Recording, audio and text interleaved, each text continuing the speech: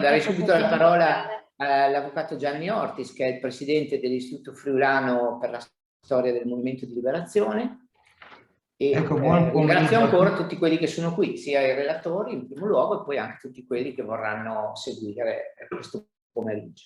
Buon pomeriggio, io porgo saluti a tutti, sono molto lieto di portare saluti a questo convegno fatto dall'Istituto Friulano per il Movimento di Liberazione insieme all'Università degli Studi di Udine. È una collaborazione che dura e si rafforza da molti anni e che dà la prova che l'istituto è un istituto che si occupa dell'intera storia del Novecento, sia friulana sia nazionale, e credo che sia forse particolarmente necessario ricordare dal punto di vista storico il Partito Comunista d'Italia e poi il Partito Comunista Italiano nel centenario della sua nascita. La ricchezza degli interventi tocca aspetti particolarmente significativi. Io ringrazio quindi, senza togliere tempo ai numerosi interventi e al dibattito che ne seguirà,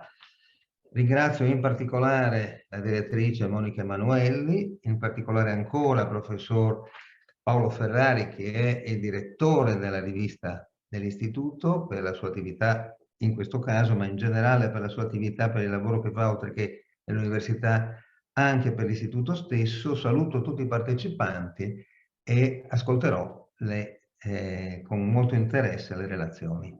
Ecco, buon lavoro e passo la parola al professor Ferrari. Allora, grazie. Io non parlerò che pochissimo. In primo luogo vi porto appunto, come ringrazio l'avvocato Gianni Ortis per il saluto e anche per la gentilezza. Vi porto anche i saluti del mio dipartimento, che è il Dipartimento di Studi Umanistici e del Patrimonio Culturale dell'Università di Udine. Devo dire dell'Università di Udine perché appunto, essendo noi tutti collegati, non sarebbe altrimenti scontato. E come ho già detto, ringrazio la direttrice Monica Emanuelli e mi aggancio a quello che ha appena detto il presidente Ortis, cioè il fatto che mi occupo della rivista dell'Istituto Friulano, che è Storia Contemporanea in Friuli, e mi aggancio a questo per dire che abbiamo anche chiesto ai relatori, e speriamo che possano effettivamente farlo, di scrivere poi, di stendere il proprio intervento, che vorremmo pubblicare appunto sulla rivista. E è una cosa questa a cui teniamo molto, perché, anche perché appunto si tratta di un filone di ricerca, quello sui partiti politici e anche sui partiti politici della sinistra, come sapete, molto vivace, che d'altra parte si scontra con un disinteresse profondo della politica per la storia, tranne che in poche occasioni e spesso tranne che in chiave di autolegittimazione.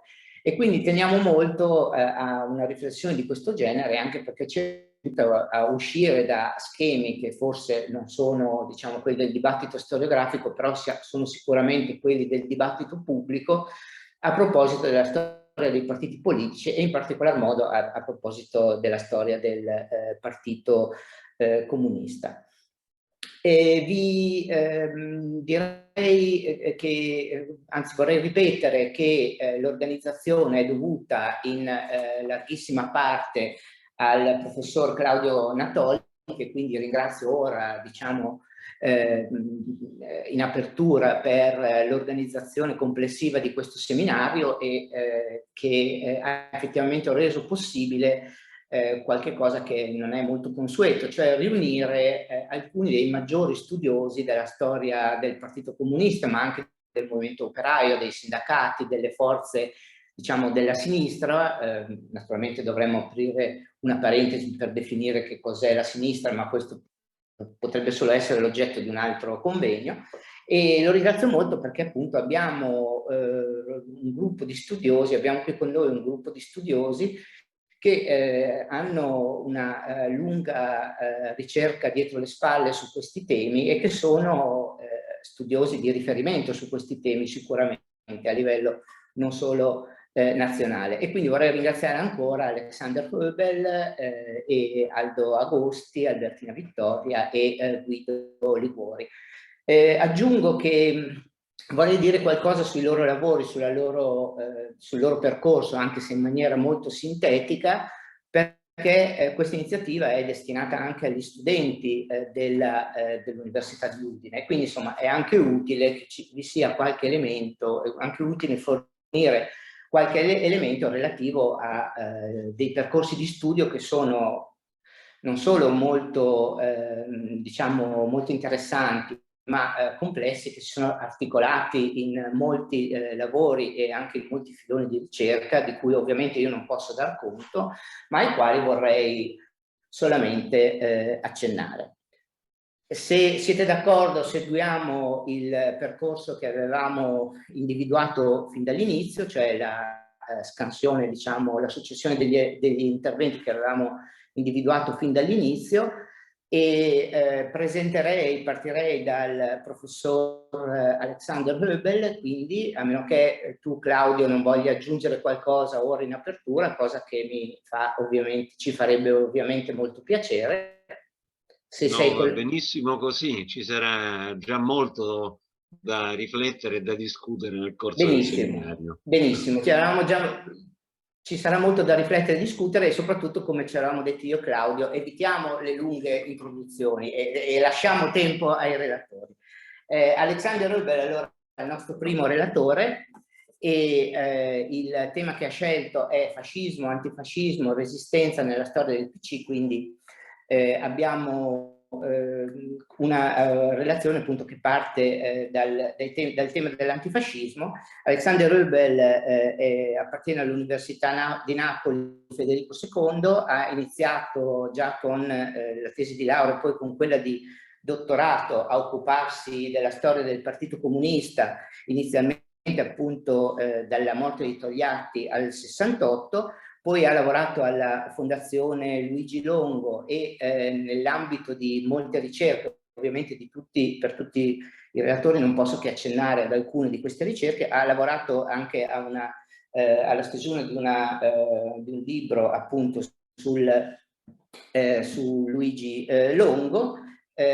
Oltre a collaborare a diverse riviste, si è occupato anche di ricerche, di riordino meglio delle carte di Paolo Spriano, cioè uno dei grandi storici del Partito Comunista, e vorrei ricordare anche un'altra attività di ricerca molto interessante, cioè la partecipazione a una ricerca coordinata da Guido Melis sui capi di gabinetto nella storia d'Italia, che mi pare abbia appunto lo scopo di approfondire sostanzialmente delle figure biografiche che rappresentano, come dire, una manifestazione, un aspetto del potere in Italia e del potere dello Stato normalmente appunto lontano dai riflettori, ma con un grande rilievo e soprattutto anche con una grande continuità.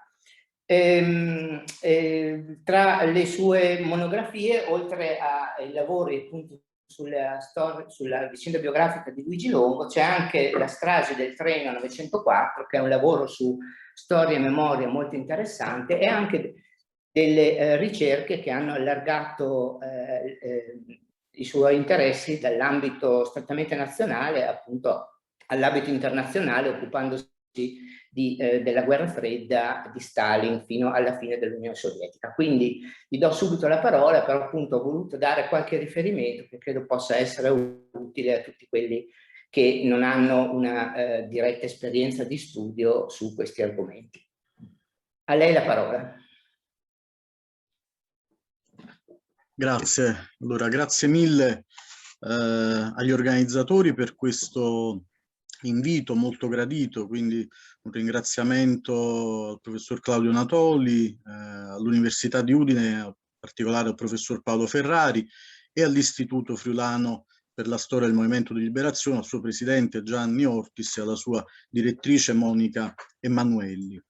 Sono molto contento di partecipare a questa discussione e il tema oggetto del mio contributo è un tema complesso e al tempo stesso un nodo centrale nella storia e nella cultura politica del PC.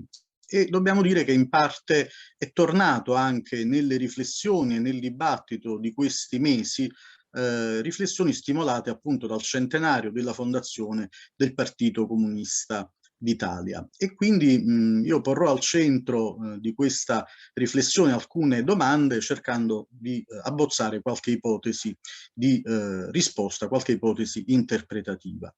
In primo luogo, diciamo, ci si è chiesti, anche appunto in questi mesi, il PC ha saputo contrapporsi validamente al fascismo o invece addirittura la sua nascita ne ha favorito l'esito, come sembrerebbe sostenere ad esempio Ezio Mauro nel suo libro La dannazione.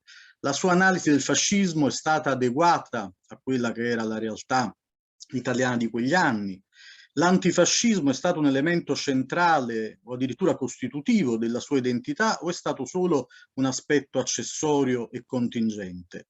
E infine il ruolo dei comunisti nella resistenza è stato così centrale e decisivo come i numeri sembrano affermare. Ecco, su questi punti, diciamo, seguendo un po' l'ordine degli avvenimenti, credo si possa individuare qualche ipotesi di risposta. Partendo dal primo punto, quindi dall'atteggiamento del PC di fronte al fascismo, credo che non sia inutile ricordare qualche elemento di contesto che spesso viene rimosso appunto sulla nascita del Partito Comunista d'Italia, che come gli altri partiti comunisti, come è noto, è frutto di un processo storico complesso, ma in primo luogo del massacro della Prima Guerra Mondiale, del tracollo della Seconda Internazionale, appunto col voto sui crediti di guerra, l'ingresso delle masse con un ruolo decisivo da protagoniste appunto sulla scena della storia, la rivoluzione d'ottobre e l'ondata rivoluzionaria che investì poi diversi altri paesi nei mesi successivi e che in Italia ebbe diciamo, come è noto, il suo svolgimento in quello che è stato definito il biennio rosso. Sappiamo che anche questa definizione è oggetto di qualche critica, di qualche messa in discussione, ma sicuramente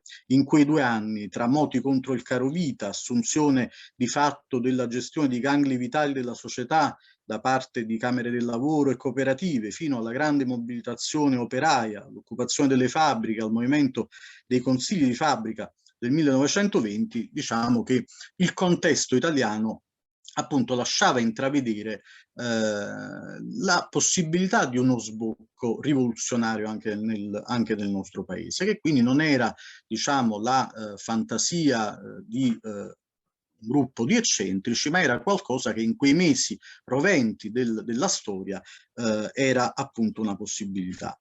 E ricordiamo l'edizione del 19, nelle quali socialisti e popolari appunto ottengono la stragrande maggioranza dei consensi dell'elettorato, e sappiamo che rispetto a questa ipotesi rivoluzionaria, che naturalmente non si realizzerà, una delle risposte, una delle spiegazioni che diede quella parte di socialisti che poi confluiranno nel Partito Comunista d'Italia era appunto che questo mancato esito fosse da attribuirsi in parte proprio all'assenza di un partito strutturato e organizzato a tal fine e quindi pronto a cogliere l'occasione, e quindi che l'assenza di questo partito fosse un elemento importante nella sconfitta e nel riflusso del movimento dei lavoratori, con cui si preparavano le condizioni di quella tremenda reazione che Gramsci, appunto per usare le sue parole, aveva prefigurato proprio nel caso di sconfitta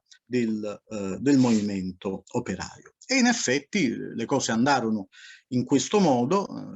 Lo squadrismo fascista costituì sempre più una marea montante e i comunisti, seguendo l'impostazione del loro capo, appunto per tutto il primo periodo successivo al congresso di Livorno, Amadeo Bordiga, scelsero, come è noto, una linea non unitaria nel fronteggiare questa marea, questo pericolo. È noto il fatto che i comunisti non aderirono, per esempio, al movimento degli Arditi del Popolo, ma preferirono costituire delle proprie squadre di difesa. A Torino, in Piemonte, ad esempio, il giovanissimo Luigi Longo fu il loro organizzatore. E certo in qualche contesto queste squadre di difesa riuscirono a fronteggiare lo squadrismo fascista. C'erano alcuni quartieri in cui i fascisti non entravano, pensiamo a Borgo San Paolo a Torino, tanti quartieri nelle città italiane. Ci furono i primi martiri comunisti della lotta antifascista, pensiamo a Spartaco Lavagnini a Firenze, ma nel complesso questa scelta non unitaria di organizzare la difesa e la risposta al movimento fascista unicamente utilizzando strutture di partito si rivelò perdente.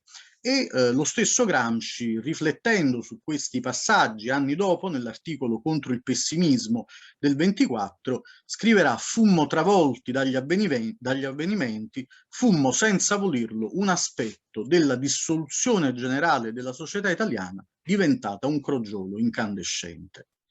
Ecco, inizia allora per i comunisti quello che lo stesso Gramsci appunto in quell'articolo definì uno stato di necessità. Quindi il partito dovette riorientare i propri fini immediati, lasciando, diciamo, un attimo da parte gli obiettivi finali. Un partito nato, insomma, per fare la rivoluzione socialista in Italia si trovò a fare i conti col fascismo al potere, e questo dato segnerà tutta l'evoluzione del PC e anche, a mio modo di vedere, la particolare attenzione al tema della democrazia e del suo rapporto con la lotta per il socialismo. Il fatto di agire nel primo paese in cui il fascismo era giunto al potere dà ai comunisti italiani, in qualche modo impone ai comunisti italiani una riflessione più acuta, più profonda sul tema della democrazia. Sappiamo che rispetto al fascismo al potere vi fu una iniziale sottovalutazione da parte di Bordiga e del gruppo dirigente. In viaggio verso Mosca per partecipare al congresso del Comintern, Bordiga e gli altri delegati lo giudicarono una crisi ministeriale un po' movimentata, quindi una mera sostituzione di gruppi dirigenti che non avrebbe modificato il carattere dello Stato come invece avvenne. E Claudio Natoli giustamente ha parlato di una sottovalutazione, di uno schematismo dottrinario, appunto del non cogliere come il fascismo tendesse ad autonomizzarsi rispetto alle classi dirigenti liberali e ad assumere una propria strada. Tuttavia la riflessione sul fascismo inizia subito, anche perché sollecitata dall'Internazionale Comunista, e inizia proprio al quarto congresso del Comintern nel 22, proprio pochi giorni dopo la marcia su Roma. Qui è Bordiga a tenere il rapporto su questo argomento e avanza delle riflessioni interessanti, in particolare riguardo al rapporto tra fascismo e ceti medi. Dice Bordiga: in realtà si tratta di una mobilitazione dei ceti medi per iniziativa e sotto la guida delle forze conservatrici della grande borghesia e col concorso e l'aiuto dell'apparato statale. Di qui il doppio volto del fascismo. In primo luogo una difesa degli interessi grandi borghesi, in secondo luogo una mobilitazione dei ceti medi, cioè di forze importanti della piccola e media borghesia per la difesa di quegli interessi. E quindi è un primo spunto di lettura interessante questa doppia anima del fascismo, e anche l'idea che il fascismo in qualche modo vada a costituire il partito della borghesia italiana, dai suoi punti apicali fino appunto alla piccola borghesia e ai ceti medi. Quindi Bordiga in qualche modo coglie questo elemento, la capacità del fascismo di unificare le diverse frazioni della classe dominante, e quindi, diciamo, quella idea del fascismo come partito di tipo nuovo della borghesia italiana che poi sarà sviluppata da Togliatti. E questa ipotesi viene appunto sviluppata da Bordiga, in particolare nel congresso successivo, quello del 24, in effetti chiedo scusa perché la citazione che ho letto prima si riferiva appunto al congresso successivo del Comintern, quello del 24. Al congresso del 22, il quarto, in realtà la relazione sul fascismo avrebbe dovuto tenerla Togliatti, il quale egli stesso quindi in quelle stesse settimane avviò l'analisi sul fenomeno fascista, e la relazione, che non fu letta, non fu tenuta, ma è stata pubblicata successivamente, mostra una netta antitesi rispetto alla lettura di Bordiga. Ci si è soffermato in particolare Giuseppe Vacca. Se Bordiga sottolinea la continuità tra il fascismo e lo Stato liberale borghese, viceversa Togliatti insiste sull'aspetto di novità, sul fascismo come ultimo aspetto di una crisi dello Stato e della società italiana. Quindi un momento di rottura, un momento di discontinuità, una crisi che sfocia in un esito che cambia completamente lo scenario.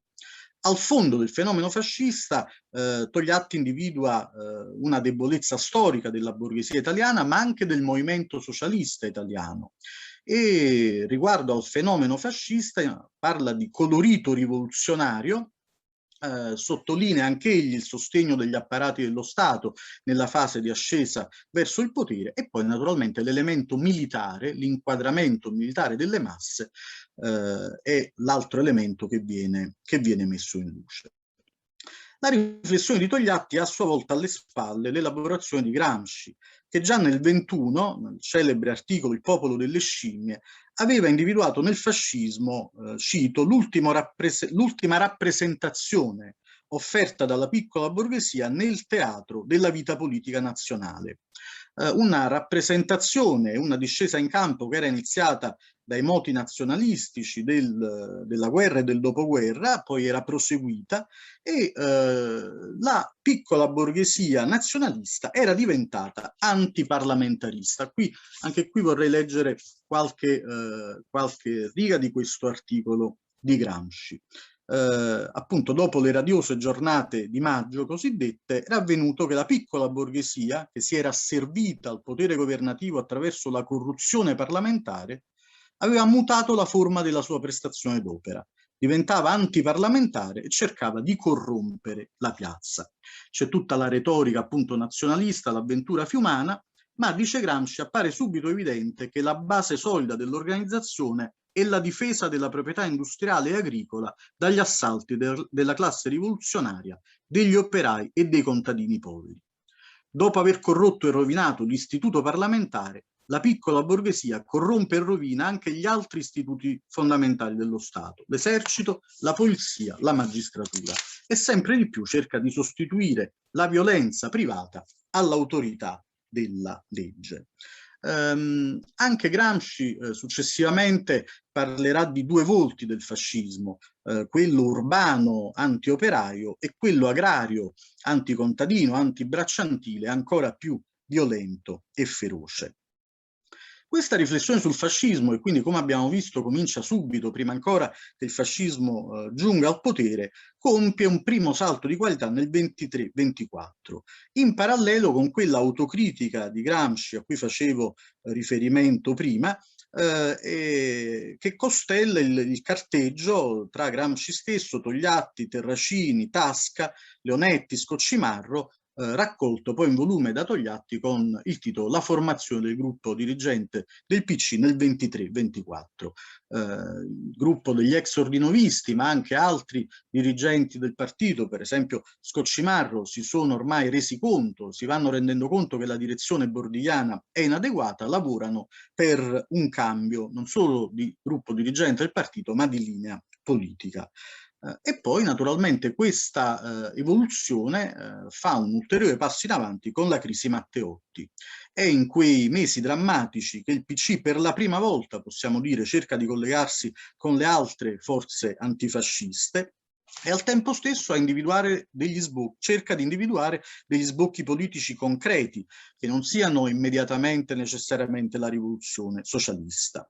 E già nel marzo 24, peraltro, già qualche settimana prima, Gramsci, oltre a rilanciare la prospettiva soviettista, parlando dell'obiettivo di un comitato centrale delle fabbriche italiane sul modello dei consigli e delle commissioni interne, aveva proposto ai suoi interlocutori di guardare con attenzione anche a quanto si muoveva nell'antifascismo cosiddetto borghese e in particolare all'ipotesi di assemblea costituente. Ecco, in una delle lettere che Gramsci scrive in quei mesi e che appunto si ritrovano nel volume che citavo prima, Gramsci si chiede: è probabile che la parola d'ordine della Costituente ridiventi attuale? E se sì, quale sarà la nostra posizione nei suoi riguardi? Insomma, la situazione attuale deve avere una soluzione politica. Qual è la forma più probabile? È possibile pensare che si passi dal fascismo alla dittatura del proletariato? Quali fasi intermedie sono possibili e probabili? Noi dobbiamo fare questo lavoro di esame politico, dobbiamo farlo per noi e per le grandi masse. Ecco, come vedete c'è appunto l'apertura di una discussione con questi interrogativi, si abbandona ogni determinismo, ogni fatalismo e si incoraggia un'analisi concreta della situazione concreta. Oltre a questo si incoraggia il fare politica da parte del Partito Comunista d'Italia. Infatti durante la crisi Matteotti il PC, i comunisti aderiscono alla secessione parlamentare dell'Aventino, ma fanno anche delle proposte concrete, trasformare l'Aventino in antiparlamento, convocare lo sciopero generale, incontrando però la sordità delle altre opposizioni, cosa che contribuì a determinare il riflusso anche di quel movimento. Tuttavia, la vicenda Matteotti segna l'avvio di una riflessione sui caratteri della rivoluzione italiana e appunto sulla doppia prospettiva che si poteva ipotizzare. A partire dal 25 il Partito Comunista d'Italia lancia la parola d'ordine dell'Assemblea Repubblicana sulla base dei comitati operai e contadini, una parola d'ordine, come vedete, molto lunga, ma che serviva nella sua complessità a tenere insieme due ispirazioni, quella democratica larga e repubblicana, l'Assemblea Repubblicana Costituente, e quella soviettista, appunto i comitati operai e contadini che avrebbero dovuto essere la base di questa Assemblea Costituente. Nelle tesi di Leone del 26, che come è noto in qualche modo rifondano la cultura politica del PCD, questa impostazione viene sviluppata e vengono individuate le forze motrici della possibile rivoluzione italiana, il blocco storico che fa perno sull'alleanza tra la classe operaia settentrionale e le masse salariate agricole del Mezzogiorno, e si pone diciamo, il tema classico leniniano dell'egemonia del proletariato all'interno di questo fronte sociale ampio. Ma certamente comincia a mutare l'idea di rivoluzione, di presa del potere. Si comincia a delineare un processo ben più complesso rispetto a quello che era avvenuto nella Russia del 17, come Gramsci stesso scrive nel carteggio prima citato, e questa impostazione più processuale, più dialettica, viene in qualche modo proposta anche nelle sedi di dibattito internazionale. Ad esempio nella commissione italiana del Presidium del Comintern, dove Togliatti insiste sulla necessità di lavorare su due prospettive, cioè il fascismo potrà essere sconfitto da una rivoluzione proletaria socialista, ma forse invece anche l'ipotesi è un'altra, da una rivoluzione popolare democratica avanzata. Dice proprio Togliatti: l'ipotesi più probabile è che il fascismo sparisca sotto i colpi di una rivoluzione popolare degli operai e dei contadini alleati ad alcuni strati delle classi medie, quindi un fronte sociale piuttosto ampio, che il nostro partito deve sforzarsi di sviluppare in rivoluzione proletaria. Dunque non c'è nessun esito predeterminato, diciamo queste cose che a noi sembrano in qualche modo ovvie, non lo erano del tutto, perché andavano in qualche modo a colpire un'ortodossia, un'impostazione dogmatica che invece si era consolidata anche all'interno appunto del Comintern, e a rendere il quadro più mosso, più realistico, più concreto. E nel 1927 Togliatti chiarisce questa impostazione in due diverse sedi.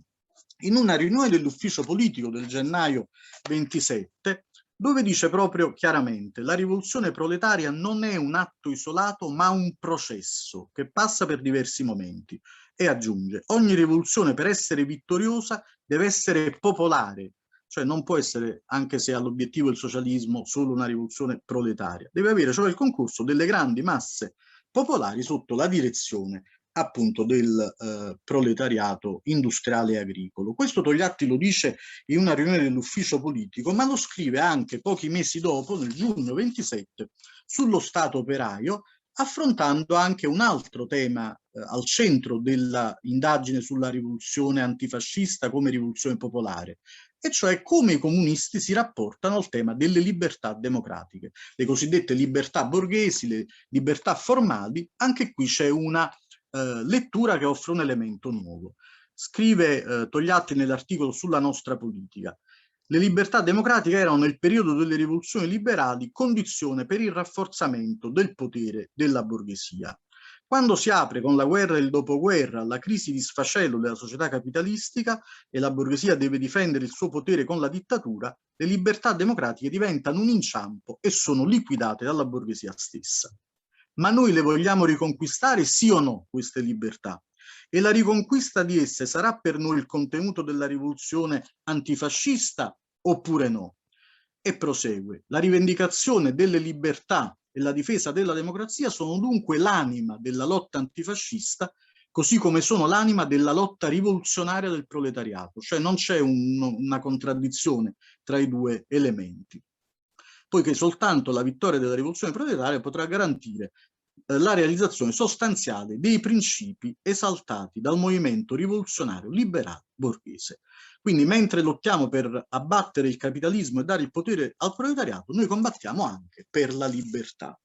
È, diciamo, un'evoluzione interessante, importante nella elaborazione dei comunisti italiani, e Togliatti la difenderà anche dopo, anche nel 29, quando intanto l'Internazionale ha compiuto la cosiddetta svolta a sinistra, e difendendosi dalle critiche di Manuilsky, Togliatti sottolineerà come anche per Lenin la rivoluzione proletaria o era una rivoluzione popolare di un fronte più ampio, oppure non aveva possibilità di successo. Naturalmente, come gli studiosi hanno documentato, da Ragionieri ad Agosti a Natoli, questa elaborazione non si svolge senza soluzioni di continuità, ma è sottoposta a tensioni, ondeggiamenti, ritorni indietro. Alla fine degli anni '20 i giovani Longo e Secchia la mettono in discussione, chiedono di abbandonare la parola d'ordine dell'Assemblea Repubblicana Costituente, anche perché dicono quella parola d'ordine che noi usavamo per rapportarci con altre forze antifasciste non ha più senso, perché queste forze non esistono più nella società italiana. E Togliatti giustamente replica: queste forze attualmente non si vedono, si sono sciolte, ma fanno parte della tradizione politica del nostro paese e quindi non tarderanno a riemergere alla luce. Quella svolta del 29, come è noto, diciamo, decreta il ritorno in Italia del centro di gravità del partito, la presenza in Italia anche dei dirigenti in modo, diciamo, un po' più continuativo rispetto al passato. Sono noti i costi, i limiti di questa scelta, anche il dissenso di Gramsci, e tuttavia diciamo anche quella scelta in qualche modo contribuì a far sì che in quegli anni il Partito Comunista d'Italia costituisse di fatto l'unica forza che era riuscita a tenere in piedi un minimo di organizzazione clandestina antifascista all'interno del paese.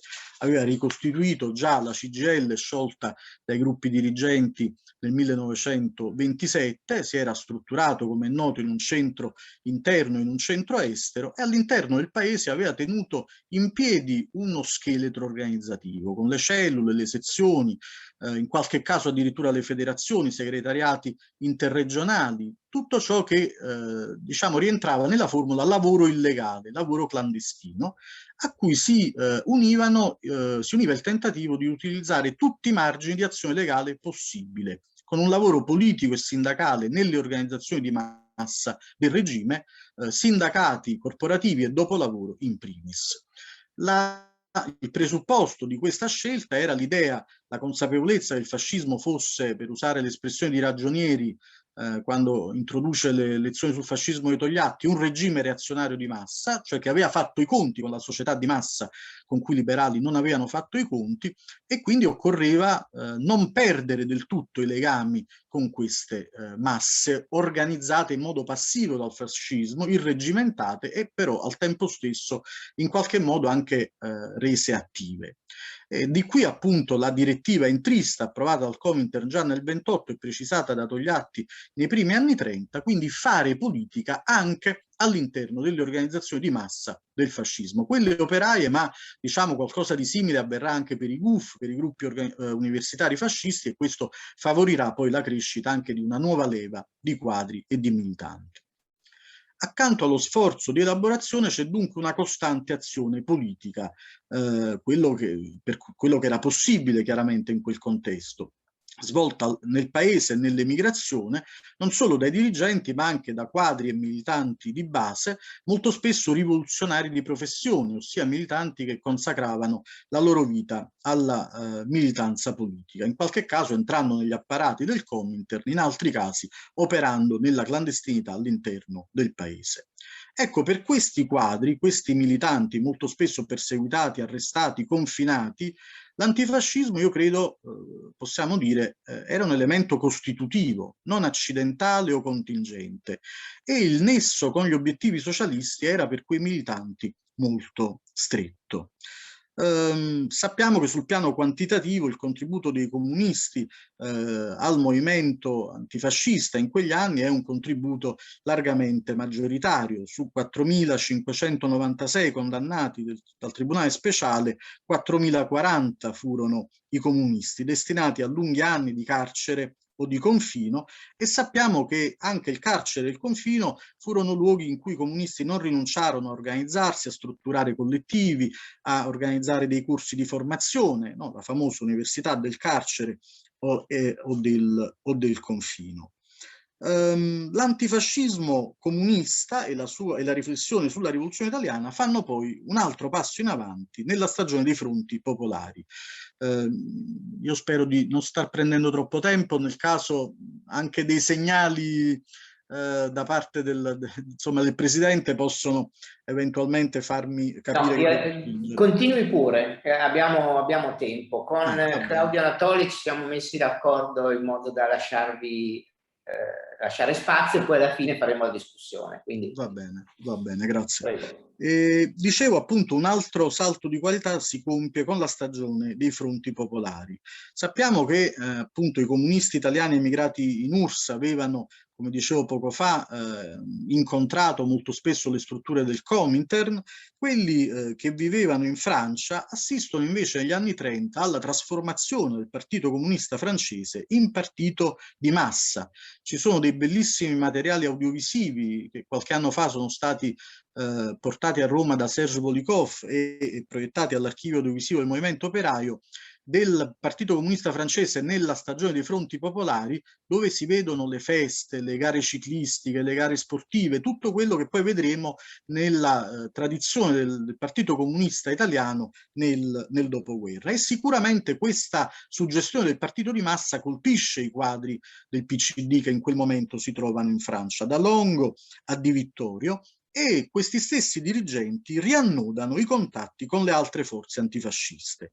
Il 1934, come è noto, è l'anno di svolta, quindi un anno dopo l'ascesa di Hitler al potere, il ripensamento all'interno delle varie componenti del movimento operaio, ma anche la ritrovata unità d'azione in piazza, appunto nel febbraio 1934, l'unità d'azione che concretamente si sviluppa contro i tentativi di colpi di mano fascisti in Francia, che vede insieme comunisti e socialisti, poi porta alla sigla, alla firma di patti di unità d'azione tra i partiti comunista e socialista francese e tra il PCD e il Partito Socialista Italiano con Longo e Nenni. E in qualche modo questa vicenda è anche un esempio del ruolo e della capacità di iniziativa che in alcuni momenti hanno avuto le sezioni nazionali del Comintern, anche anticipando certe linee, certe scelte politiche che poi successivamente saranno fatte proprie dall'intera internazionale. E la svolta è quella del 7° congresso del Comintern alla fine del 1935, ma prima del 7° congresso, nell'estate del 1935, ci serve dire qualcosa sul corso sugli avversari che Togliatti tiene a Mosca e di cui le lezioni sul fascismo a cui facevo riferimento prima rappresentano la parte più significativa. Qui appunto Togliatti sviluppa la sua riflessione sul fascismo come regime reazionario di massa, ma approfondisce anche quella dialettica tra difesa delle libertà e delle istituzioni democratiche e prospettiva di trasformazione socialista che, come abbiamo visto, era al centro della sua attenzione già da qualche anno. Ecco, nelle lezioni sul fascismo Togliatti dice chiaramente: le probabilità di instaurazione di una dittatura fascista sono legate al grado di combattività della classe operaia e alla sua capacità di difendere le istituzioni democratiche. Quando il proletariato non vuole, è difficile abbattere queste istituzioni. Questa lotta per la difesa delle istituzioni democratiche si amplia e diventa lotta per il potere. Quindi la lotta difensiva per appunto tenere in vita gli spazi, i margini di libertà e di democrazia rappresentativa, in quest'ottica diventa anche il punto di partenza per una controffensiva e quindi anche per andare verso gli obiettivi di carattere socialista. Questa impostazione di Togliatti naturalmente trova pienamente legittimata dal 7° congresso del Comintern, poche settimane dopo, a partire dai discorsi di Dimitrov, oltre che dal rapporto dello stesso Togliatti, sappiamo che di lì a poco un primo banco di prova della nuova politica del Comintern, quella appunto dei fronti popolari antifascisti, un primo banco di prova è quello della Spagna, della Repubblica Spagnola, che appunto viene messa in discussione dal pronunziamento di Francisco Franco e degli altri ufficiali golpisti e appunto ciò che dà inizio alla guerra civile spagnola. La Spagna, come è noto, è fondamentale per vari motivi. È la prova generale della lotta di liberazione, dello scontro fascismo-antifascismo che sarà al centro della Seconda Guerra Mondiale, con anche un processo di apprendimento, per cui molti errori e orrori che si vedranno nella guerra di Spagna si cercherà di non ripeterli successivamente. È una vicenda che fa emergere appieno la dimensione internazionale appunto dello scontro fascismo-antifascismo, vede la straordinaria esperienza delle brigate internazionali promosse dal Comintern ma con diverse anime, con un ruolo molto importante di Luigi Longo, appunto al vertice delle brigate internazionali assieme ad André Martí e ad altri dirigenti, ma vede anche un passo ulteriore dell'elaborazione togliattiana, in quel famoso articolo sulle particolarità della rivoluzione spagnola, dove Togliatti conia l'espressione democrazia di nuovo tipo, ossia questa idea della rivoluzione popolare antifascista che non tornava alla vecchia democrazia liberale ma costituiva qualcosa di nuovo, adesso cominciava a essere una realtà concreta, qualcosa che Togliatti vede davanti ai propri occhi e dice: nella rivoluzione spagnola c'è un protagonismo delle masse popolari che sono impegnate a sradicare il fascismo colpendone innanzitutto le basi economiche, il latifondo e la grande impresa monopolistica, e quindi questo processo di socializzazione e di controllo da parte dello Stato e dei lavoratori di questi gangli vitali dell'economia consente di dare delle basi materiali nuove anche a un sistema democratico nuovo, appunto quella idea di democrazia popolare e progressiva che poi Togliatti svilupperà nel corso della Seconda Guerra Mondiale. Prima della guerra naturalmente c'è un'altra fase di oscuramento, quella del terrore staliniano, della messa in mora del gruppo dirigente del Partito Italiano, della temporanea caduta in disgrazia di Togliatti e del patto Molotov-Ribbentrop che apre una crisi profonda nei partiti comunisti. Solo nel 1941, con l'attacco tedesco all'Unione Sovietica e quindi l'affermazione del carattere antifascista più che e non antiimperialista del conflitto in corso, che quella prospettiva delineata da Togliatti e dai comunisti italiani può tornare alla luce. La guerra è interpretata come un conflitto tra civiltà e barbarie e l'impostazione unitaria da dare alla lotta è esplicita fin dai primi discorsi agli italiani che Togliatti tiene da Radio Mosca. Poi ci sono i discorsi di Radio Milano Libertà che pure trasmette da Mosca e l'emittente Voce della Verità diretta da Luigi Polano che riesce a inserirsi sulla lunghezza d'onda dell'EIAR e a interrompere e qualche volta a ridicolizzare le trasmissioni fasciste. Già nell'ottobre 41 a Tolosa il Partito Comunista d'Italia assieme alle altre forze della sinistra antifascista, Socialisti e Giustizia e Libertà, costituisce un comitato d'azione per l'unione del popolo italiano e questa linea unitaria va avanti anche negli anni successivi. Nel 1942 il centro estero del PC invia direttive sulla necessità di consolidare il blocco democratico contro il nazifascismo ed Ercoli Togliatti sullo Stato operaio esorta la classe operaia a superare ogni attendismo e riprendere il lavoro di massa.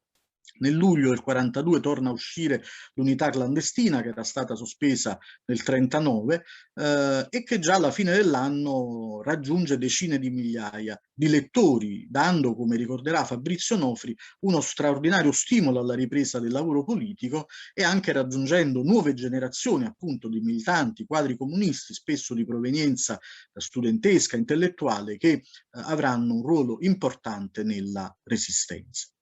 Nelle direttive che Togliatti elabora a Mosca nel novembre del 43 si prefigura già l'obiettivo di un'insurrezione generale in vista della quale occorre ricostituire l'organizzazione del partito in tutte le regioni, bisogna istituire anche alla base i comitati d'azione con le altre forze di sinistra, come quello centrale costituito a Tolosa, e infine, terzo livello in questa politica di cerchi concentrici, lavorare a un fronte nazionale largo che coinvolga, oltre alle forze della sinistra, anche cattolici, liberali, monarchici, fino ai fascisti di opposizione. Ecco dunque questo carattere unitario e anche nazionale e patriottico della guerra di liberazione è affermato a chiare lettere fin dal 1941-42 e sappiamo che poi la svolta giunge nel febbraio 43 con la vittoria di Stalingrado.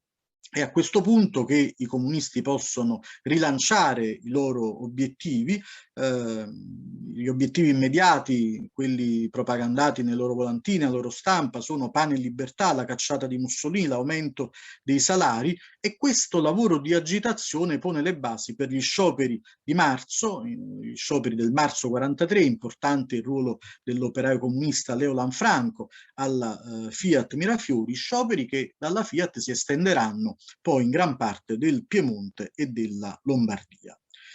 Possiamo dire quindi che il PCD giunge preparato e di fatto contribuisce in qualche modo alla caduta del fascismo il 25 luglio del 43 e a quel punto è quasi naturale aderire ai comitati delle opposizioni, a quelli che poi saranno i comitati di liberazione nazionale. Intanto molti comunisti confinati vengono liberati e si possono ricostituire.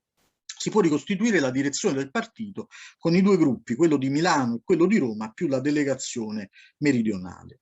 Siamo alla vigilia dell'8 settembre e attraverso Jaime Pintor i comunisti sono informati del fatto che l'armistizio è appunto imminente, ciò che renderà le truppe tedesche presenti nel centro-nord dei soldati nemici. E dunque il 30 agosto del 43 Longo stende quel promemoria sulla necessità urgente di organizzare la difesa armata del paese contro tedeschi e fascisti, che in qualche modo potrebbe essere definito il documento fondativo della nostra resistenza. Quel documento viene presentato la mattina dopo anche a socialisti e Partito d'Azione, viene fatto proprio anche da queste altre due forze e viene costituita la giunta militare tripartita con Longo, Pertini e Bauer. E intanto lo stesso Longo, assieme a Di Vittorio, ottiene le armi dal generale Carboni che saranno in parte utilizzate nelle giornate di Roma, gli scontri di Porta San Paolo, successivi appunto all'8 settembre. I comunisti dunque portano anche nella resistenza la loro impostazione unitaria che era maturata nel corso degli anni. Affermano questa impostazione nell'Italia occupata, dove la direzione nord guidata da Longo e Secchia promuove le brigate Garibaldi, con una continuità quindi con la tradizione risorgimentale ma anche con l'esperienza spagnola, che hanno come primi punti all'ordine del giorno la lotta all'attendismo e appunto l'unità d'azione. L'idea è quella che i comunisti devono fare i primi passi, quindi la formula canonica del ruolo d'avanguardia dei comunisti viene concretizzata in questi termini: fare i primi passi, superare l'attendismo, però fare i primi passi non per rimanere in splendido isolamento, ma per trascinare anche le altre forze appunto a una azione incisiva. E questa stessa impostazione sarà portata avanti anche all'interno dei comitati di liberazione nazionale, che i comunisti immaginano come strutture di massa. C'è una lunga azione politica, in particolare appunto di Longo, del gruppo dirigente del Nord, per evitare che i CLN siano solo dei comitati di partito, ma diventino appunto degli organismi di massa, di autogoverno, e potenzialmente delle cellule del nuovo Stato, della nuova democrazia.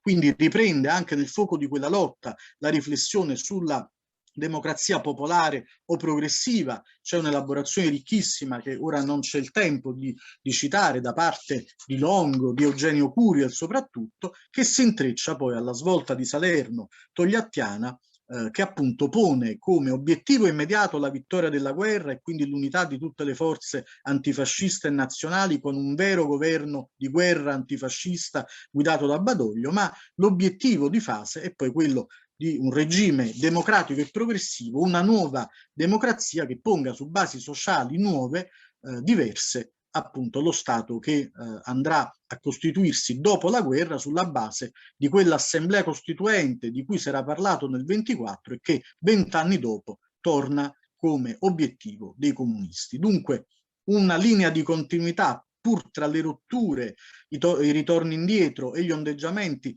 credo si possa in qualche modo evidenziare, diciamo questa formula della lotta all'attendismo e dell'unità dà anche un po' il senso del contributo dei comunisti alla resistenza, alla lotta di liberazione, fino alle ultime direttive, quelle pochi giorni prima dell'insurrezione finale: fare in modo che l'insurrezione sia unitaria, sia di tutti, ma se le altre forze non dovessero muoversi all'ultimo momento, noi comunque prenderemo l'iniziativa. Sappiamo che invece l'insurrezione sarà fortunatamente unitaria e diciamo questa maturazione di tutte le forze antifasciste, che credo fossero tutte fortemente anche bruciate dall'esperienza negativa invece della guerra di Spagna, consentirà un esito positivo invece della lotta di liberazione, con un ruolo importante dei comunisti e delle altre forze del movimento operaio al suo interno.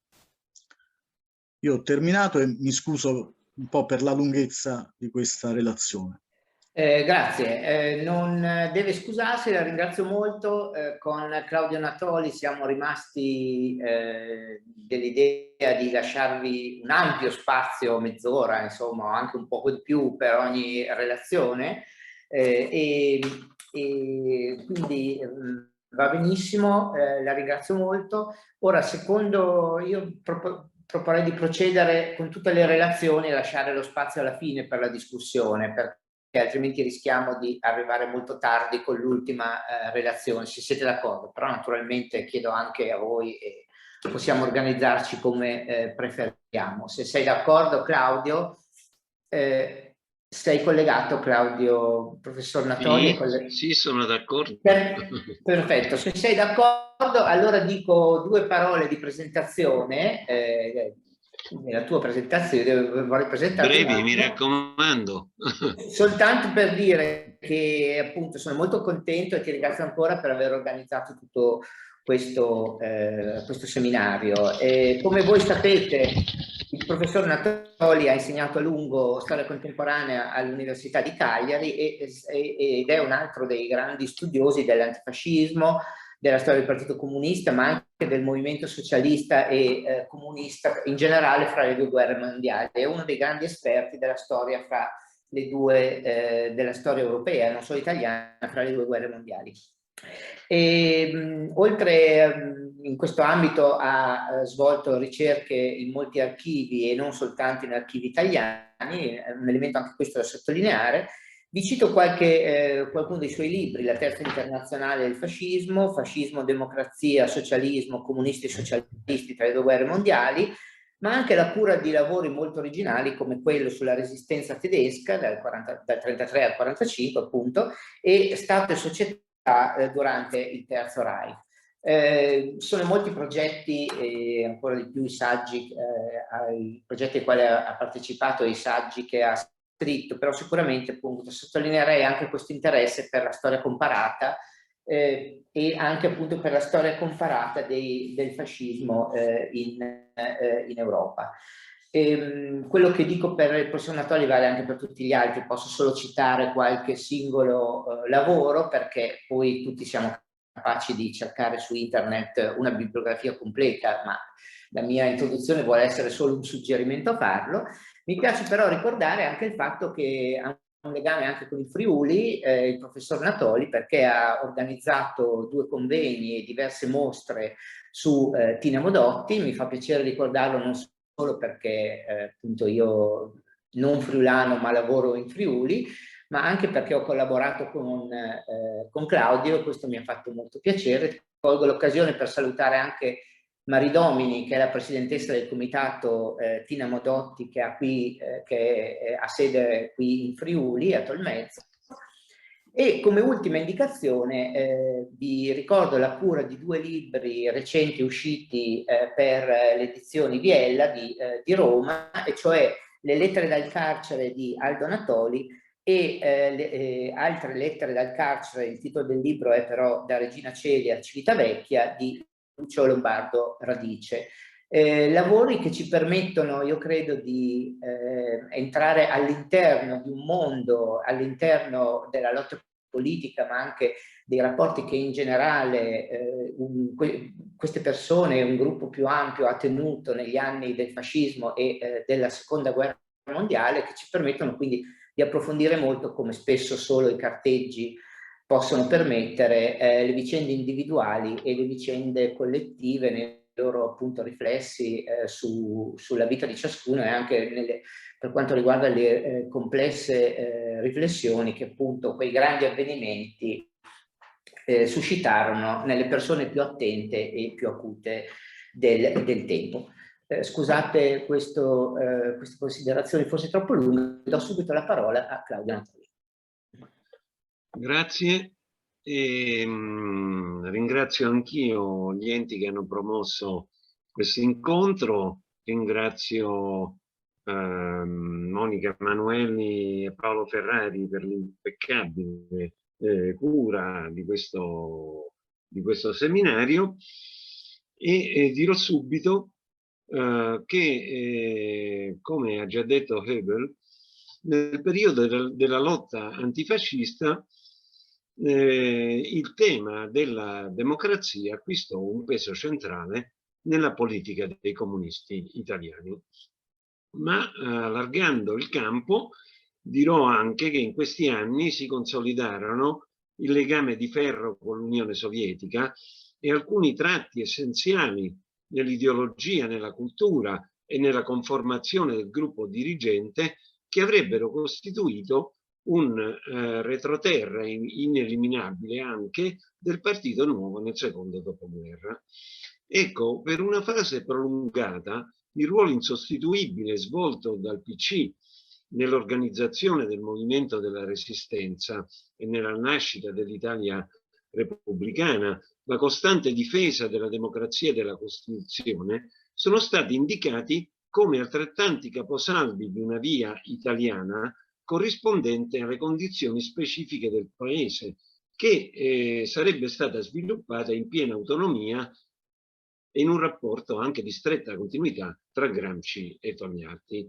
Ora, qui c'è un nucleo di verità, come diceva Hegel, però dobbiamo anche aggiungere che all'interno di questa interpretazione deformazioni e reticenze si intrecciavano anche con intenti apologetici, talché questa interpretazione è stata sottoposta dagli ultimi anni 60 del Novecento a una profonda revisione.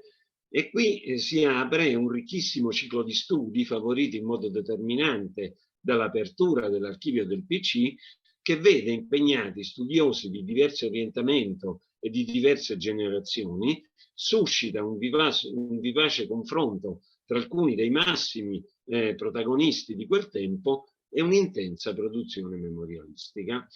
Invece la persistente chiusura dell'archivio del PC dopo il 1945 e anche di quelli sovietici ha costituito fino agli anni '80 un limite rilevante per ogni ricerca che intendesse andare oltre il momento della liberazione. E tuttavia anche qui a partire dagli anni 90, proprio grazie alla sopravvenuta apertura dell'archivio del PC e poi di quella pur parziale di quelli sovietici, si è assistito a una vastissima fioritura di studi dedicati alla figura di Togliatti, ad altri importanti dirigenti e direi ai più diversi ambiti e momenti, e anche, va sottolineato, le prime ricostruzioni complessive della storia del PC nella prima fase dell'Italia repubblicana.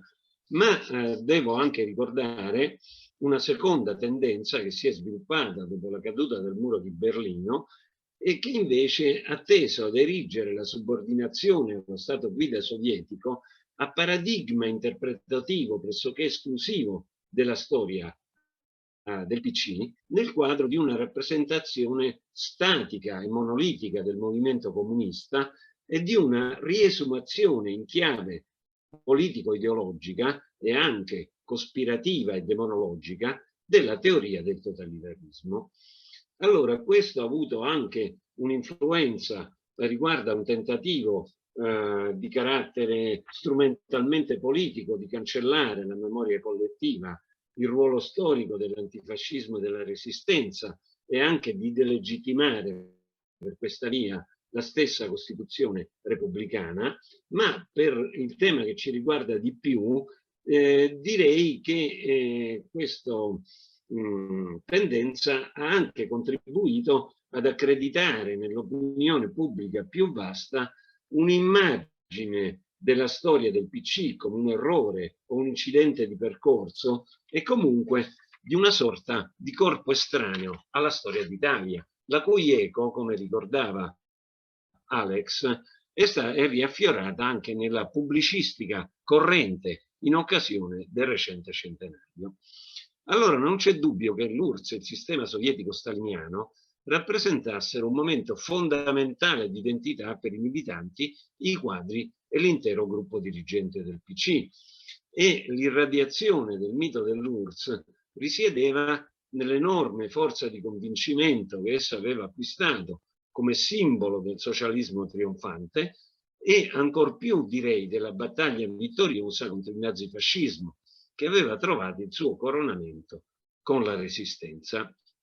È inutile ricordare la suggestione che la figura di Stalin, l'epopea di Stalingrado, la disfatta del nazifascismo e l'avanzata dell'Armata Rossa sino al centro dell'Europa avevano esercitato sull'immaginario collettivo delle classi lavoratrici.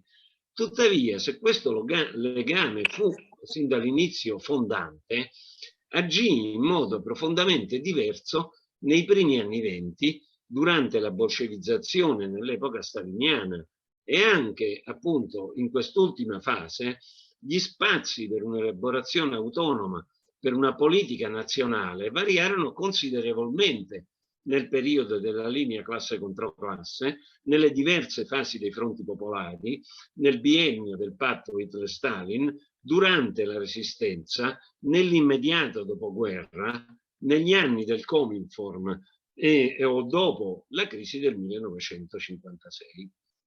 Allora, per quanto riguarda l'Italia repubblicana, del tutto giustamente Flores e Gallerano hanno rilevato come questa assolutizzazione del primato dell'URSS comporti l'estensione all'intera storia del dopoguerra di paradigmi interpretativi utili a comprendere alcune epoche o alcuni momenti particolari e quindi l'incapacità di leggere la presenza del PC nella società, il suo atteggiamento nei confronti delle istituzioni. Allora, per quanto importante sia stato questo legame nel primo decennio repubblicano, esso costituì per il PC solo una componente della sua identità e della sua strategia e non può essere isolato dal modo in cui venne affrontato il problema dello Stato e della democrazia e dalle forme organizzative grazie alle quali il partito si radicò nella società italiana del dopoguerra.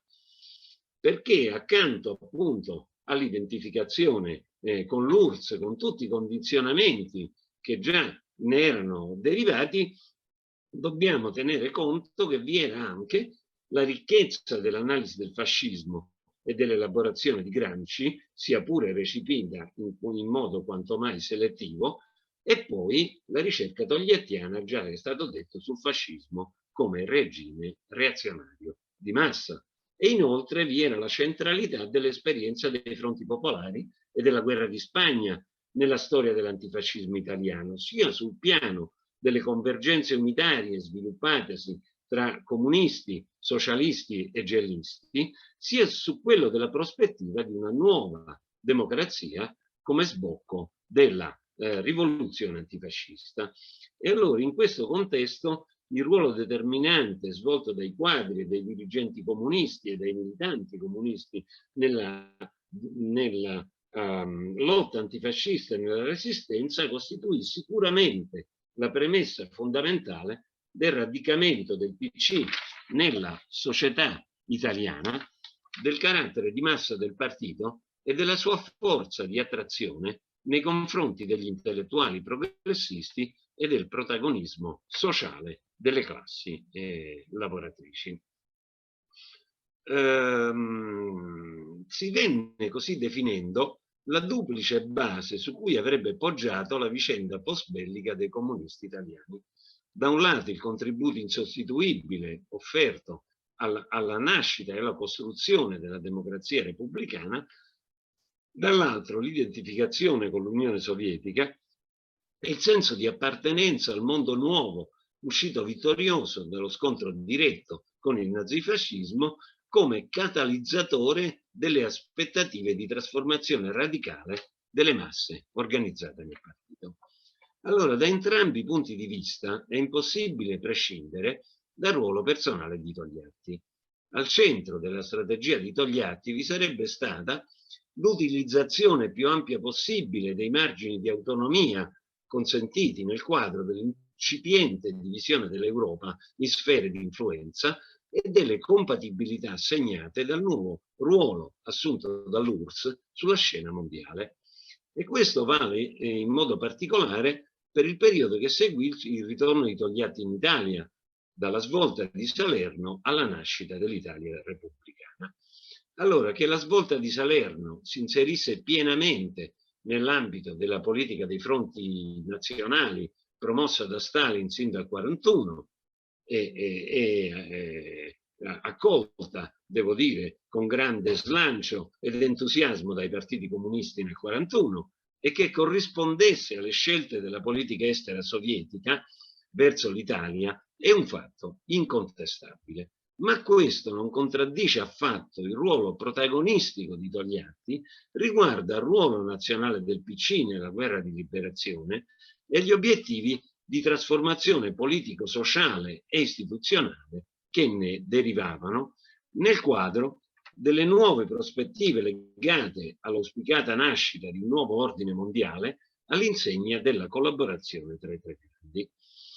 In questo contesto, la consapevolezza che Togliatti ebbe vivissima dell'impossibilità di una rivoluzione di tipo socialista in Italia e del pericolo di una prospettiva greca, anche a prescindere dallo spessore reazionario della società italiana appena uscita dal fascismo, si tradusse in un'azione di freno nei confronti delle correnti più avanzate della resistenza al fine di legittimare il PC come partito nazionale e di governo. Ma questo agì anche nel senso di rinnovare e arricchire il patrimonio politico e culturale del PC e di ricercare e praticare vie nuove a contatto diretto con la situazione reale del paese. E l'innovazione teorica più significativa fu la democrazia progressiva, che coniugava la nascita di una repubblica democratica al graduale avvio di profonde riforme economiche e sociali volte a distruggere le radici del fascismo, nel quadro di una duratura alleanza tra i tre partiti di massa. Ma il vero capolavoro politico di Togliatti sarà la costruzione del partito nuovo come grande forza nazionale, popolare e di massa. E cioè, come ha scritto Aldagosti, l'invenzione di un nuovo ruolo per il Partito Comunista nelle condizioni della democrazia politica di tipo occidentale e in concreto l'integrazione del PC nel sistema democratico repubblicano. Questo non significa sottovalutare i limiti e i prezzi politici della strategia togliattiana. La priorità attribuita alle questioni istituzionali, alla continuità dei governi di unità antifascista e all'alleanza con la Democrazia Cristiana comportò la sostanziale salvaguardia degli apparati giuridici e amministrativi del vecchio Stato, il rinvio sine die di riforme strutturali, la subalternità alle scelte economiche liberiste delle forze moderate e la rinuncia a un intervento programmatorio dello Stato nella ricostruzione. E su di un altro versante il primato attribuito all'unità e alla mediazione dall'alto tra i tre partiti di massa, segnatamente con la DC, comportò una torsione marcatamente politico-istituzionale della democrazia progressiva e determinò l'esautoramento degli istituti di democrazia diretta sorti nel vivo del movimento della resistenza. E tuttavia la strategia di Togliatti, senza sminuire in alcun modo l'apporto essenziale delle altre forze antifasciste, fu determinante per il conseguimento di due risultati di assoluta rilevanza storica: l'avvento della Repubblica e il carattere della Costituzione come momento di rottura non solo con il regime fascista, ma anche con i tratti oligarchici dell'Italia liberale, come prefigurazione di una società più libera e più giusta per l'avvenire e come conquista più autentica e duratura del movimento della resistenza.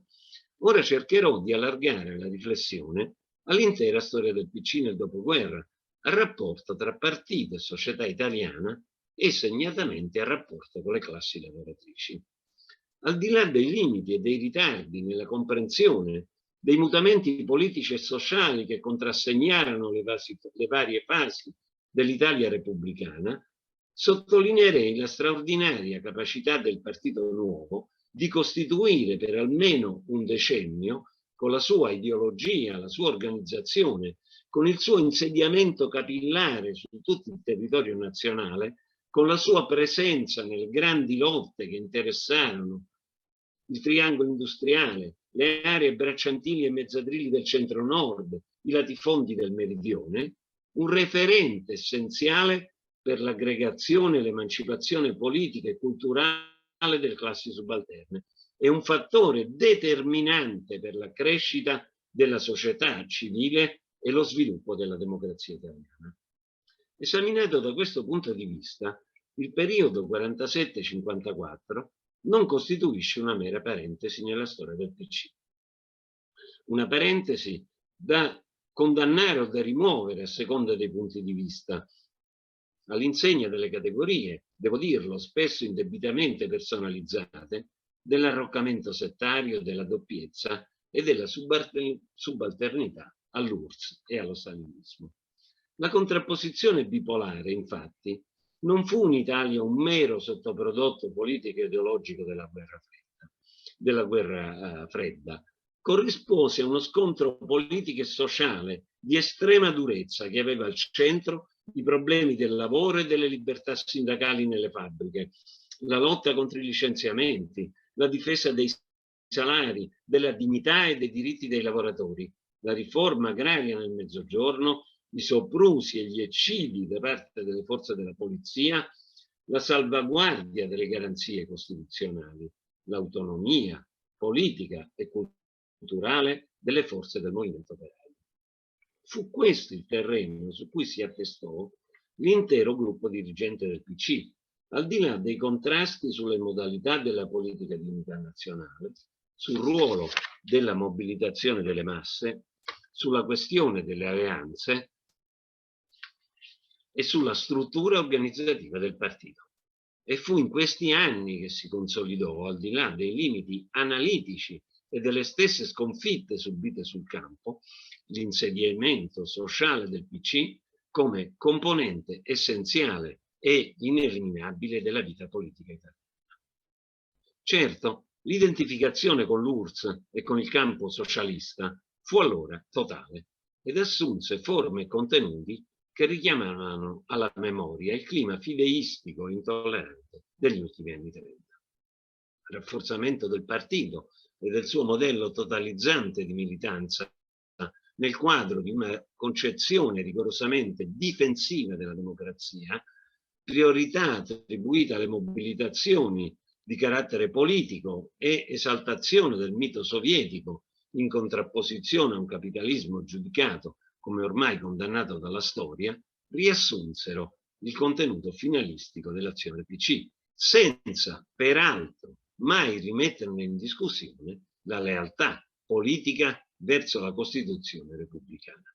Di più, in questi anni il PC divenne per larghi settori dell'intellettualità progressista l'interlocutore privilegiato per la difesa della Costituzione, di fronte ai pericoli di involuzione autoritaria e clericale della vita politica italiana. Ma al tempo stesso, proprio sul terreno della difesa della democrazia, che culminò nel 1953 con la vittoriosa battaglia contro la legge truffa, il PC costituì un tramite per la diffusione e il radicamento dei valori costituzionali anche tra le classi lavoratrici, invertendo, credo che su questo bisogna insistere, una tendenza radicata di estraneità alle istituzioni che risaliva indietro nella storia d'Italia, sino alla vicenda dell'Italia liberale. D'altra parte, lo sdoppiamento della politica del PC trovava riscontro nell'esclusione delle sinistre dal governo, nell'offensiva antioperaia e anticomunista negli anni del centrismo, nella restaurazione del vecchio blocco dominante attorno al potere democristiano e nel congelamento di intere parti della Costituzione. E allora in questo scenario l'affievolirsi delle speranze di rinnovamento alla base del movimento della resistenza, il loro dilatarsi in un futuro sempre più indeterminato, si riflettevano nella vita quotidiana dei militanti, il cui antagonismo sociale si alimentava con l'immagine mitizzata dell'URSS e di Stalin. E quindi qui si riproduceva nelle forme specifiche della cultura comunista il tradizionale finalismo e millenarismo del socialismo italiano. La crisi del 1956 sopravvenne quando la sconfitta storica alla Fiat aveva già posto l'urgenza di un mutamento delle strategie politiche e sindacali del PC e della CGIL, di fronte alla fine della fase più acuta della guerra fredda, dell'avvio, anche in Italia, di impetuosi processi di sviluppo e di modernizzazione che incidevano profondamente sul mondo del lavoro. A una visione retrospettiva, la crisi del 1956 costituì un vero spartiacque nella storia del PC. La fine dell'unicità del modello sovietico, del principio dello Stato guida, la critica al culto della personalità e dei crimini di Stalin aprirono la strada alla rivendicazione dell'autonomia del PC e delle vie nazionali, e specificamente dei caratteri della via italiana.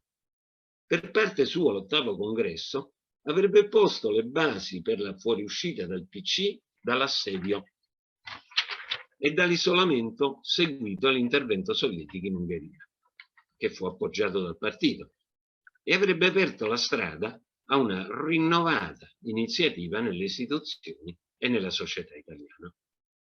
Allora, al centro di questo processo si collocarono l'assunzione della Costituzione come punto di riferimento per un processo libero e democratico verso il socialismo, rispettoso delle istituzioni, delle maggioranze parlamentari e del pluralismo partitico, e scandito da riforme strutturali che avrebbe dovuto trasformare la società e i tradizionali assetti del potere, spezzare il predominio dei monopoli, creare le basi per l'avvento delle classi lavoratrici alla direzione dello Stato.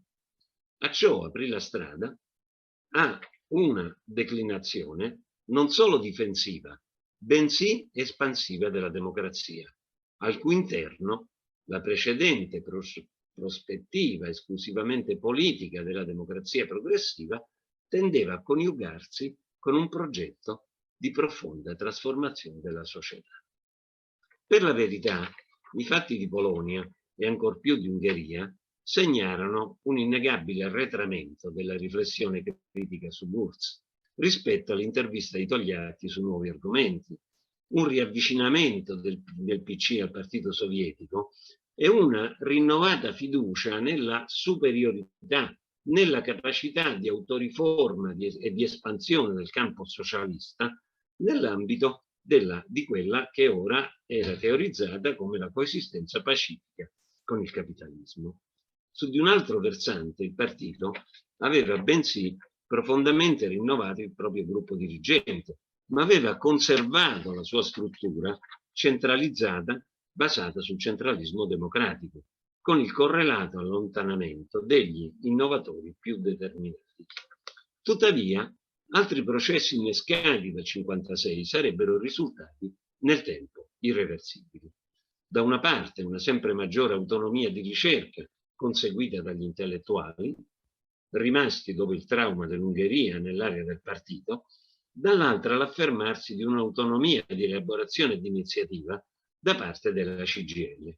Proprio la CGIL, a differenza del partito, si aprì al ritorno alla fabbrica e alle tematiche del progresso tecnico, giungendo non impreparata all'appuntamento del nuovo ciclo di lotte operaie dei primi anni 60.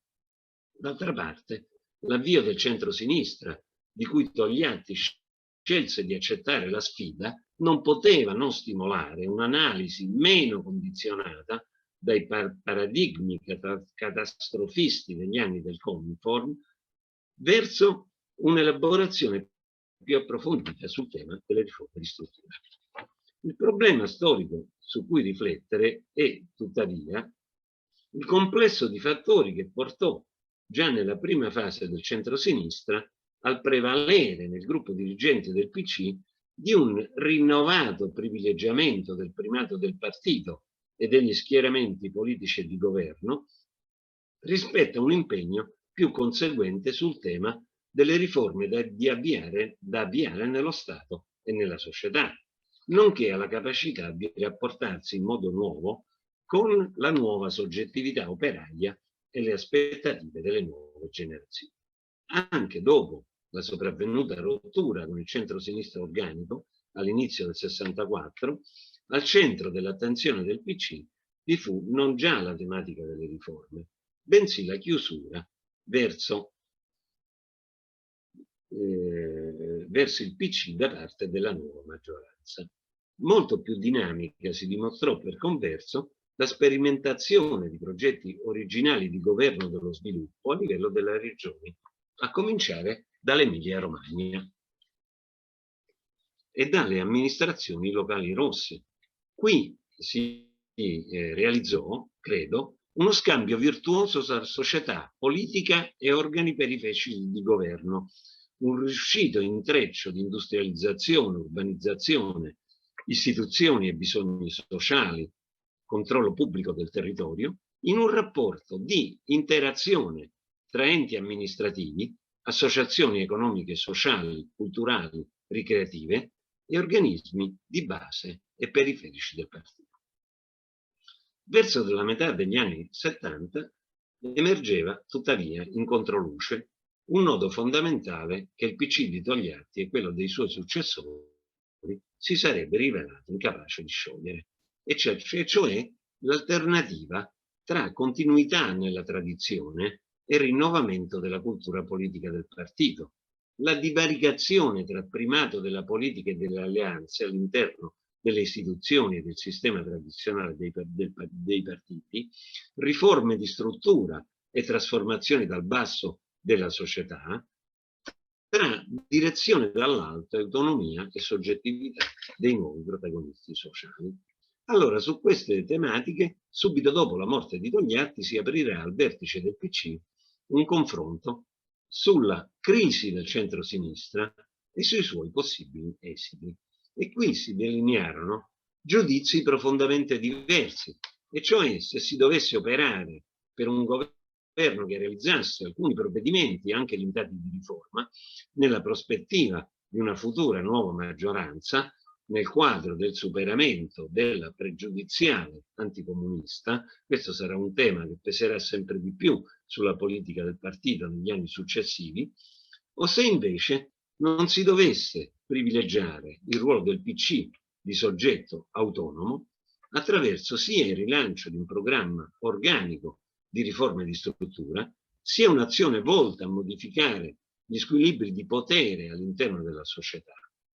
E qui si scontravano anche due diverse letture del capitalismo italiano. La prima, sostenuta da Mendola, privilegiava i persistenti fattori di arretratezza in sostanziale continuità con il modello di accumulazione degli anni 50. La seconda, impersonata da Ingrao e da quella che emergeva come una nuova tendenza di sinistra nel PC, sottolineava invece le capacità di espansione del neocapitalismo e i relativi processi di modernizzazione, l'affermarsi di nuovi strumenti di integrazione connessi alle dinamiche consumistiche e all'affermarsi della società di massa. In questo secondo orientamento un ruolo centrale assumevano da una parte la questione di un nuovo modello di sviluppo fondato sul ruolo propulsivo delle politiche pubbliche, sugli investimenti e sui consumi sociali, dall'altro il rapporto tra lotte operaie e crescita di nuovi poteri nelle fabbriche, politiche delle riforme e allargamento della partecipazione democratica nel vivo della società. A ciò si aggiunge la richiesta dirompente di una pubblicità del dibattito nel gruppo dirigente del PC e del superamento dei meccanismi decisionali connessi al centralismo democratico.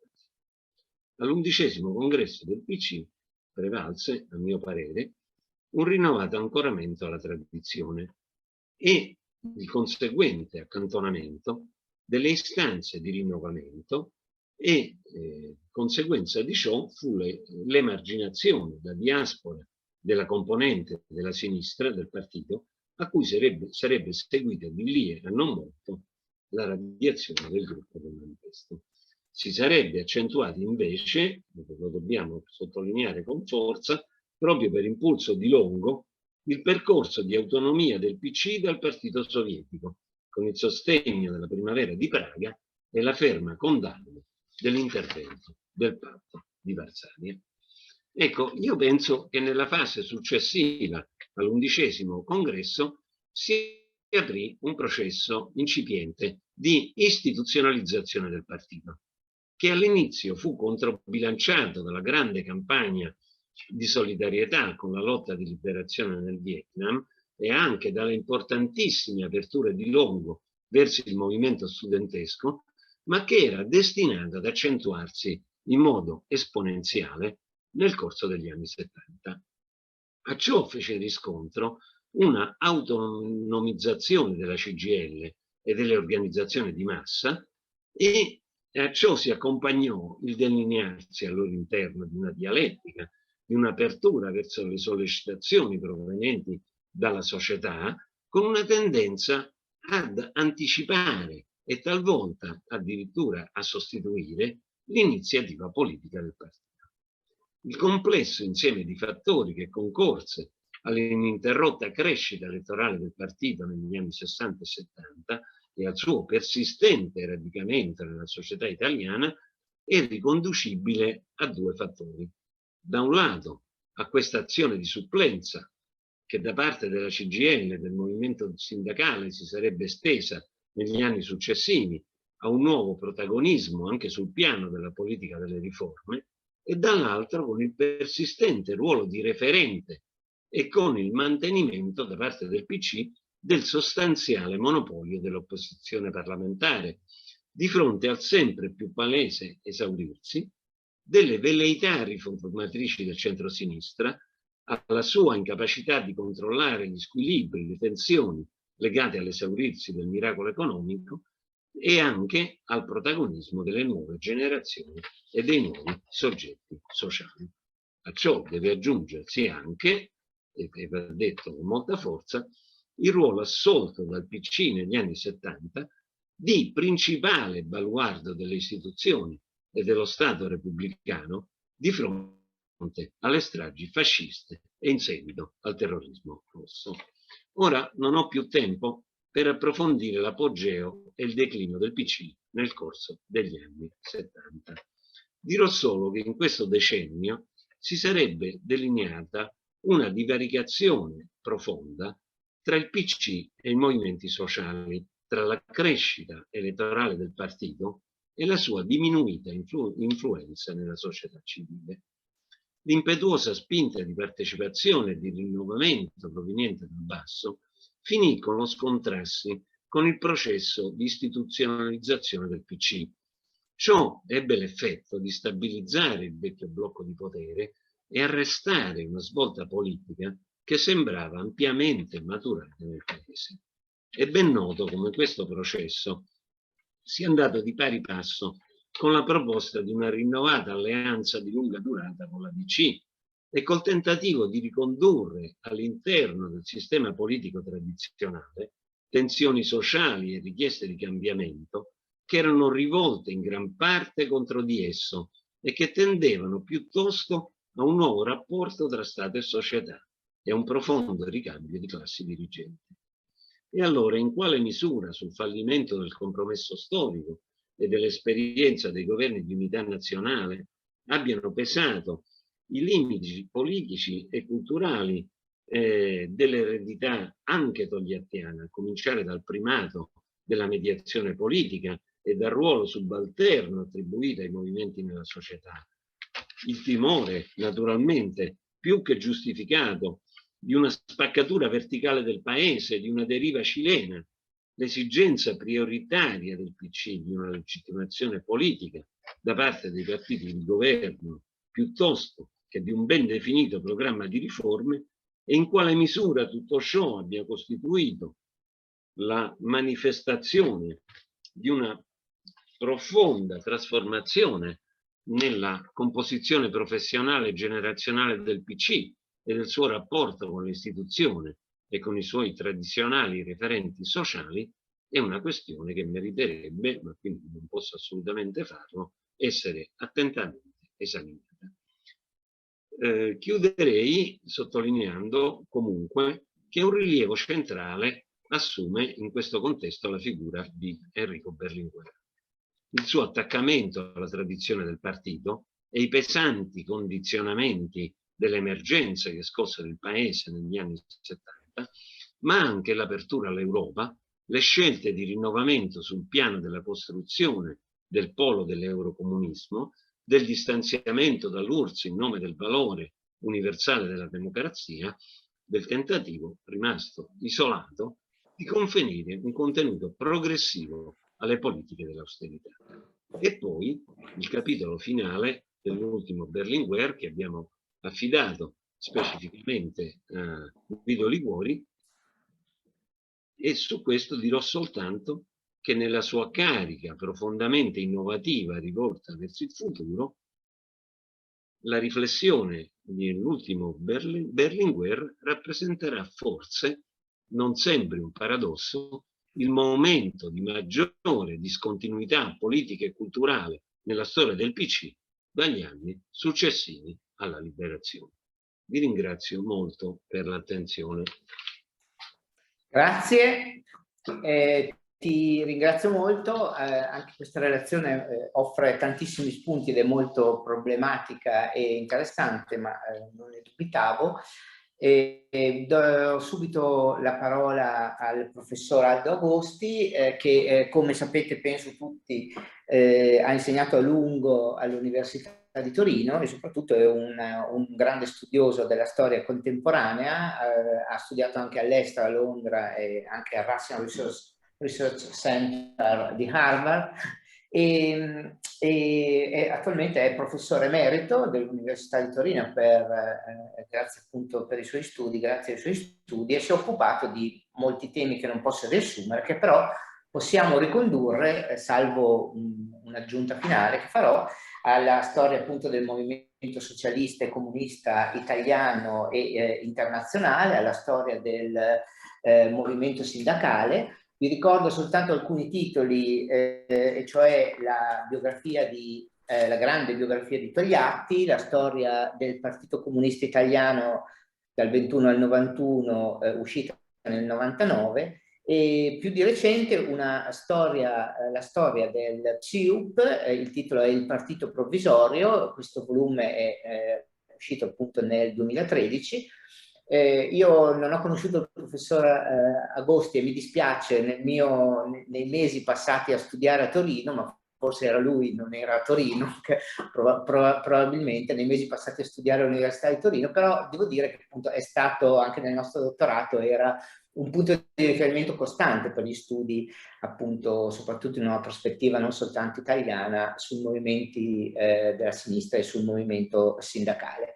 Aggiungo come ultimo elemento, visto che ci spostiamo da Roma a Torino, e credo sia necessario, un ultimo titolo, e cioè Juventus, storia di una passione italiana, scritta con Giovanni De Luna, che come ha lo stesso professor Agosti detto, è il tentativo di storicizzare una passione e quindi di uscire forse da quelli che sono i suoi più studi, gli studi per i quali è più noto, per entrare in quel mondo che studia dal punto di vista storico anche le passioni, che ha iniziato a studiare le emozioni e le passioni dal punto di vista storico, il che è un'altra prospettiva che offre moltissimi spunti.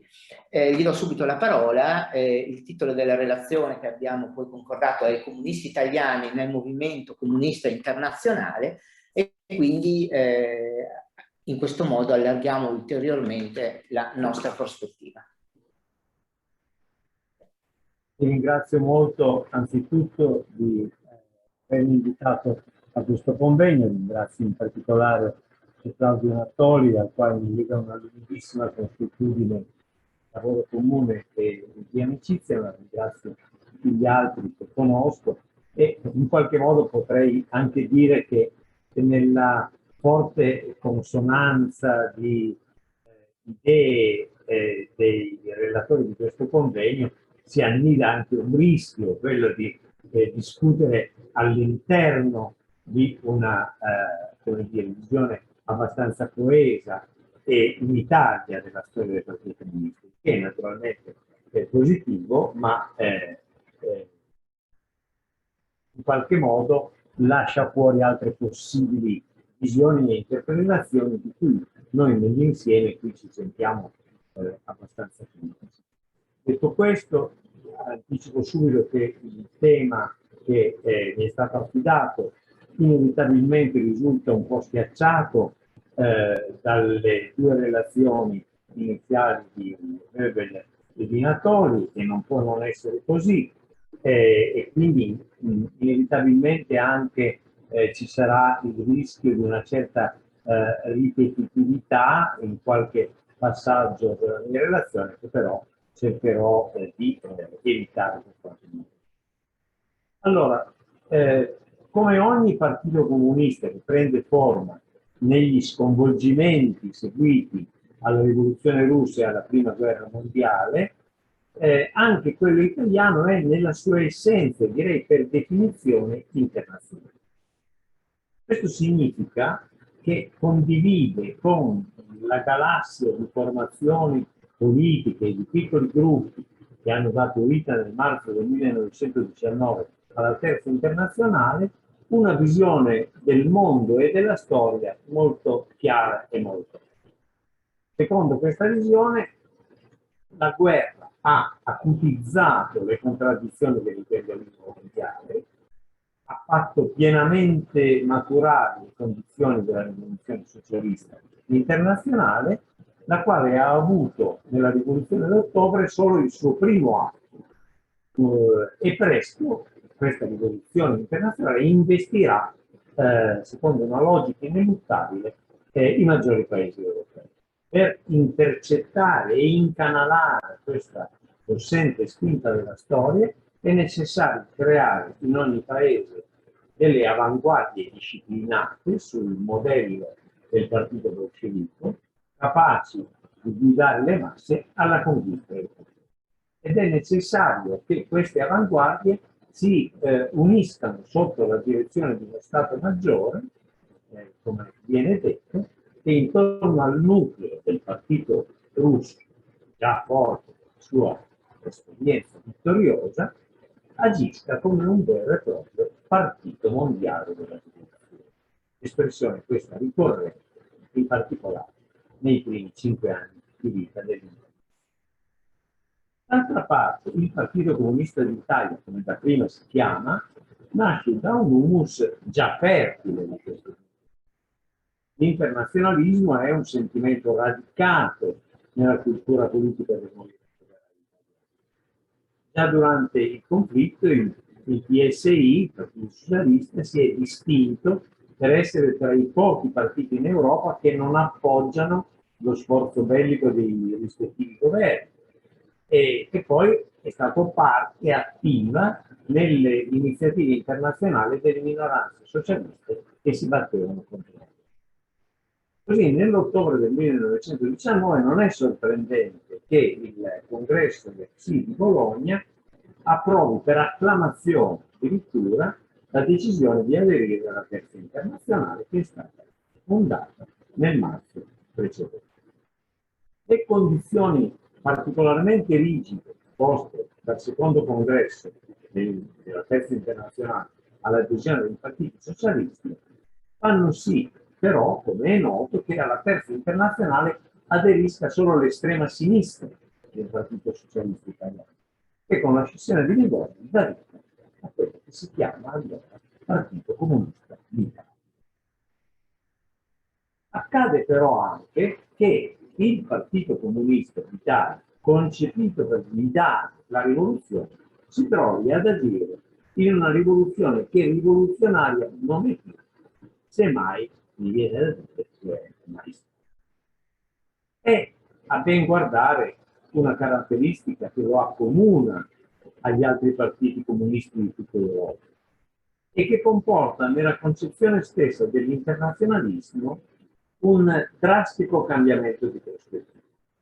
Cioè difendere e magnificare le conquiste di quello che si rappresenta e si percepisce come il primo bastione di una rivoluzione europea e mondiale, diventa per questi partiti il compito decisivo e soppianta per importanza quello sempre più sproporzionato alla loro influenza effettiva di preparare la rivoluzione nel proprio paese.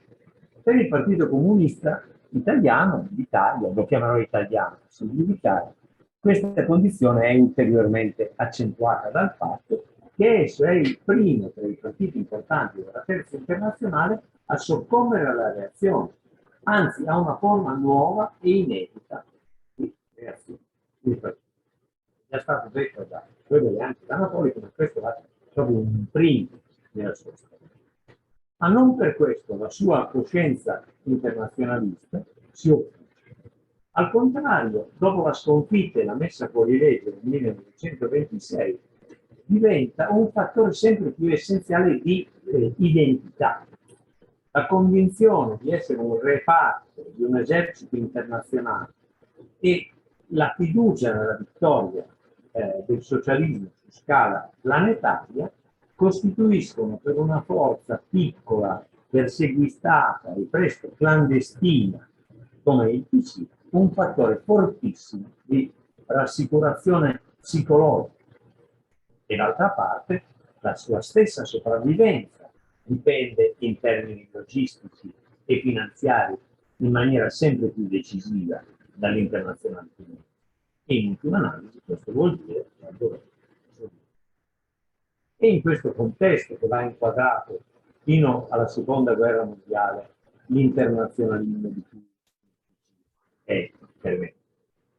Non che manchino fin dall'inizio momenti di tensione con il Comintern, che è la sigla. Momenti di tensione legati a letture diverse della realtà italiana e alla tattica che essa impone, ma anche alla valutazione della situazione internazionale e delle stesse questioni.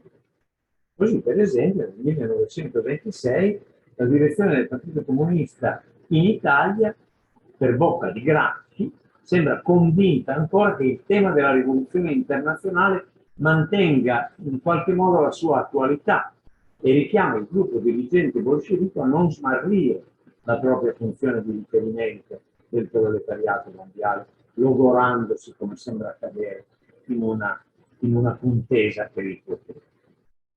ma soprattutto dopo il 1927 il Partito Comunista Italiano accetta consapevolmente il suo ruolo di piccola rotella nell'ingranaggio di un movimento comunista internazionale che ha il suo centro propulsore nell'Unione Sovietica e il suo modello nel Partito Bolscevico. Il prezzo pagato è alto. Infatti si riducono drasticamente la democrazia e il dibattito interno, che da allora presente il partito. Risulta impoverita la capacità di analisi politica della situazione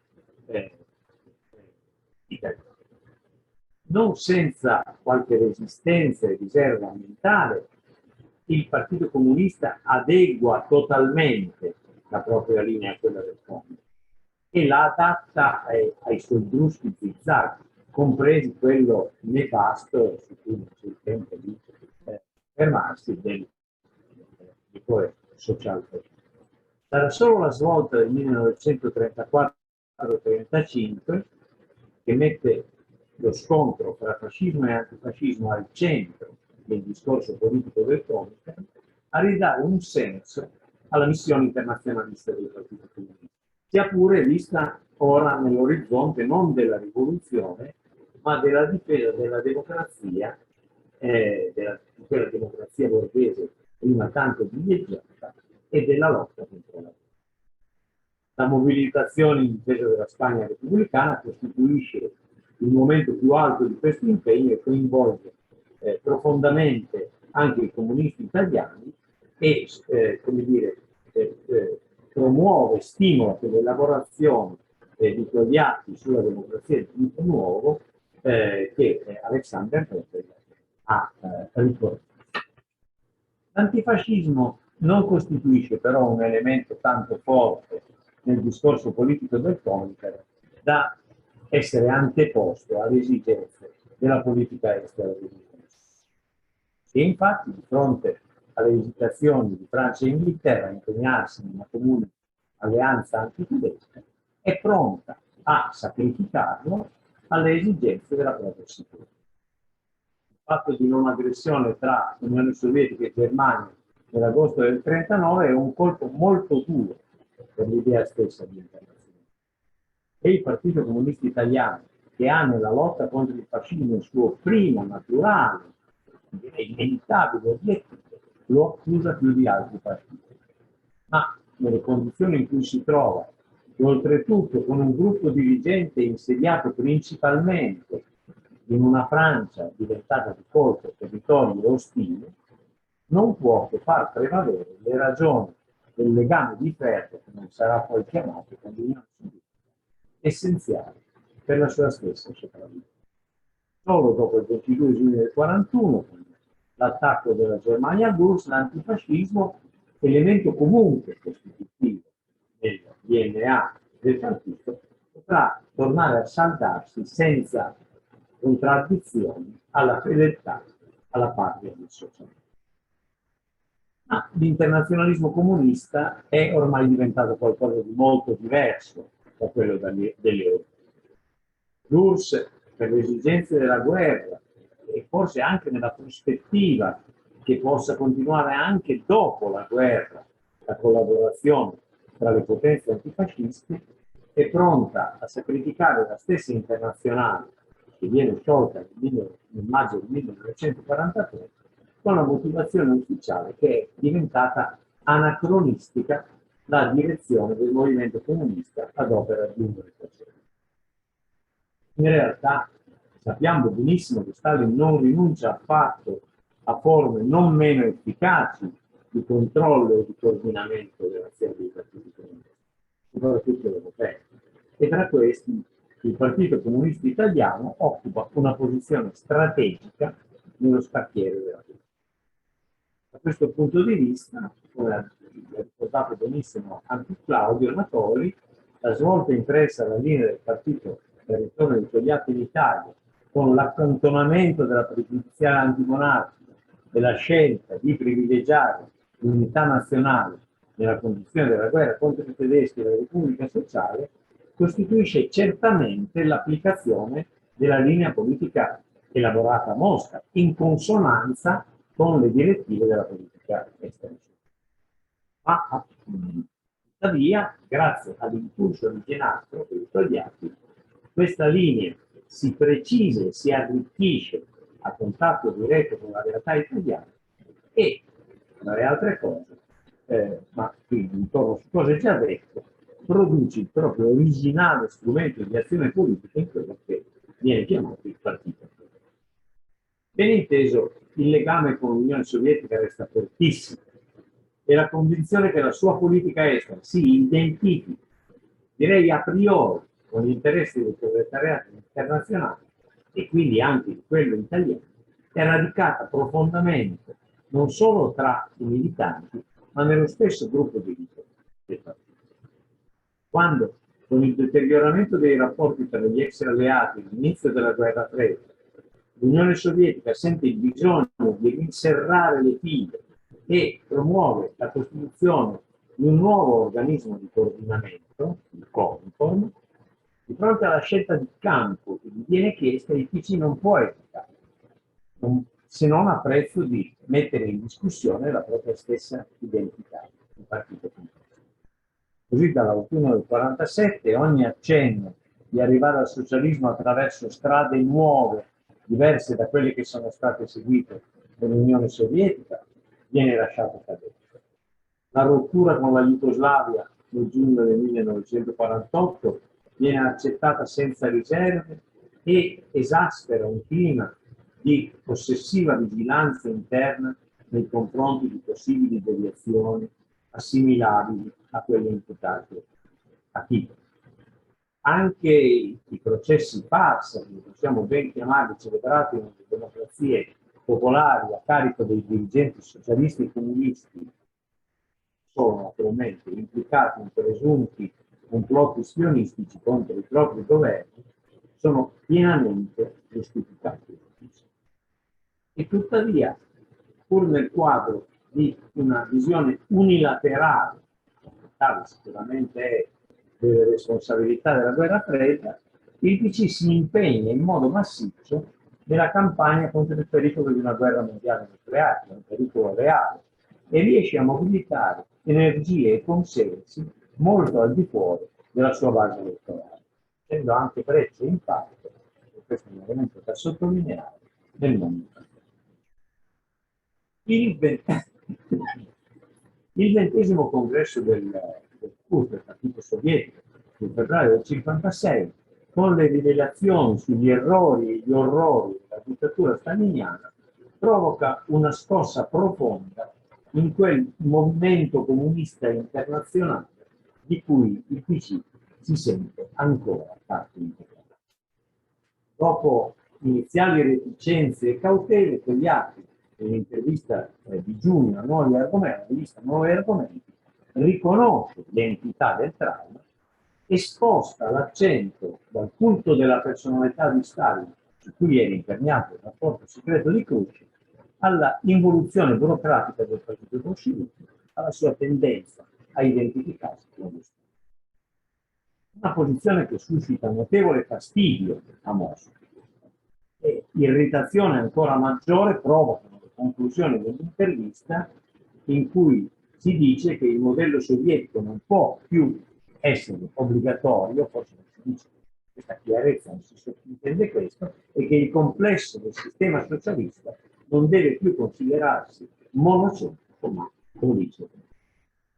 Tuttavia, di fronte alla repressione in giugno dei molti operai a Poznan in Polonia, e ancor più di fronte alla tragedia ungherese dell'ottobre-novembre, la scelta del PC, seppure a prezzo di una crisi dolorosa e lacerante, soprattutto tra i suoi intellettuali, resta quella di allinearsi con sa dalla propria parte anche quando questa sbaglia, afferma laconicamente Togliatti in direzione. Il grau dirà l'unità da una parte. Ma la prima crepa del legame di ferro si è, nonostante tutto, aperta. L'idea di una via italiana al socialismo viene rilanciata dall'8° congresso del PC alla fine dell'anno e dibattuta sempre più apertamente. il revisionismo italiano diventa il bersaglio di aspri rimproveri da parte dei partiti fratelli e particolarmente di quello in qualche modo più affine al PC, cioè il Partito Comunista Francese, e i rapporti con l'Unione Sovietica si fanno meno buoni che in precedenti. Quando tra il 60 e il 63 emerge in piena luce il conflitto tra il Partito Comunista Sovietico e il Partito Comunista Cinese, il PC, pur sostenendo senza riserve, diciamo, la sua politica, le posizioni sovietiche, si tiene ad affermare che il diritto dei cinesi di difendere le proprie tesi è indiscutibile. E Togliatti precisa che sarebbe assurdo delegare a un solo partito, cito le sue parole, il compito di tracciare il cammino per tutti e controllare come in esso si procede. D'altra parte, pur sentendosi parte del movimento comunista internazionale, si prospetta un rinnovamento più generale del suo. Da un lato riconosce che il movimento operaio dei paesi occidentali non ha tenuto adeguatamente conto del grande movimento di liberazione dei popoli coloniali e si impegna in una sempre più attiva, tra virgolette, politica estera, segnata dai viaggi di importanti delegazioni a Cuba, in Algeria, in Egitto e poi nel Vietnam. Dall'altro avvia una riflessione nuova sull'integrazione economica europea. Aveva votato contro i trattati di Roma del 1957 in quanto espressione dell'Europa dei monopoli subalterno agli Stati Uniti, ma comincia a riconoscere che quel processo di integrazione è un fatto oggettivo e che non si tratta di fermarlo, ma di modificare la direzione. Anche questo è un ulteriore motivo di differenziazione rispetto all'Unione. Il memoriale di Jalta, che si può considerare il testamento politico di Togliatti, investe proprio la ridefinizione di tutti questi nodi politici.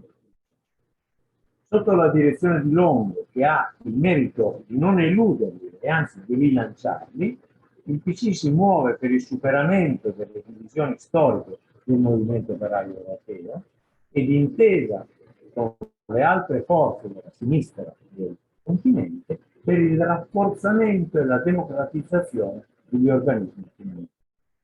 In marzo del 1969 sarà il primo partito comunista a designare i propri rappresentanti nel Parlamento islamico. Questo è un punto molto importante.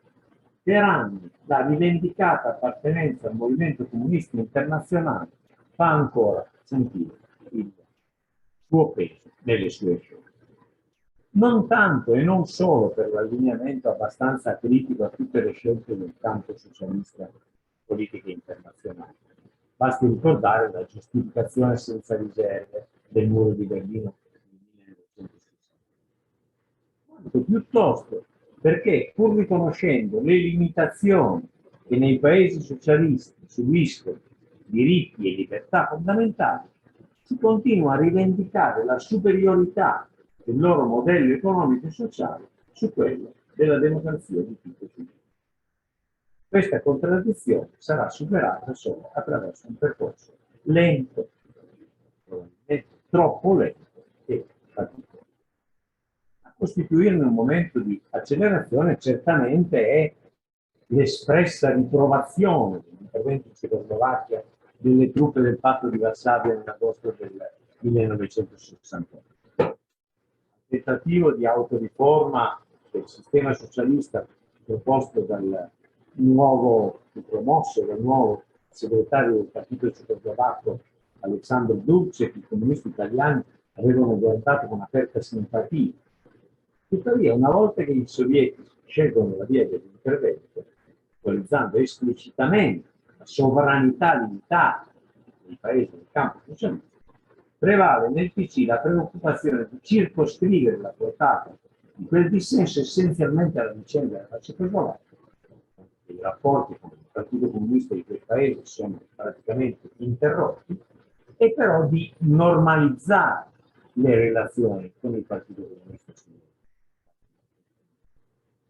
Malgrado queste esitazioni, certo, è proprio con la drammatica interruzione della primavera di Praga che si può definire superata la visione, direi, sovietocentrica del proprio ruolo internazionale. Certo, un ruolo che era considerato importante, ma pur sempre in qualche modo coordinato e subordinato. Quindi una visione che, sia pur con crescendo distinguo, il Ticino aveva abbandonato, ma che era rimasta un po' la buccia del suo vita. Il processo è favorito dalla distensione che sembra affermarsi in Europa con i primi risultati della Ostpolitik germanica, di Trump, che rilanciano l'idea di una comunità europea come autonomo soggetto dei rapporti internazionali. E tuttavia il Partito Comunista resta pur sempre un partito comunista e quindi per il sistema di alleanze di cui l'Italia fa parte, un partito collocato, diciamo così, sul versante sbagliato della guerra fredda.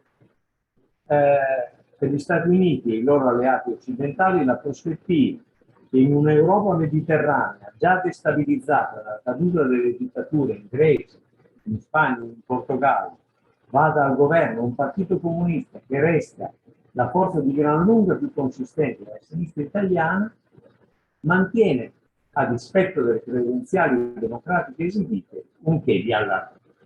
E ciò malgrado la richiesta dell'uscita dell'Italia dalla NATO venga dal PC gradualmente accantonata fino ad essere lasciata esplicitamente cadere nel 1976. Nemmeno la funzione assunta dal PC come apripista della strada definita dell'eurocomunismo, che teorizza la possibilità di un'avanzata democratica al socialismo attraverso l'attuazione piena della democrazia, nel rispetto delle libertà personali e collettive, nella pluralità dei partiti dei singoli stati, dissipa i timori e le pregiudiziali degli alleati dell'Italia. Così, nel volgere di pochi anni, un linguaggio nella strategia del partito italiano, il riferimento all'eurosinistra soppianta quello all'eurocomunismo. E la scelta europeista si configura non più in senso, diciamo così, terzaforzista, ma come adesione al campo occidentale. Qui si intende valorizzare le potenzialità dinamiche sia per la pace sia per le riforme. In questo quadro l'internazionalismo del PC si declina ormai in forme nuove. L'individuazione e la difesa di un nucleo di diritti civili e sociali validi per tutti i popoli, i diritti umani sanciti dagli accordi internazionali di Helsinki del 1974, entra a far parte del suo orizzonte e anche del suo vocabolario e lo induce a superare le reticenze mostrate nei confronti del dissenso che si manifesta in uso e nei paesi sociali. Agli inizi degli anni '80 la frattura con Mosca si fa più profonda. L'invasione sovietica dell'Afghanistan viene condannata senza esitazione dalla direzione, mentre il colpo di Stato in Polonia nel dicembre dell'81 dà luogo a quello che viene definito lo strappo con il sistema del socialismo reale.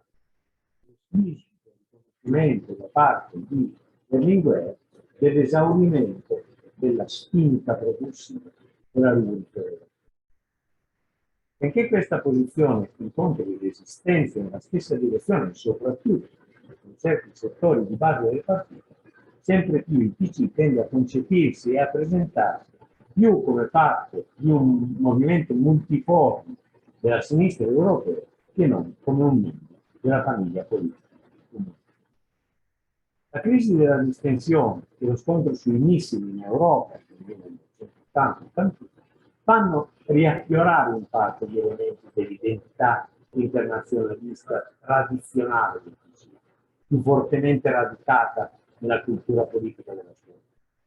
Ma questo non significa che il partito torni ad agitare la bandiera della pace negli anni 50, allineandosi di fatto a uno dei campi di quella che viene definita non propriamente una nuova guerra. Esso tende invece più che a dirigere un movimento, a mettere la propria capacità di mobilitazione a disposizione di un movimento che scaturisce dalla società civile e ne riflette le spinte variegate, e quindi identifica anche nell'Unione Sovietica una responsabilità della nuova situazione. Dopo la morte di Berlinguer, Alessandro Natta non rinnega questa impostazione e la riconduce soprattutto all'orizzonte dei valori della sinistra democratica europea, di cui sempre più il PC dichiara di sentirsi.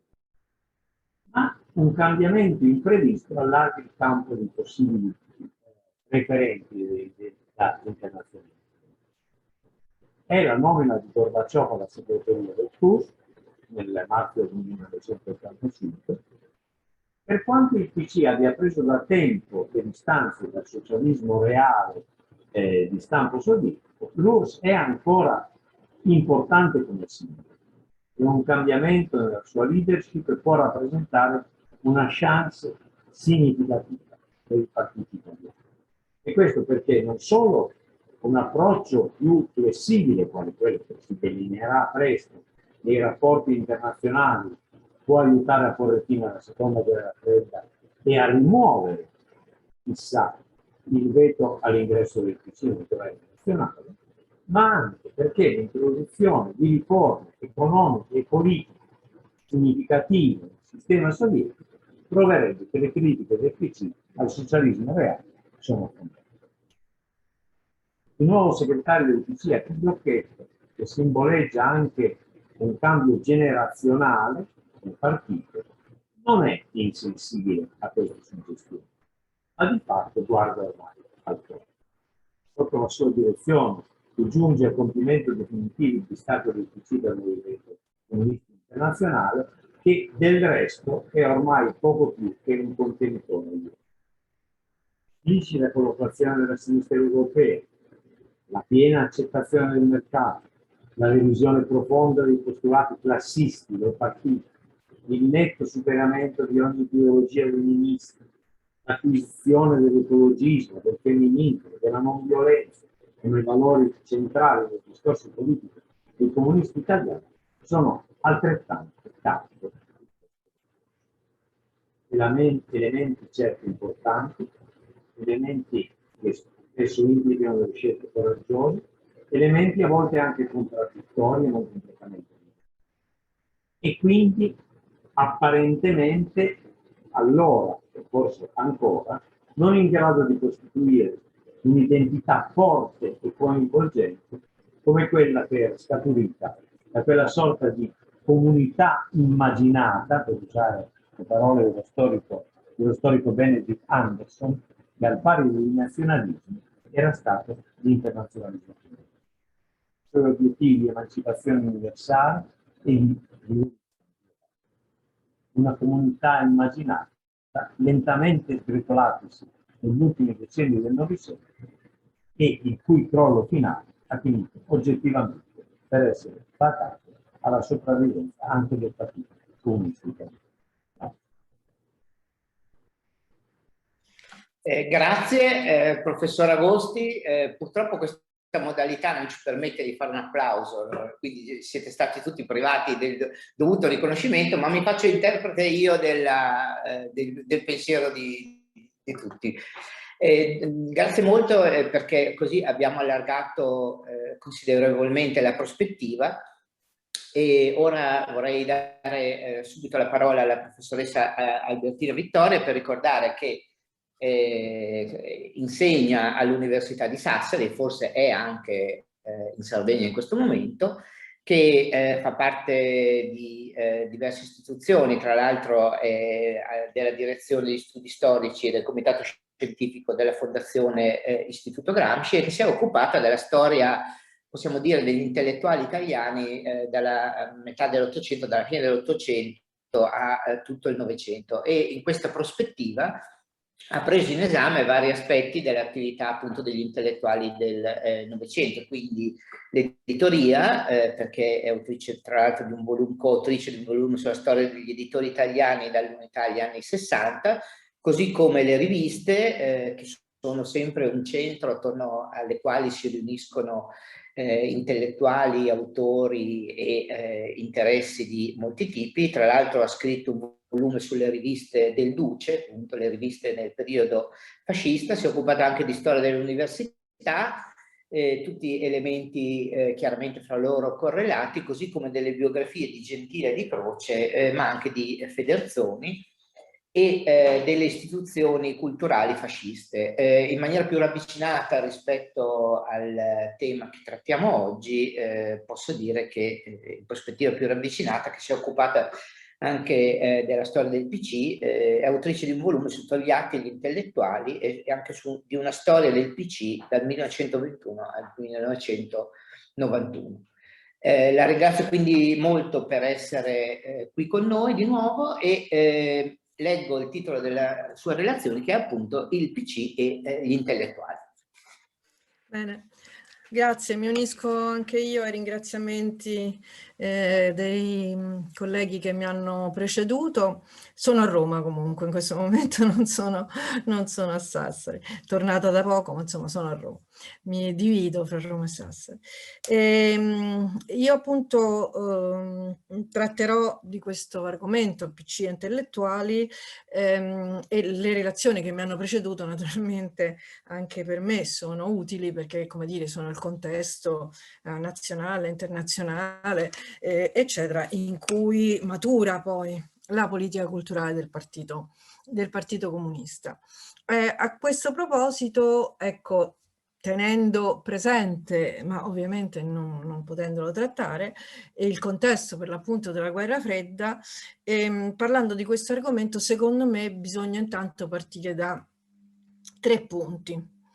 Il primo è quello che riguarda Antonio Gramsci. Antonio Gramsci, grazie al quale il Partito Comunista è stato quello che è stato, è divenuto quello che è divenuto e ha avuto una grande peculiarità rispetto per esempio ad altri partiti comunisti.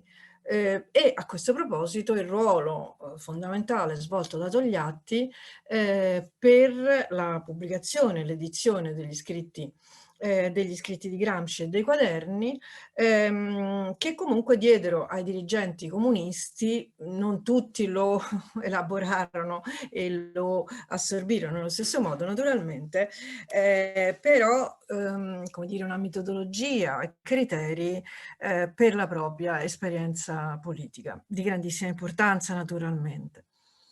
Il secondo punto riguarda il fatto che il Partito Comunista, a differenza di altri partiti che arrivarono dopo, insomma, rispetto al PC, fin dalla liberazione di Roma si dotò di un apparato di strutture culturali, non esclusivamente appunto di tipo propagandistico, ma finalizzati appunto a stabilire rapporti con gli intellettuali e a svolgere un'attività di tipo culturale, a partire da strumenti, come si chiamano, da riviste, cominciare naturalmente da Rinascita fino alle piccole case editrici che nascono a Roma dopo la liberazione e poi alla fine confluiranno negli Editori Riuniti, fino, diciamo, poi a organismi interni, al proprio interno appunto, di coordinamento di questo lavoro, con la nascita di una commissione appunto esplicitamente dedicata alla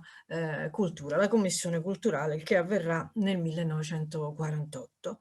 Assieme agli strumenti, diciamo, di carattere pubblico ci sono anche, non solo le riviste, case editrici eccetera, ma anche istituzioni, a cominciare la principale, insomma, sarà e tuttora è un importantissimo istituto culturale, la Fondazione Gramsci, nata nel 1950, non a caso nel nome di Gramsci, nata inizialmente per custodire gli scritti, la biblioteca di Gramsci e ampliarla sulla base, diciamo, di quei volumi.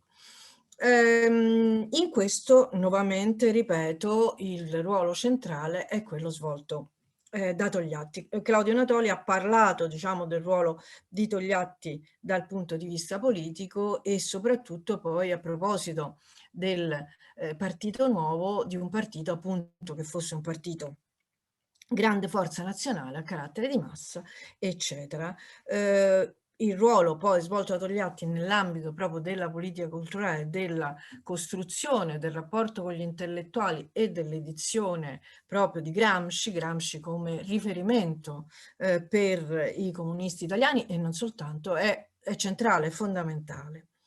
E a questo proposito, terzo punto, bisogna però tenere presente che perlomeno nella fase, diciamo, più rigida della guerra fredda, perlomeno fino alla morte di Stalin, ma anche successivamente, diciamo fino al 56, 55-56, all'interno del PC la componente cosiddetta zdanoviana, diciamo, più ideologica, aveva, diciamo, un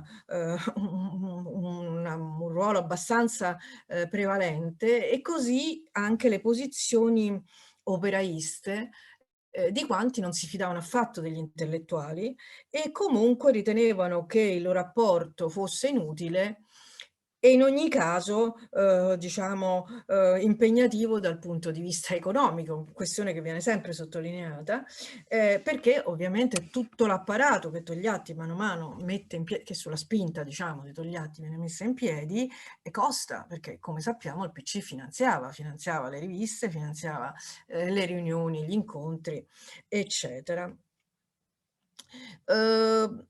In realtà è proprio Togliatti quello che, soprattutto in questa fase, impone al PC una politica culturale. Al tempo stesso io credo che comunque il suo fosse sempre un agire politico. Questo non vuol dire assolutamente sminuirla, anzi, ripeto, tutta l'operazione fatta per Gramsci è qualcosa, diciamo, di fondamentale, insomma, no? Non è che la faceva così, ecco, ci credeva lui innanzitutto.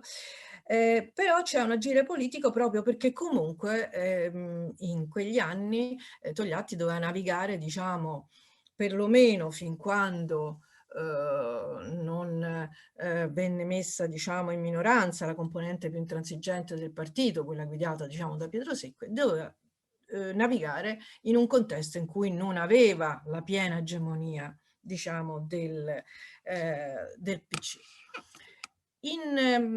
Partendo appunto da questi punti, io cercherò di essere sintetica, andando per passaggi e naturalmente saltando moltissime cose. Quali sono i passaggi, ecco, fondamentali che si possono citare a questo proposito? Tenendo conto che comunque una periodizzazione già fondamentale e prioritaria è quella che va dalla fine della guerra, dalla liberazione, anzi diciamo dal 44 fino alla morte di Togliatti, proprio perché lui comunque è l'artefice di questi rapporti e di questa politica.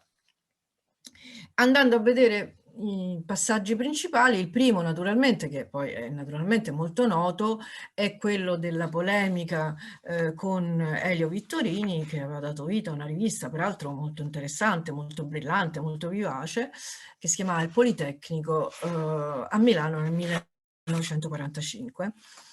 Su questo, diciamo, ci fu l'anno dopo un attacco, intanto da parte di Maria Licata, che sarà tra i principali personaggi, insomma, diciamo, della politica culturale del PC, che, diciamo, disse in maniera molto esplicita che in realtà il partito, il PC, non aveva bisogno di un'arte che non aiutasse gli uomini alla lotta conseguente per la giustizia e la libertà, come scriveva. Quindi l'arte di cui c'era bisogno doveva essere un'arte che aveva un obiettivo in qualche modo politico, doveva partecipare a una lotta complessiva, insomma.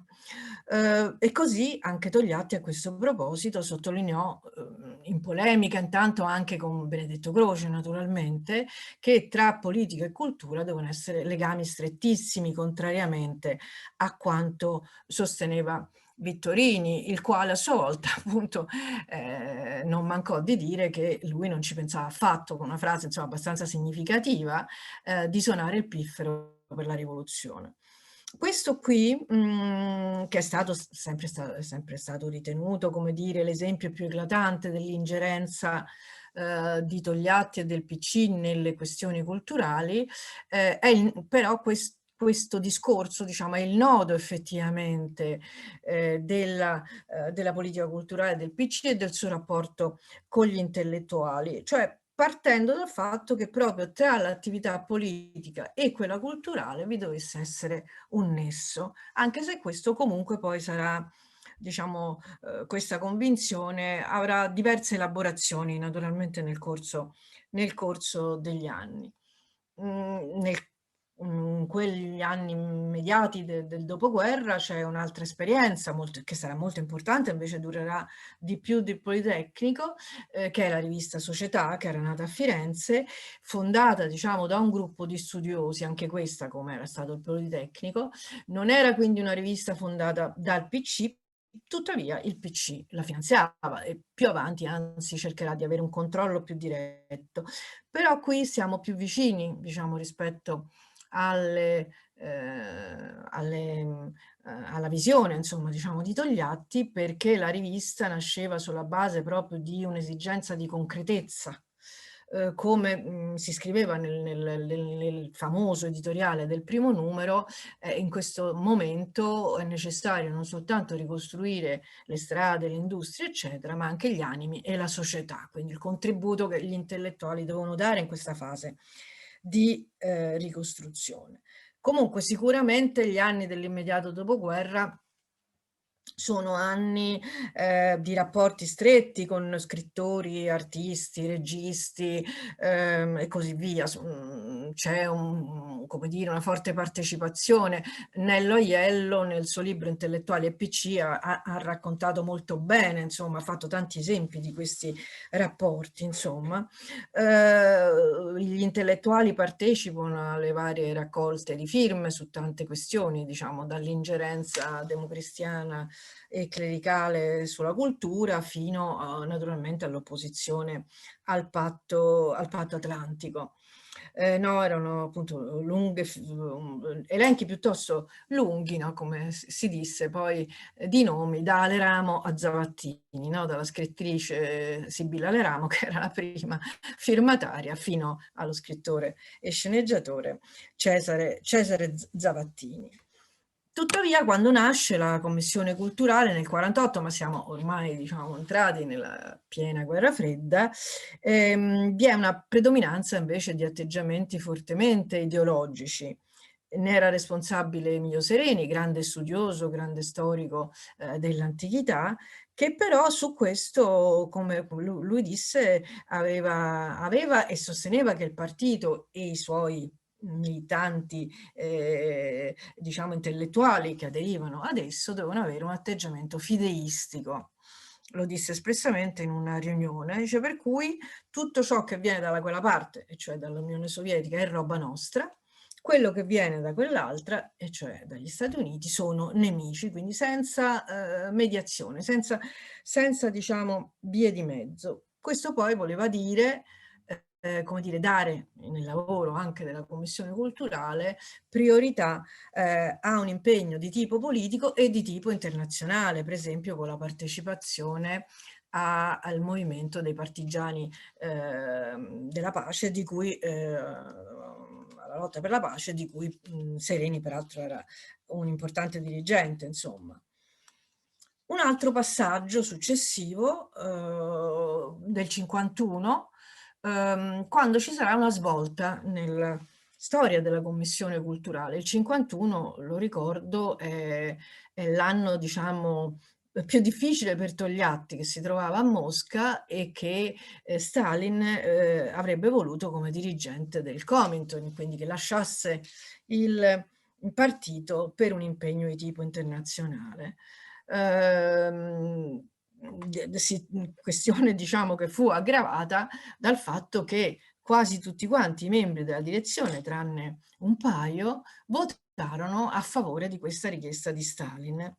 Togliatti, grazie alla sua come dire, capacità, grazie al suo al ruolo che aveva anche di fronte a Stalin, ecco, Stalin non gli poteva controbattere, ecco, nei confronti di Stalin, riuscì invece a superare questo difficile momento e a ritornare in Italia. Cioè, ci sono i racconti di Nil Degliotti che sono abbastanza agghiaccianti, insomma, a questo proposito. Però ecco, quindi per dire che questo è un momento non facile, per niente facile, ecco, per Togliatti. Eppure in tutto questo, nell'ambito del 7° congresso del Partito Comunista, siamo sempre in una situazione fortemente appunto ideologica. Lui riesce a imporre come dirigente della Commissione Culturale Carlo Salinari, con la scusa, diciamo, degli impegni di Sereni nella lotta per la pace. Io rimango dell'idea che comunque riuscì in questa operazione, non so se l'amico Agosti è d'accordo, non solo per la sua abilità, naturalmente, per carità, ma anche perché effettivamente, come ho già accennato, ha una buona componente, soprattutto quella più vecchia, dei dirigenti del partito, della politica culturale interessava appunto ben poco, anzi, come ho detto, era più una palla al piede che costava, diciamo, no? Però in realtà io penso che, insomma, diciamo, quindi questa manovra riuscì anche per questo motivo. Ma in realtà era un cambiamento a 360 gradi. Primo, Carlo Salinari non era un giovane, non era un dirigente, insomma, di primissimo piano, membro dell'apparato, sarà poi un noto professore, naturalmente, come si sa, di letteratura italiana. E in secondo luogo spostò completamente l'asse centrale della politica culturale del partito su quello che era appunto il terreno nazionale, che era quello che appunto voleva Togliatti. Quindi dall'impegno sul fronte ideologico di diffusione, eccetera, del marxismo, leninismo, stalinismo, al fronte nazionale, alla realtà appunto della cultura in tutti gli aspetti, diciamo, italiana, in cui appunto Gramsci per l'appunto aveva una funzione centrale, nuovamente, insomma, che viene ribadita in diverse occasioni, politica di Salinari appoggiata in vario modo da Togliatti. Anche si svolse un'importante riunione peraltro della Commissione Culturale nel 1952, dove Togliatti proprio partecipò per dare questo avallo, diciamo. Anche per Togliatti la cultura, la politica culturale non doveva essere semplicemente intesa come conquista appunto ideologica alle dottrine marxiste. Insomma, l'edizione degli scritti di Gramsci, la Commissione Culturale, la posizione poi di alcuni studiosi, io credo che furono, diciamo, dei mezzi, se possiamo utilizzare questo termine, attraverso i quali comunque Togliatti spostava la dialettica all'interno del partito e imponeva una lettura di Gramsci come protagonista appunto della vita politica e culturale italiana contro alla subordinazione, diciamo, all'Unione Sovietica, che certo non mancava a livello internazionale. Questo non si discuteva. Aldo Agosti lo ha, come dire, illustrato benissimo anche in questa occasione. Così come non veniva meno il lavoro ideologico, le scuole di partito e così via. Però, per dare un'idea, Togliatti certo la pensava in maniera molto diversa rispetto a Emilio Sereni, che addirittura equiparò gli scritti di Gramsci e i contributi da lui dati a quelli, diciamo, dati da Andrei Zdanov, insomma, il capo, come si dice, il dirigente ideologico, insomma, no? dell'Unione Sovietica, che spaccava il mondo in due parti distinte. E anzi, addirittura Sereni diceva, nei quaderni del carcere ci sono, diciamo, dei concetti che erano anche di Stalin, come quello del carattere partitico della cultura, che come sappiamo, ecco, certamente non era quello a cui premeva ad Antonio Gramsci.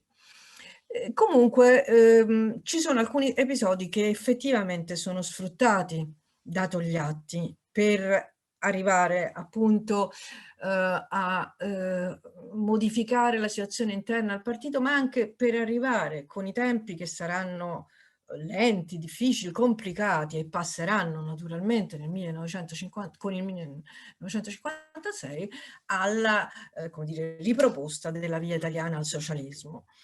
C'è un esempio, credo che sia insomma ormai abbastanza conosciuto, di un episodio avvenuto all'Istituto Gramsci, di una riunione organizzata dal direttore della fondazione dell'istituto, allora si chiamava istituto, Ambrogio Donini, con un dirigente di primo piano di vecchia data del PC, Arturo Colombi, dedicato alla storiografia marxista, che ebbe una grande, come dire, risonanza, perché interna naturalmente, ecco, tutto questo non uscì al di fuori, perché la relazione di Colombi non fu accettata, diciamo, dalla maggioranza dei presenti a questa riunione, che fu abbastanza numerosa. Ma le cose che affermava Colombi erano allora, come dire, non è che fossero completamente isolate, non voglio dire questo, ma certo a una generazione più giovane che comunque aveva Gramsci come riferimento, ormai non stavano più bene.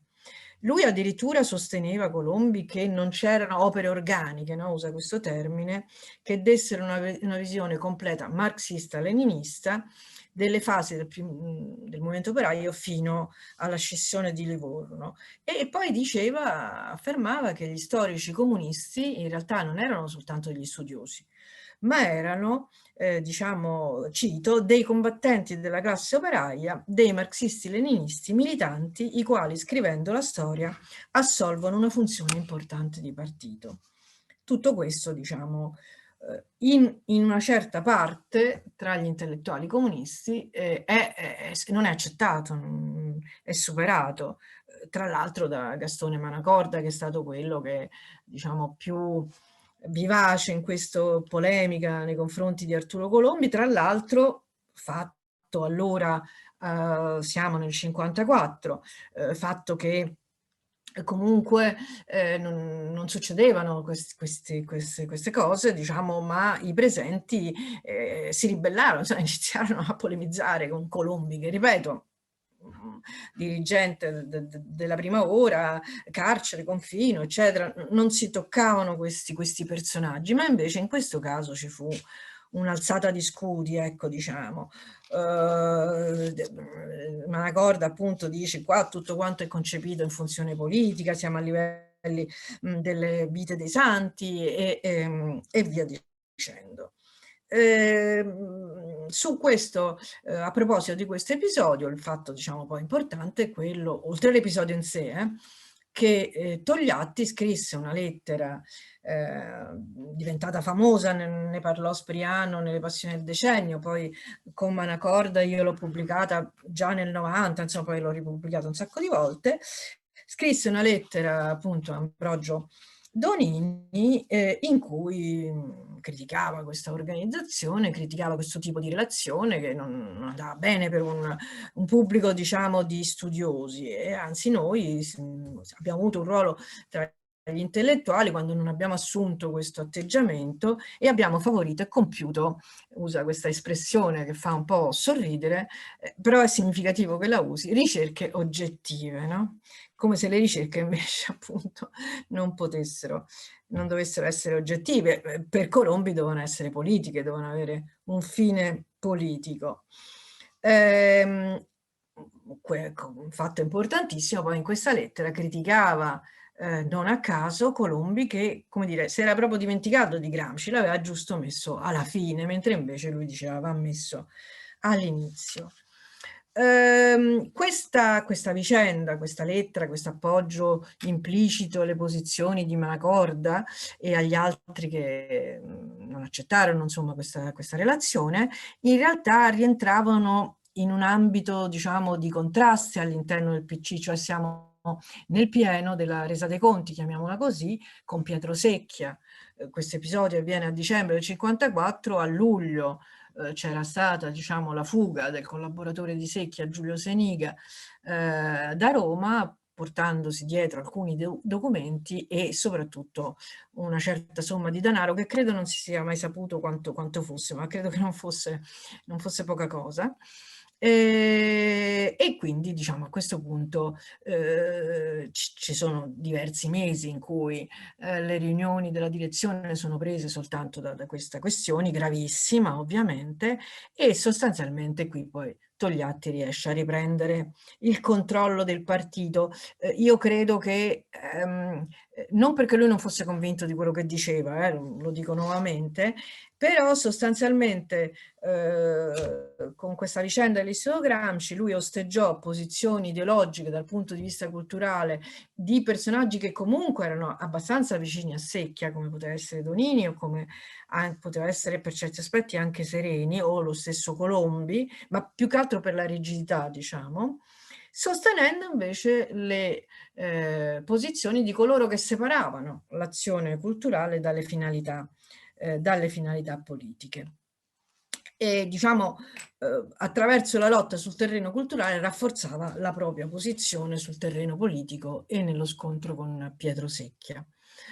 E da allora infatti poi diventarono dirigenti di primo piano personaggi più giovani e più vicini a Togliatti, a cominciare da Giorgio Amendola, che prese il posto di Secchia, anzi l'aveva preso già prima, e divenne responsabile dell'organizzazione, della commissione organizzazione. E alla conferenza, diciamo, di organizzazione del 1955, che segnò come dire, la fine, diciamo, del ruolo predominante di Secchia, non più venendo estromesso dal ruolo di vice segretario e di responsabile appunto della commissione organizzazione. In questa occasione poi fu nominato responsabile della commissione culturale Mario Alicata, vicinissimo anche lui al segretario, col quale condivideva pienamente queste posizioni, e con lui effettivamente la politica culturale diventa, o meglio lui cerca, diciamo, di imporre questo, una parte centrale della politica del partito. Dico cerca di imporre perché poi, ripeto, comunque delle resistenze comunque rimanevano, ecco, posizioni, diciamo, di quanti erano convinti che non era così necessaria, insomma, questo ramo, questa parte dell'attività del PC.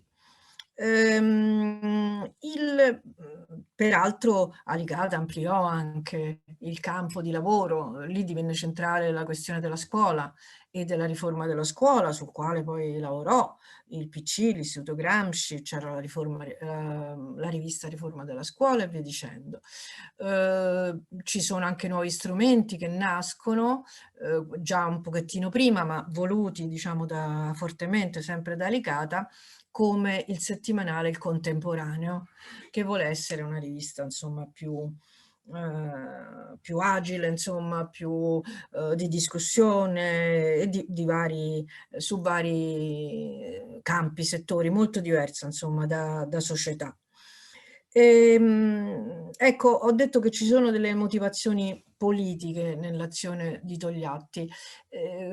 Questo è confermato, secondo me, anche dal fatto che in primo luogo questa vicenda di Donini e della lettera a Donini e della discussione, eccetera, rimase all'interno del partito, non uscì. Il primo che ne ha parlato, ripeto, è stato Paolo Spriano.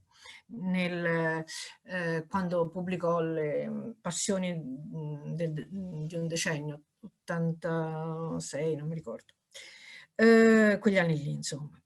In secondo luogo, il fatto che comunque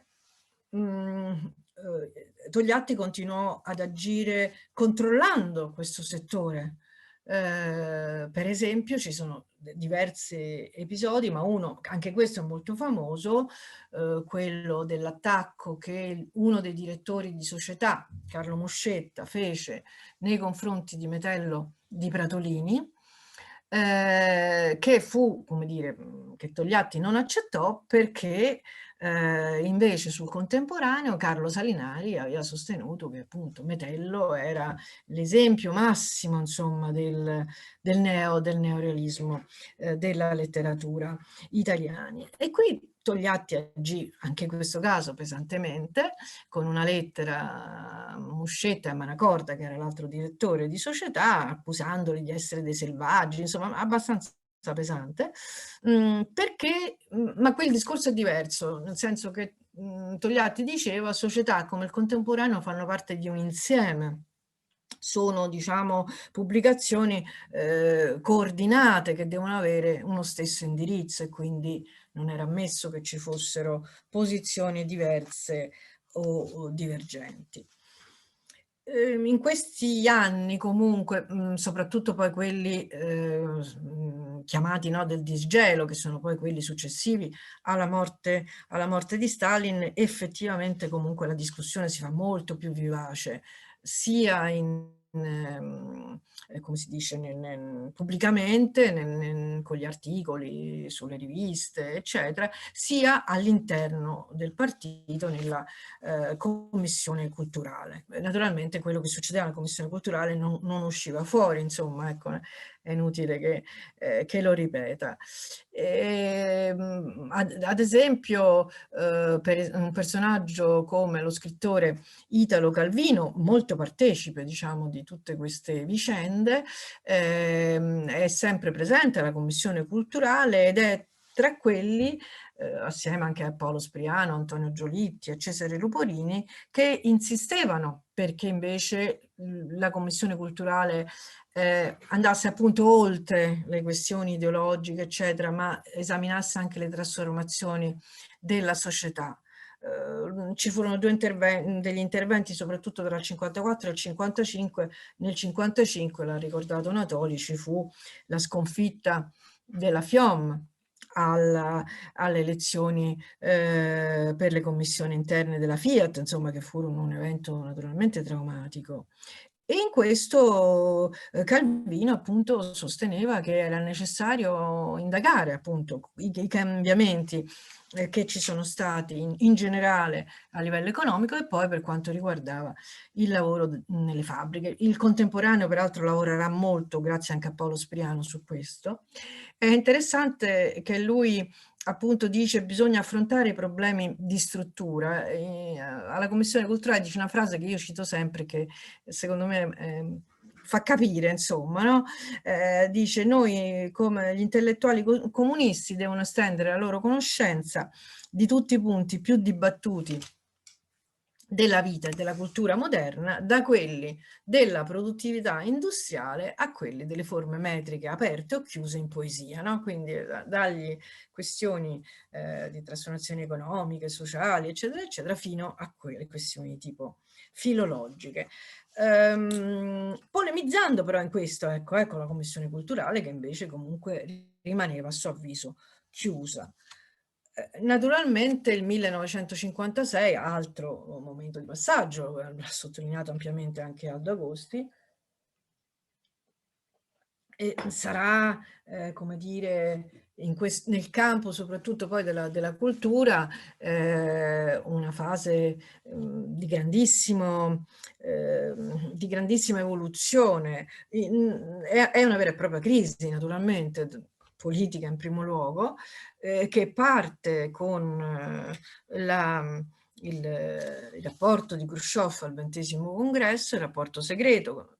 Parte dal fatto che questo rapporto non era conosciuto, non veniva divulgato, non se ne sapeva nulla, perché Togliatti naturalmente non disse nulla, fino poi alle rivolte, le proteste operaie in Polonia nell'estate, fino poi a quello che succede in Ungheria e poi eventi chiusi tragicamente con l'invasione sovietica dell'Ungheria. in tutto quest'arco di tempo, da parte, diciamo, di scrittori, artisti, insomma, in generale, ecco, degli intellettuali, si parte da questioni che riguardano appunto la libertà dello scrittore, dell'uomo di cultura, fino però poi arrivare a polemizzare, a criticare quelle che in realtà doveva essere una specie di Eden, no? Il mondo socialista, e invece si arriva a criticare da parte di alcuni la realtà dei paesi socialisti. Ancora Calvino, per esempio, diceva il problema della libertà non è tanto quella di una libertà per gli studiosi in senso generico, ecco, ma perché ci sia un'organizzazione efficiente che affronti appunto tutti quanti i problemi che sono in questo momento e in questa fase, poi con il 56, al centro, diciamo, di quello che sta avvenendo.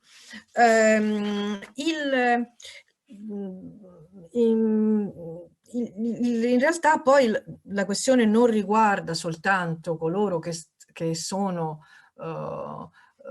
partecipano alla vita culturale del partito come iscritti, insomma, ma la protesta, e sono appunto degli intellettuali, la protesta e le polemiche, la discussione molto, a volte solo vivace, ma a volte anche di più che vivace, diciamo, avvenne nelle sezioni, nelle federazioni, man mano che gli eventi poi precipitavano, no? Nel corso di quest'anno, e nel mondo universitario, in particolare a Roma, peraltro anche da parte di quelli che erano i dirigenti comunisti della organizzazione appunto universitaria del PC.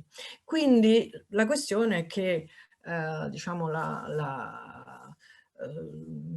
non possiamo ancora parlare di una rottura, ma la critica molto dura nei confronti del PC, che aveva tenuto segreto, che non aveva rivelato che cos'era stato il rapporto di Khrushchev, che non si era espresso in maniera chiara sulle proteste operai e poi naturalmente dopo sull'Ungheria.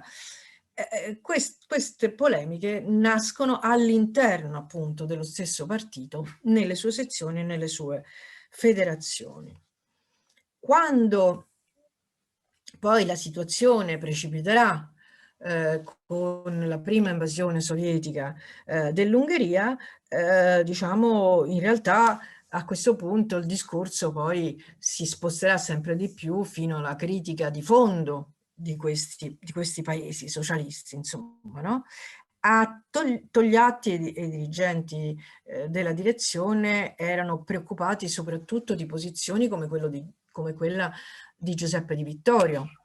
Il comunicato della CGIL era stato a questo proposito molto dura, cioè aveva parlato del fatto che una società socialista si sarebbe potuta costruire solo sulla base, diciamo, di un consenso, della partecipazione attiva delle masse, della classe operaia. Devono essere garantiti, si legge in questo documento, i diritti di libertà, di democrazia e di indipendenza nazionale.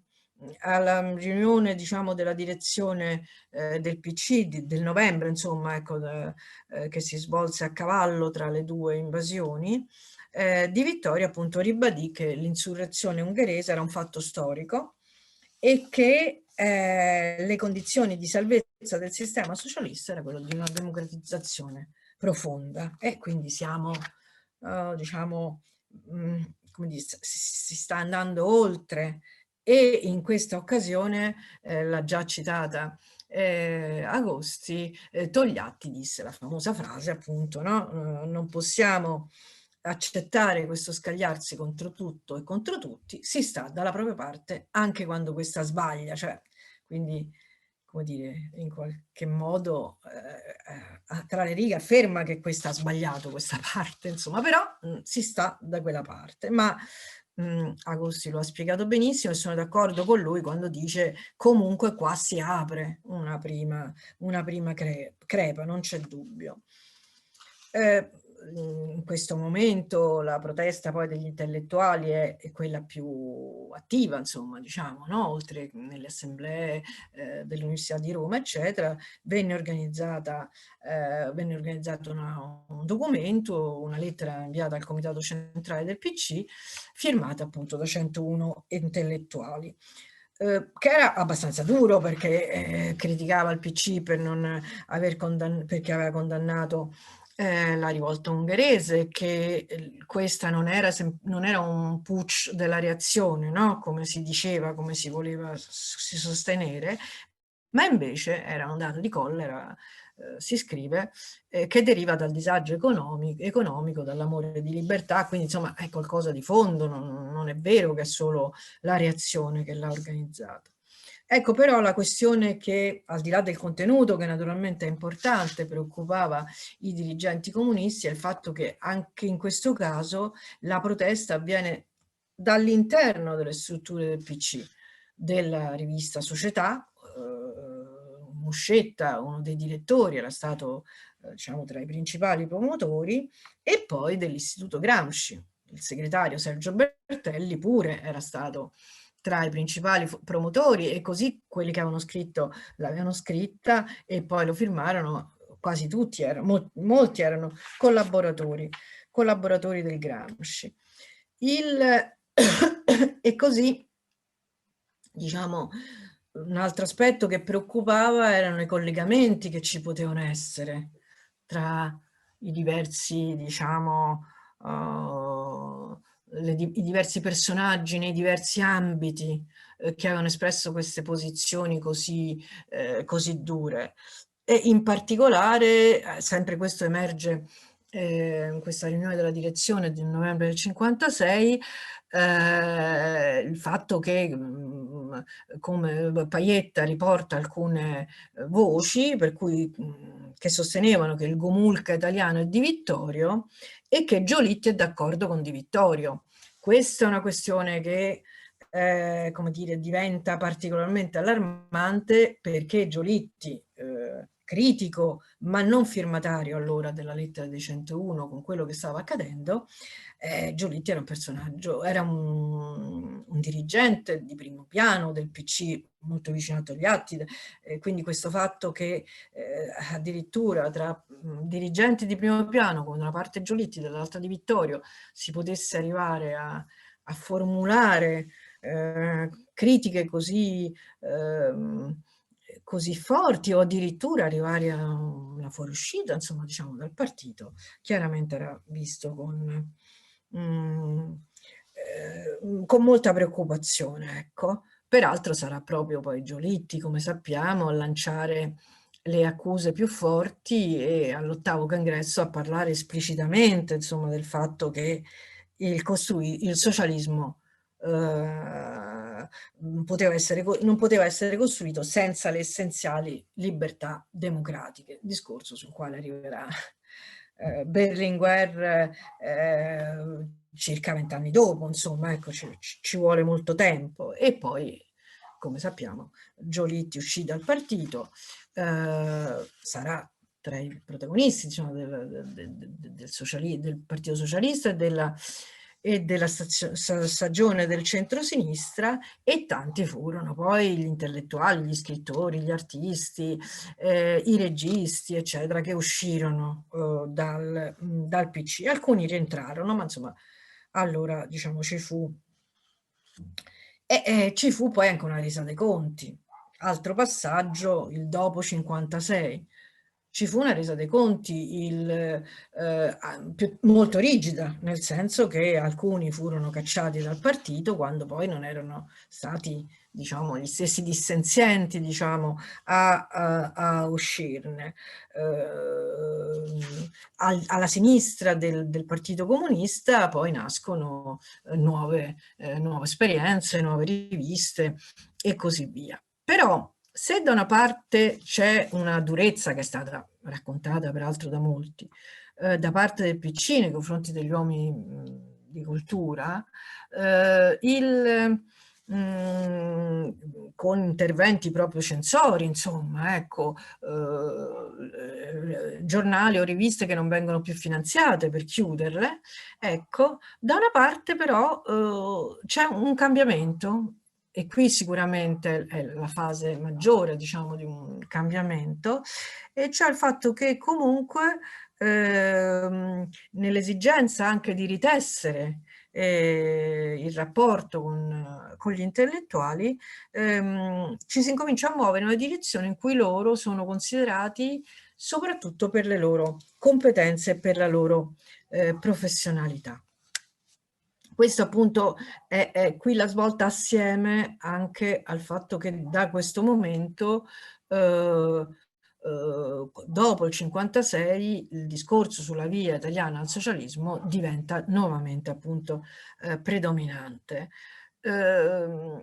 Non è facile nuovamente reimporre all'interno del partito il rapporto con gli intellettuali. Alicata, in una riunione di qualche anno dopo, disse una frase piuttosto significativa, penso che lo disse anche per come era lui, in maniera alquanto arrabbiata, e cioè dice: ma abbiamo la reale visione di ciò che si è verificato tra gli intellettuali dal 55 al 57 e di ciò che occorre per risalire la corrente? Perché lui, Togliatti innanzitutto, e lui volevano comunque continuare a portare avanti riviste, iniziative, mentre altri, come al solito, compreso Amendola in questo caso, dicevano no, tagliamole, non servono, stiamo spendendo troppi soldi. Sempre si gira sempre attorno a questo. Ma invece, diciamo, Togliatti e Alicata riescono a predominare. Ci sono una serie, diciamo, di iniziative che cominceranno a essere avviate a partire, insomma, dal post 56, che danno l'idea di questo cambiamento.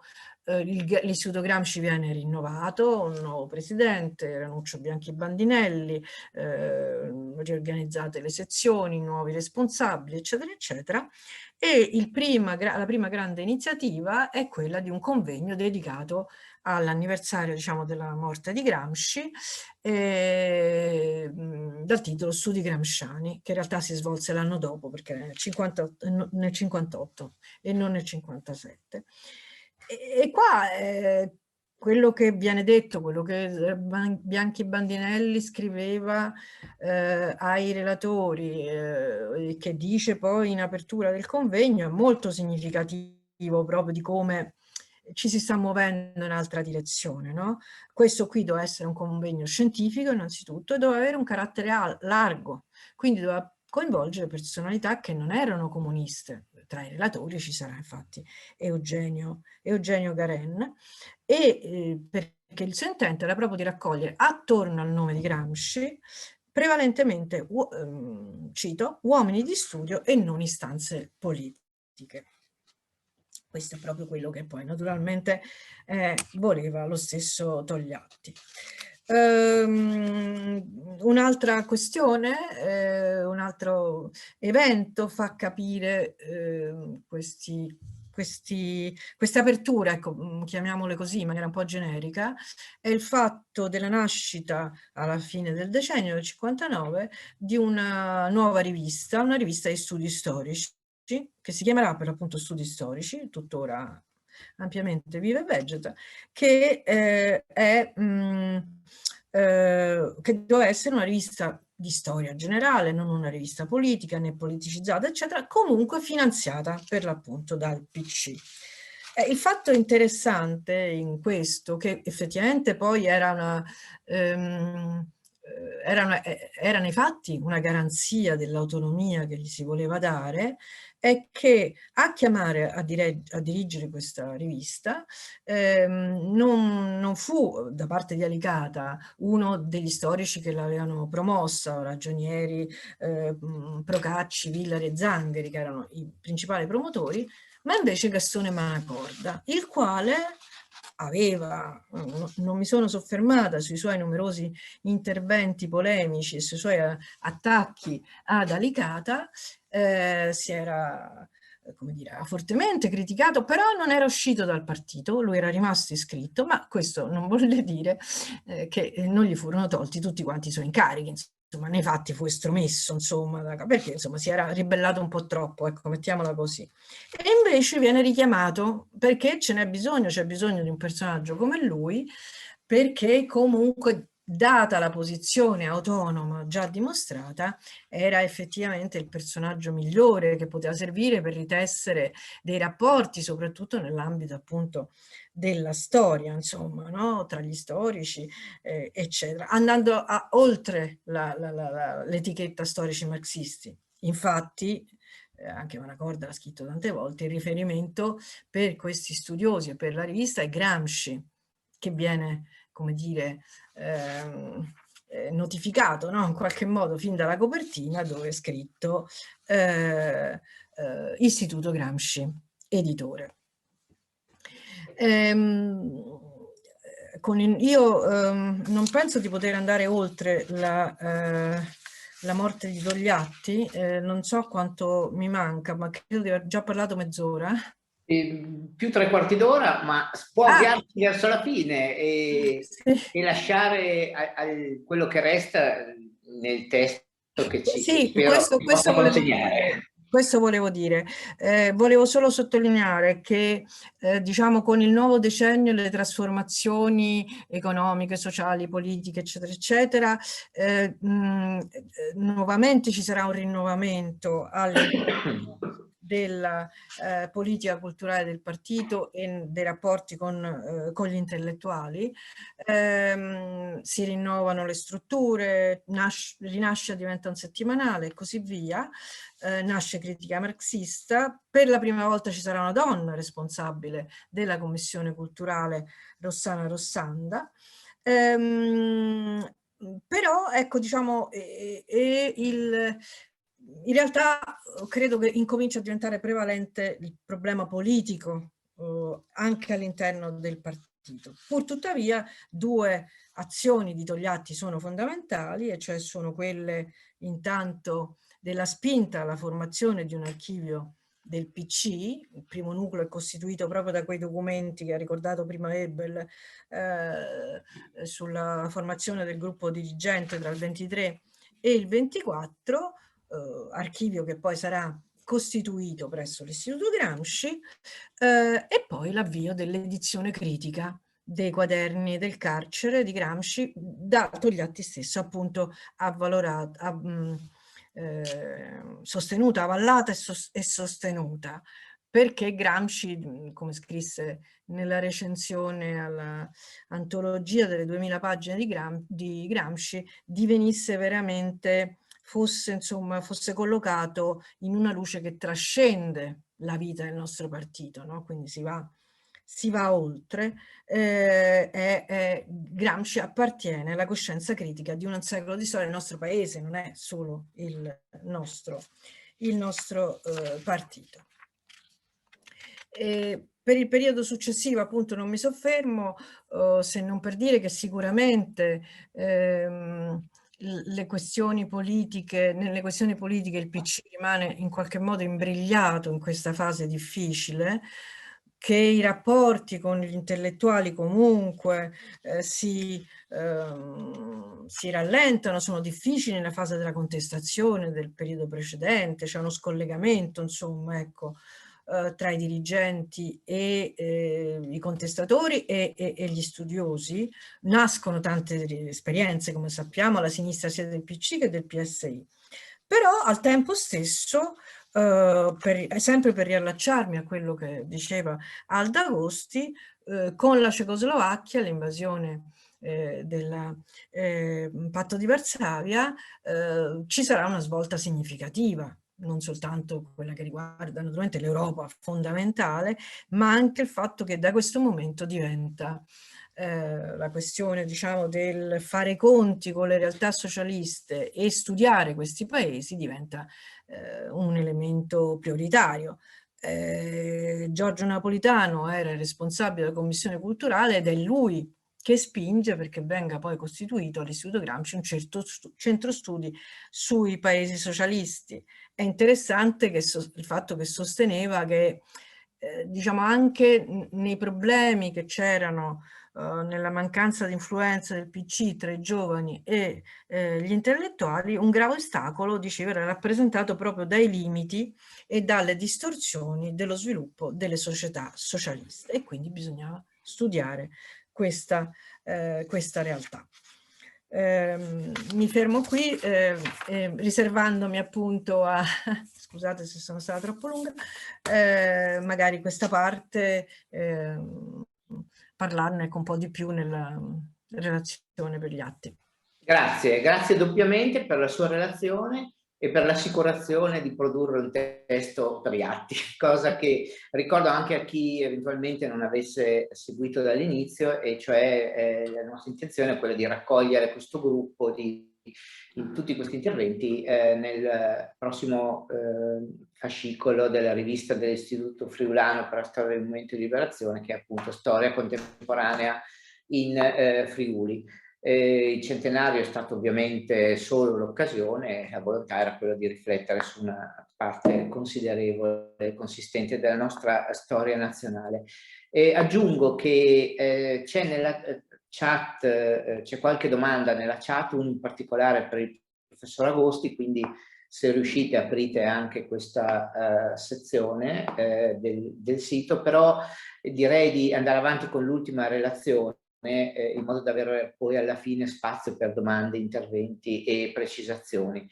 Con gli ultimi accenni a Gramsci ci colleghiamo perfettamente agli studi del professor Guido Liguori, che oltre al suo insegnamento di storia del pensiero politico contemporaneo, all'interno dei suoi corsi non solo, si è occupato appunto del pensiero di Gramsci in particolar modo, cioè di uno dei pochi italiani che vengono costantemente studiati non soltanto in Italia ma a livello internazionale. Tutto questo all'interno appunto dei suoi studi di storia del pensiero socialista e di storia del marxismo. Proprio per questo è presidente il professor Liguori della International Gramsci Society Italia, e quindi segue e promuove costantemente il dibattito su questo autore. Cito soltanto a questo punto i titoli relativi appunto allo studio di Gramsci, e cioè appunto Gramsci conteso, Berlinguer rivoluzionario, il pensiero politico di un comunista democratico, e tra gli ultimi La morte del PC, indagine su una fine annunciata, 1989-1991. Sono molto contento che sia qui e gli lascio subito la parola per la sua relazione dal titolo L'ultimo Berlinguer, rinnovare il PC nel passaggio d'epoca della globalizzazione, quindi con una relazione che ci porta direttamente al periodo a noi più vicino. A lei la parola. Grazie, buon pomeriggio a tutte e a tutti, grazie alle organizzatrici, agli organizzatori di questo incontro, grazie a Claudio Natoli per avermi invitato.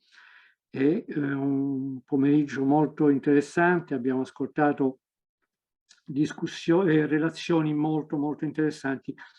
La mia appunto è sull'ultimo Berlinguer. Ora, quello di Enrico Berlinguer continua a essere un nome ancora presente nella memoria di massa del nostro paese, anche in questi anni di crisi drammatica della conoscenza storica e anche della memoria.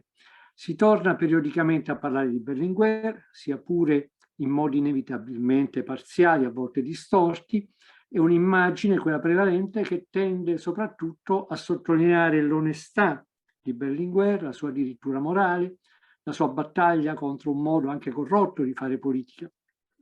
È chiaro che essa ha un fondamento reale, che questa immagine presente nel senso comune di massa è comunque significativa, almeno da un punto di vista civile o politico, ma essa ovviamente non è sufficiente per restituire pienamente, correttamente il pensiero di Enrico Berlinguer. Troppo spesso, ad esempio, si dimentica che un nesso preciso tra la questione morale e le sue idee politiche più generali venne posto dallo stesso Berlinguer nella famosa intervista rilasciata il 28 luglio 1981 a Eugenio Scalfari e restata famosa come intervista sulla questione morale. Letta con attenzione, essa ci dice che la questione morale per Berlinguer stava dentro una visione più generale di denuncia dei meccanismi della società basata sul profitto, di affermazione della necessità di fuoriuscita dal sistema capitalistico per fondare un tipo di convivenza imperniata su principi di uguaglianza, di cooperazione e di libertà.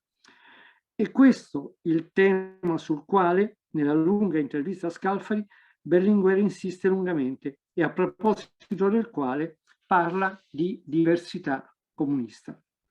Non vi era e non vi può essere, dietro la rivendicazione orgogliosa di una diversità comunista, la illusione di una diversità antropologica, ovviamente, come pure tante volte si è affermato, spesso con fini polemici. Per Berlinguer i comunisti erano diversi, egli affermava, perché nella misura in cui non facevano politica come gli altri per gestire l'esistente, a volte per tornaconto personale, ma lottavano per una società nuova e diversa rispetto a quella attuale. Noi comunisti pensiamo, affermava Berlinguer in quella intervista, che il tipo di sviluppo economico e sociale capitalistico sia causa di gravi distorsioni, di immensi costi e disparità sociali, di enormi sprechi di ricchezza. Fine della citazione.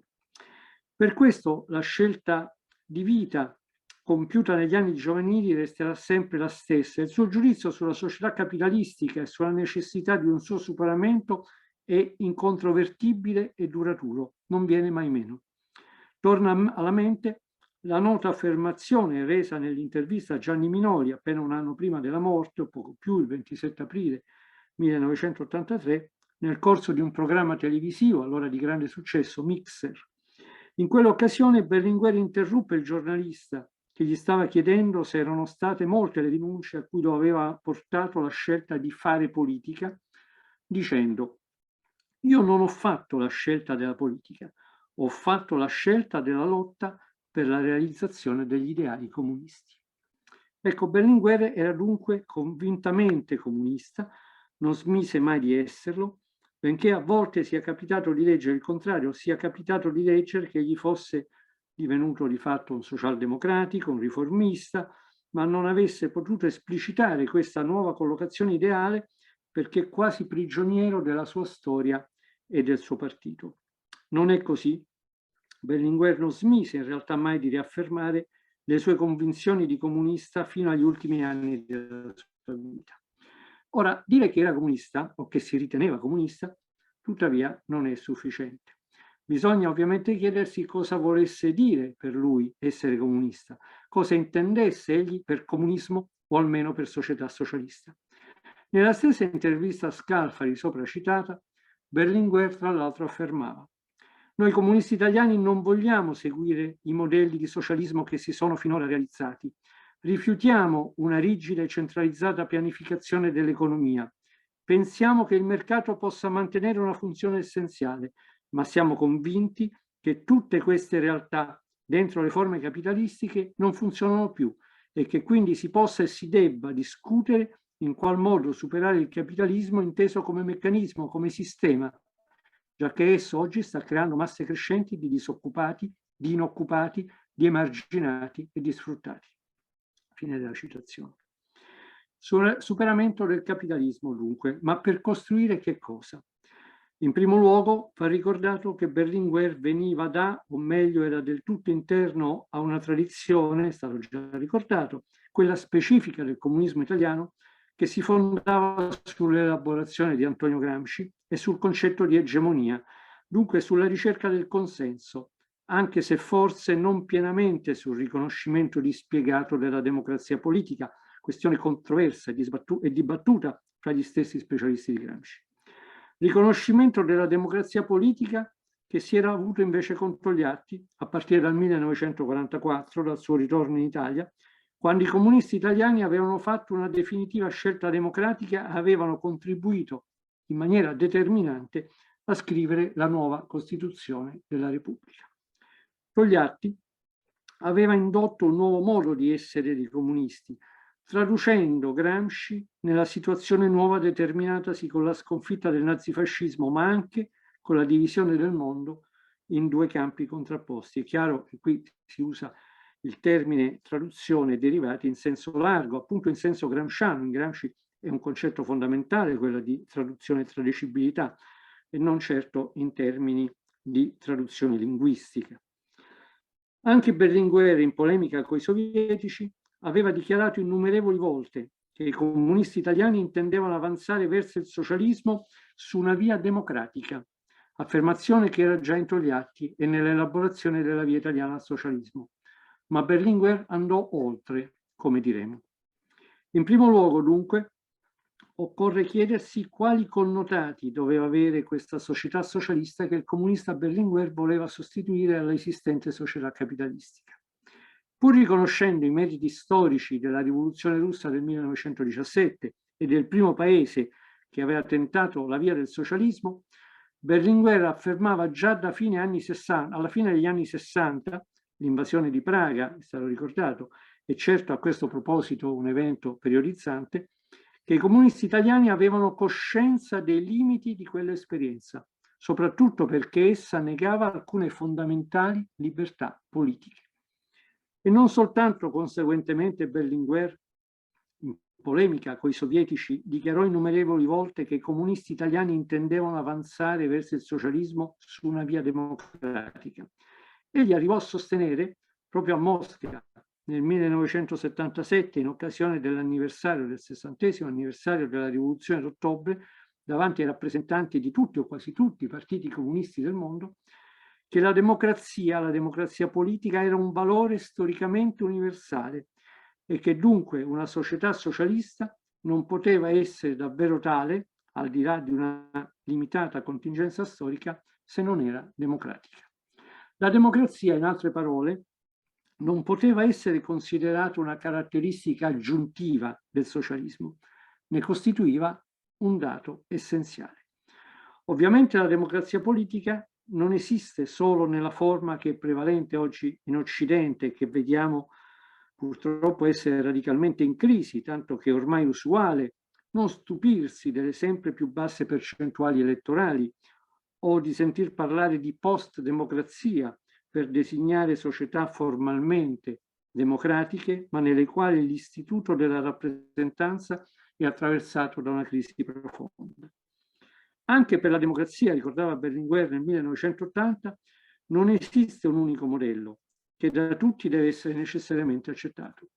Il Parlamento deve essere uno strumento utile per esercitare la volontà popolare, ma vi sono anche altri tipi di democrazia. Il Parlamento stesso, ad esempio, affermò Berlinguer, e oggi faremmo bene a rimeditare questa suggestione, potrebbe essere affiancato da altri strumenti di partecipazione democratica, più diffusi, più articolati, più capaci di favorire l'interesse per la politica e il bene comune. Ma non erano solo e tanto le forme della rappresentanza a connotare per Berlinguer una società democratica, poiché esse possono appunto variare a seconda delle situazioni, delle tradizioni, dei costumi, delle esperienze storiche. Quello che era indispensabile per Berlinguer a questo proposito era piuttosto, come affermava fin dal 1971, il riconoscimento delle libertà personali, politiche, sindacali, culturali, religiose. Tra le altre, le libertà liberali classiche, potremmo dire, escluso la libertà di impresa, se concepita in modo assoluto e non sottoposta a vincoli sociali, come anche la nostra Costituzione richiede, o richiederebbe, per meglio dire.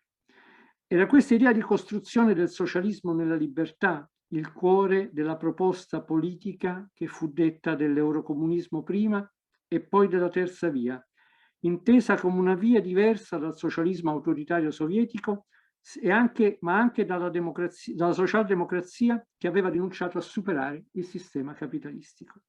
Nel 1979 Berlinguer passò poi a parlare di terza fase nella lotta per il socialismo. Terza via e terza fase non sono concetti coincidenti. Parlare di terza via significa cercare una via nuova e diversa accanto alle altre due, ipotizzando che esse possano continuare a esistere e ad avere la loro spinta propulsiva. Si resta entro l'orizzonte togliattiano dell'unità nella diversità, del rispetto reciproco fra le diverse vie nazionali del socialismo. Parlare invece di terza fase significa sostenere che le prime due fasi della storia del movimento operaio, quella della seconda e quella della terza internazionale, hanno ormai esaurito il loro compito storico. Esse non vanno rimosse, non vanno negate, non vanno disprezzate, di esse anzi bisogna farsi eredi, almeno nelle parti migliori, ma sapendo che ormai per il procedere della storia esse sono alle nostre spalle. La terza fase di cui parlava Berlinguer, allora, ma lo capiamo oggi meglio di ieri, era una nuova fase di lotta per un nuovo socialismo. Era già la lotta per il socialismo del XXI secolo, come più tardi sarebbe stato detto da altri. Una fase di lotta per il socialismo per molti aspetti del tutto nuova e diversa da quella del passato, come Berlinguer vide con largo anticipo. A questa profonda innovazione nella visione del socialismo si sommava in Berlinguer soprattutto, ma non solo nell'ultimo Berlinguer, quello cioè degli anni 1979-1984, il tema del rinnovamento della politica e del modo stesso di fare politica. In un articolo dell'81 intitolato appunto Rinnovamento della politica e rinnovamento del PC, egli sostenne infatti che la politica non doveva essere considerata solo quella dei partiti e delle istituzioni, ma anche quella dei movimenti, delle istanze che nascono e si affermano nella società, non solo da parte del tradizionale movimento dei lavoratori, ma per merito delle donne e dei giovani in risposta a bisogni e ad aspirazioni a volte settoriali, parziali, ma che incidono in maniera fondamentale sulla vita delle persone e sulla loro quotidianità, come tra gli altri i problemi della sessualità, della salute, del tempo libero. Sono parole non scontate se le collochiamo fra la fine degli anni 70 e l'inizio degli anni 80. La politica doveva prestare attenzione a questi aspetti, egli diceva, perché tutti questi aspetti concorrono alla qualità della vita, insieme agli aspetti economici e di welfare più tradizionali. Già allora Berlinguer aveva la convinzione che la lotta dei comunisti dovesse guadagnare dimensioni nuove, con una maggiore attenzione, egli scrisse, sono sue parole, per i problemi non solo della società ma dell'individuo, non solo della quantità ma della qualità dello sviluppo, del lavoro e della vita. La lotta contro la società esistente si ammanta in Berlinguer di una sensibilità nuova, molto moderna, contaminata dalla tematica dell'alienazione individuale, quasi assente nella precedente tradizione del comunismo italiano. Già nel 1976, in un incontro con i giovani, un incontro di massa in un palazzo dello sport con i giovani a Milano, Berlinguer aveva affermato che il capitalismo aveva generato non solo, virgolette, disagi materiali per le grandi masse della popolazione lavoratrice, ma anche il malessere, le ansie, le angosce, le frustrazioni, le spinte alla disperazione, le chiusure individualistiche, le illusorie evasioni. Di qui nasce in conclusione, egli affermava, quella che si potrebbe definire l'infelicità dell'uomo di oggi. Fine della citazione. Da ciò scaturiva, secondo Berlinguer, virgolette, la necessità di uscire dal capitalismo e di andare verso una società superiore che garantisse, gli diceva al tempo stesso, la soddisfazione dei bisogni materiali degli uomini e soprattutto assicuri quello che si è perduto, quello di cui più si sente la mancanza, una convivenza veramente umana. Fine della citazione. Sono temi attualissimi, come è facile capire. Quante volte oggi si assiste a una fallace contrapposizione tra diritti economico-sociali e diritti civili, tra dimensione di massa e dimensione individuale, tra libertà collettiva e libertà di ciascuno. Già Berlinguer evitava questa giustapposizione, che oggi purtroppo torna, tra diritti civili e diritti sociali. La sua concezione della lotta per il socialismo guarda all'essere umano nella sua interezza, nella complessità della sua vita e dei suoi bisogni, che non sono solo strettamente materiali. Con linguaggio contemporaneo, mutuato dal femminismo, ma non solo, la potremmo definire una concezione intersezionale della politica e della lotta socialista, nella quale cioè i soggetti, che restano ovviamente unitari, sono caratterizzati però dalla copresenza di identità definite come diverse e sono interessati da bisogni e forme di oppressione di natura diversa.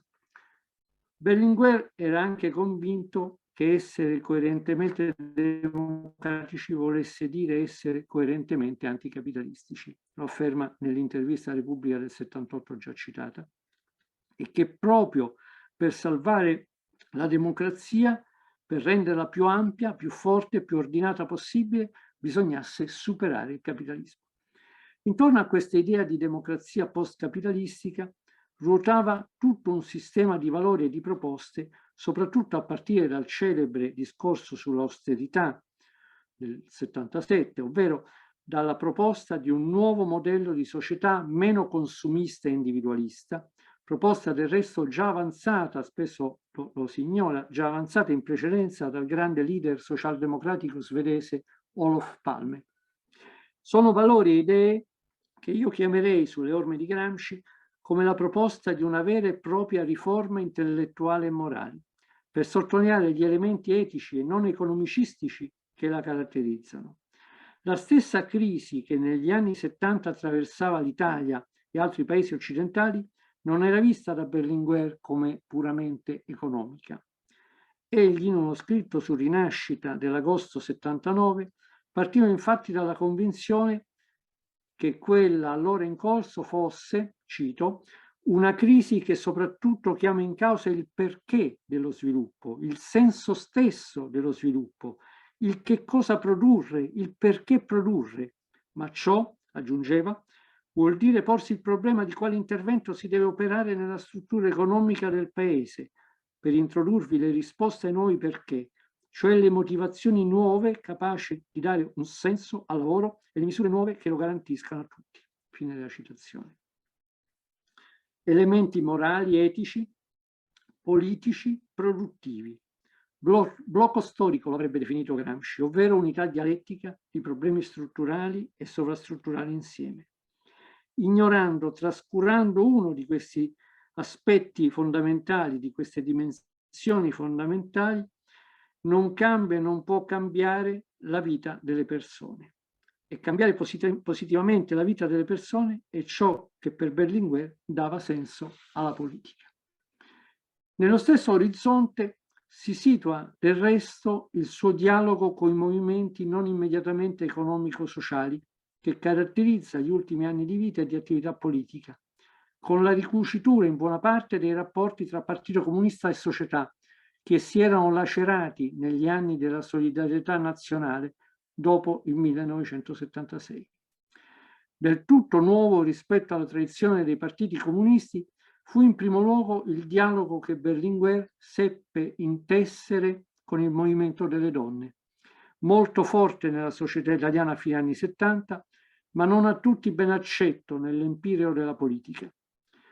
Berlinguer seppe dialogare sia con i settori femminili interni o vicini al Partito Comunista, sia con i circoli più innovativi del femminismo, del tutto indipendenti da esso.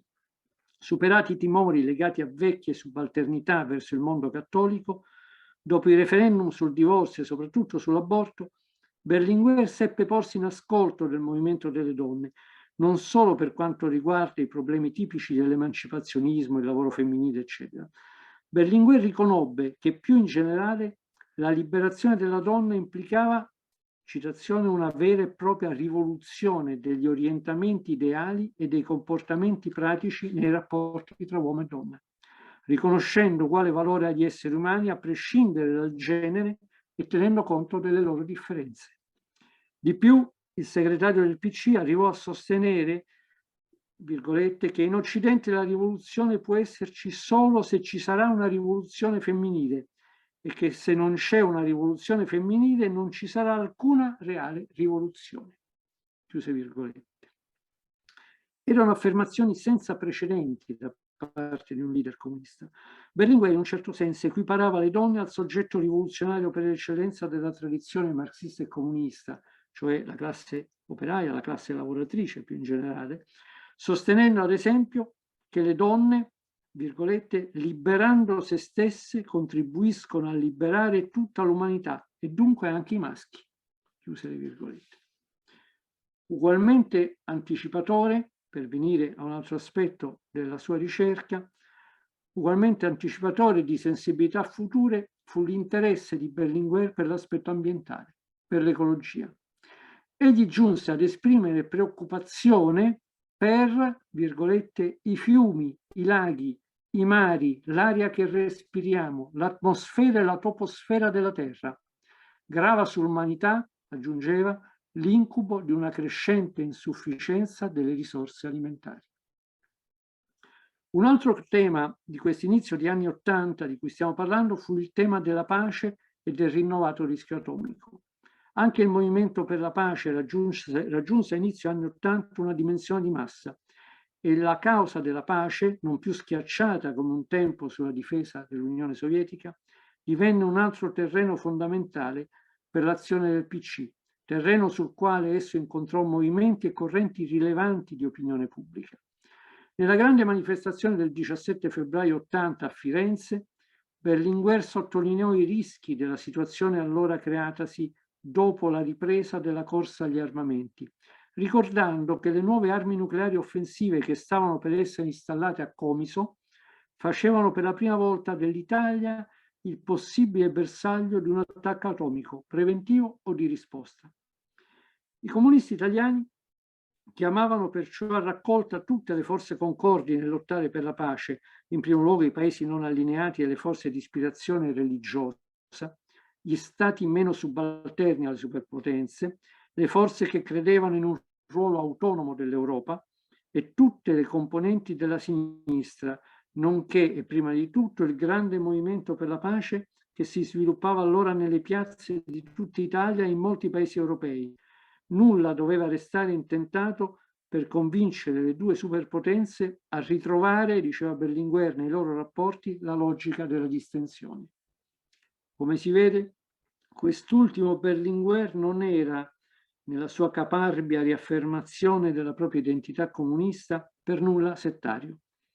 Se la situazione italiana vedeva le maggiori forze politiche impegnate nuovamente a isolare i comunisti, a relegare un terzo del paese aprioristicamente all'opposizione, a livello internazionale gli interlocutori non mancavano.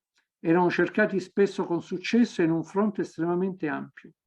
Si deve in primo luogo, soprattutto a Berlinguer, la conversione europeista del PC, non iniziata ma completata a fine anni '70, anche grazie al rapporto che egli stabilì con Altiero Spinelli e all'assidua frequentazione, nei limiti della sua densa attività politica, dell'Assemblea di Strasburgo, dove tenne diversi importantissimi discorsi.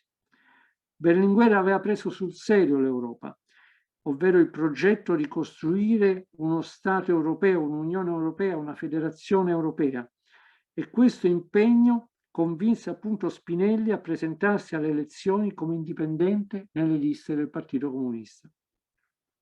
Ma soprattutto Berlinguer aveva posto al centro del suo pensiero e della sua azione di quegli anni il tema dello squilibrio tra nord e sud del mondo. Un'impostazione che oggi appare profetica davanti al drammatico acuirsi degli squilibri economici, ambientali e energetici. Quella nord-sud era per Berlinguer una delle contraddizioni fondamentali della nostra epoca. Egli apprezzava il lavoro della Commissione Brandt, la Commissione per le questioni dello sviluppo internazionale, e interloquì più volte con il socialdemocratico tedesco. Il nuovo internazionalismo di Berlinguer fu soprattutto terzomondista, ma cercava e trovava sponde su tale terreno non solo in alcuni grandi leader socialdemocratici, Brandt, Olof Palme, Kreisky, particolarmente attivi su questo fronte, ma anche con i paesi non allineati, a cominciare proprio dalla vicina Jugoslavia di Tito, che di tale schieramento dei non allineati era uno dei massimi leader. Berlinguer era convinto che i problemi del sottosviluppo e della fame fossero dovuti a cause strutturali, economiche e politiche. Il PC affermò nel 79, al 16° congresso del suo partito, doveva mettere al primo posto tra gli obiettivi da perseguire la risoluzione dei grandi problemi d'oggi e il primo fra tutti quello del sollevamento delle aree dal sottosviluppo, della fame, della sete, della miseria, delle malattie endemiche, dell'analfabetismo. Berlinguer propose a quel congresso su questi temi una sorta di carta che definisse i principi, le linee e gli obiettivi di una strategia unitaria della pace e dello sviluppo. Il documento vide la luce nell'ottobre 1981 con il titolo Carta della pace e dello sviluppo, visione di un mondo in cui i problemi davvero erano globali ed erano affrontati in modo globale.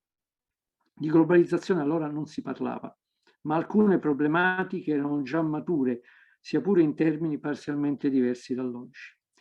Del resto, addirittura già nella relazione al 14° congresso del 1975, nella riflessione sulla crisi economica a 2 anni dallo shock petrolifero del 1973, la cooperazione internazionale era indicata, era vista da Berlinguer come la sola via per evitare le tragedie derivanti dall'aggravamento degli squilibri economici, dall'estendersi, sono sue parole, dei fenomeni di denutrizione, di carestia e di siccità e dal dilagare delle malattie endemiche.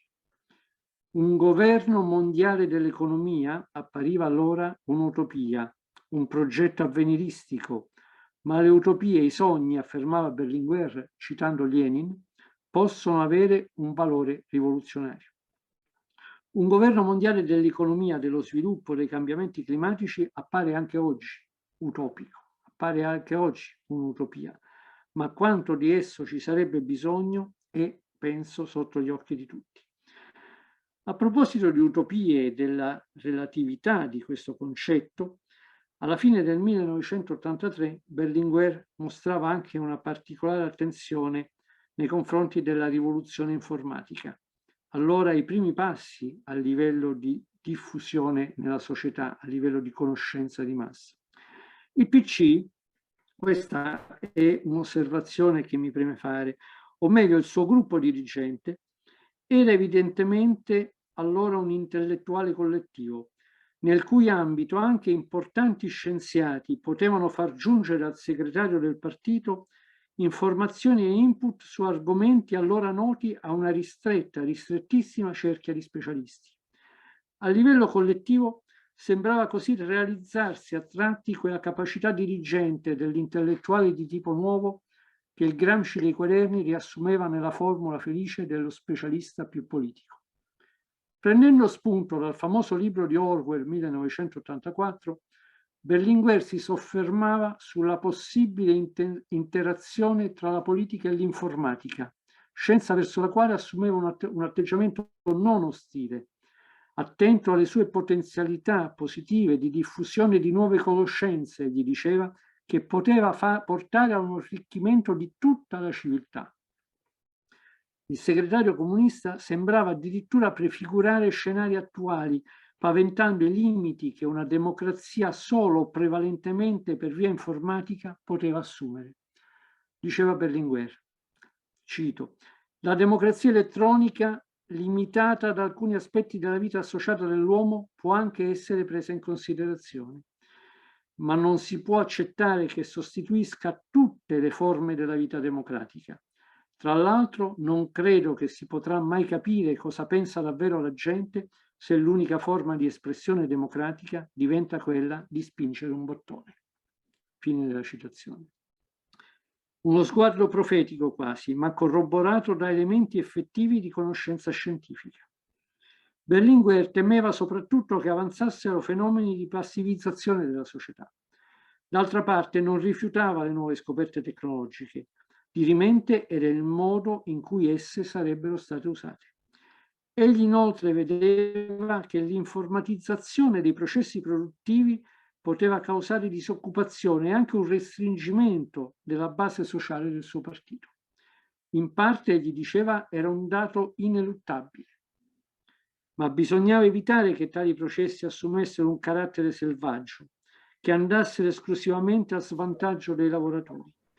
Berlinguer non credeva nella tesi della fine del lavoro o della morte della classe operaia, ma si era di fronte a problemi reali, egli pensava, che andavano governati puntando anche su un allargamento della nozione stessa di lavoratore, includendovi i tecnici, i ricercatori, gli intellettuali direttamente produttivi, che di sicuro partecipano attivamente, per dirla con Marx, alla valorizzazione del capitale e che potevano essere anche loro una forza di trasformazione. Sono, come si vede, temi e problemi attualissimi che parlano al nostro presente e anche al nostro futuro.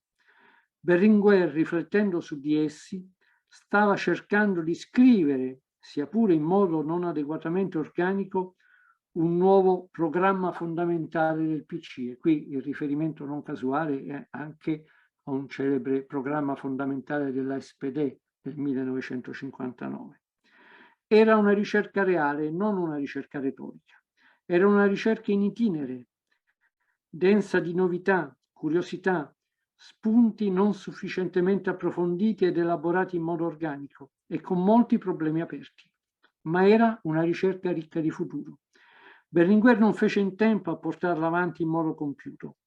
Glielo impedì la morte, sopraggiunta drammatica e improvvisa a Padova nel giugno 1984. Il suo partito non seppe, in buona parte non volle, seguirne le indicazioni, continuarne la ricerca, sviluppare le idee forza che egli aveva iniziato a elaborare e a indicare. E anche per questo si condannò, io credo, al declino degli anni '80, che non molto tempo dopo sarebbe stato una delle cause del suo precipitoso scioglimento. Grazie.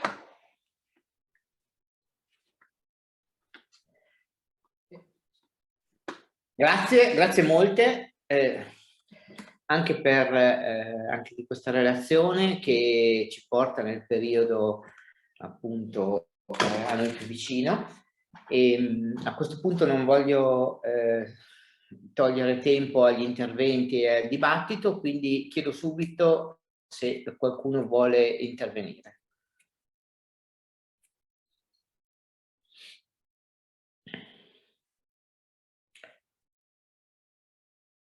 Le relazioni sono state dense e credo abbiano sollevato molte questioni e molti problemi, quindi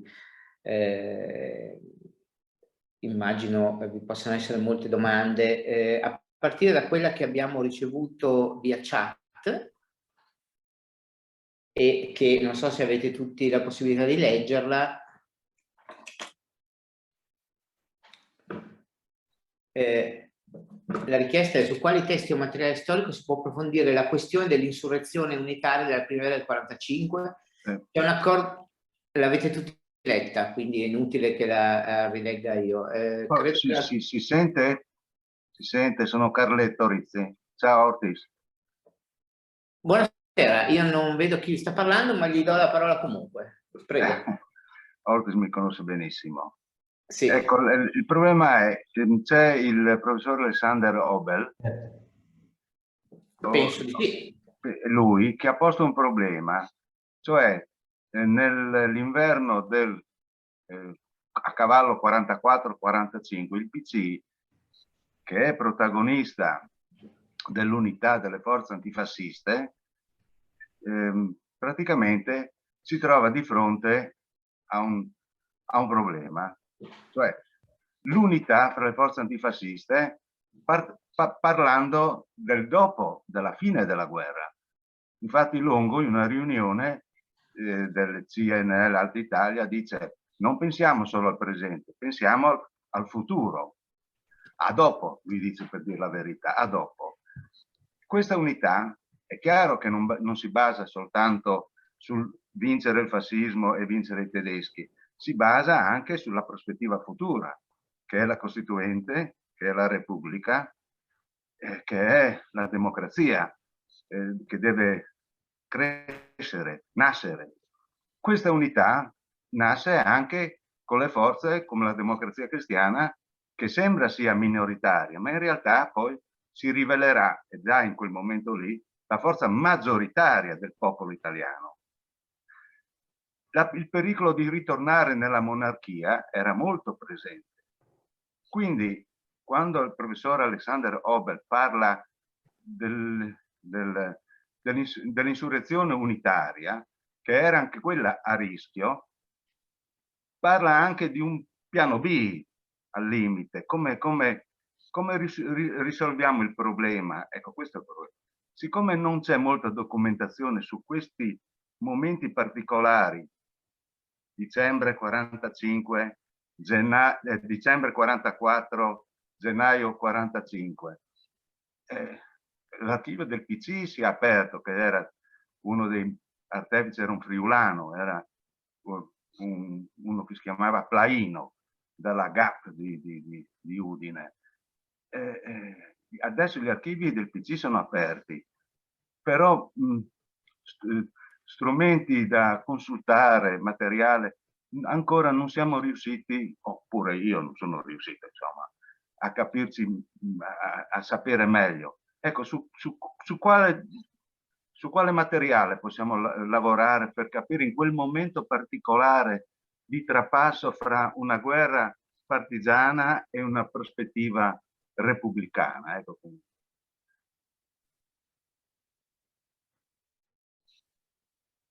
Ecco, questa è la domanda. Su dove, cioè domani io vado da Monica e dico tirami fuori questo.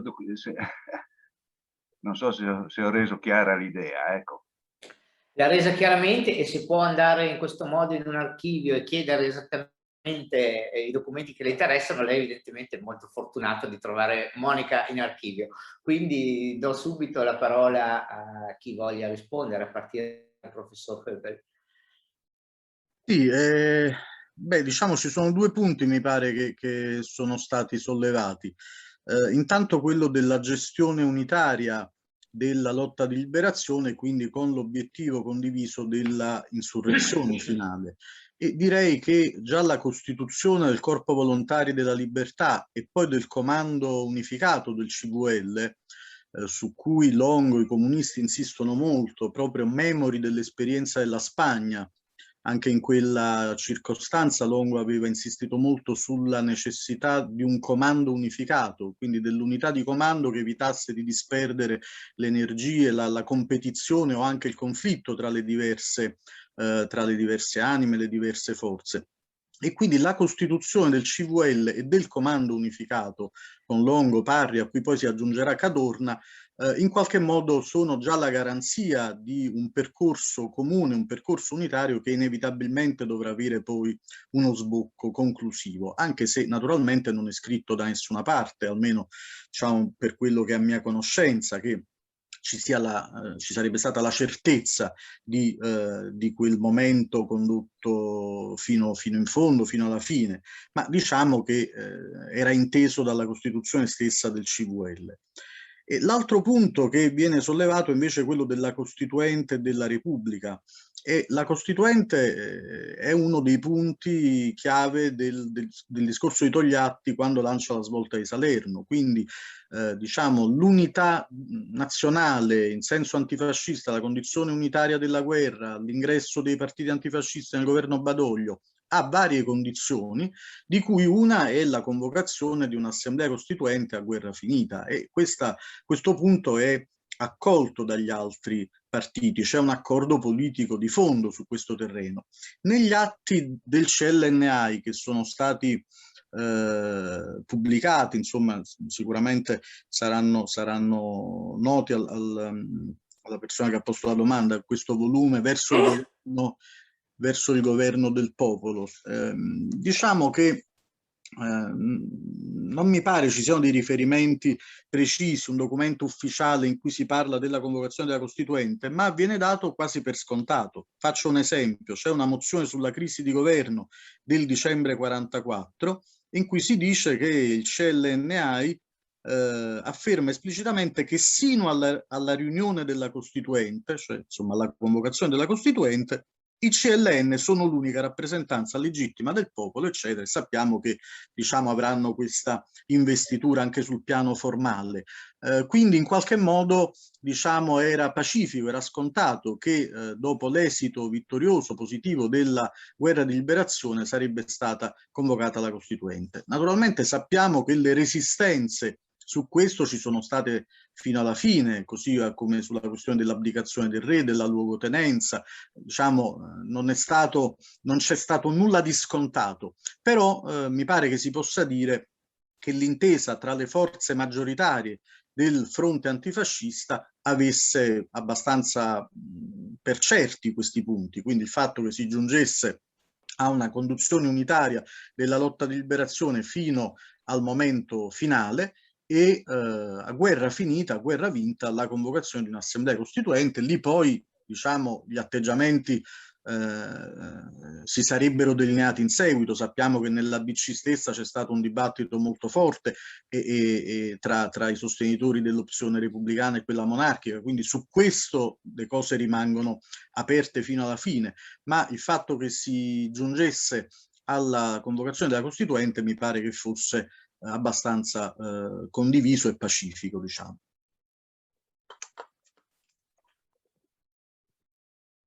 Grazie. Darei volentieri la parola anche a Claudio Natoli, se vuole aggiungere qualcosa, o al nostro presidente, l'avvocato Gian Ortis, come volete. Sì, io posso inserirmi nel discorso che ha fatto Alexander Hebel, ricordando che sugli obiettivi del movimento della resistenza, proprio attraverso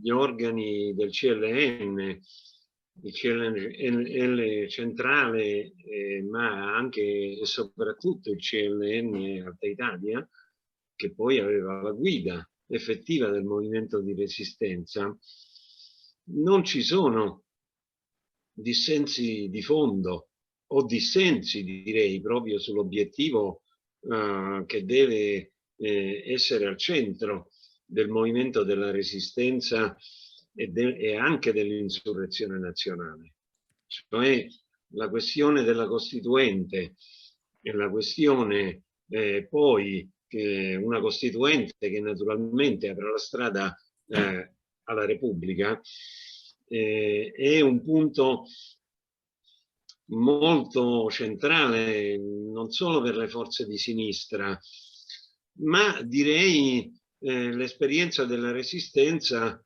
ha anche un valore in questo senso nelle componenti della Democrazia Cristiana che si erano impegnate effettivamente nella resistenza.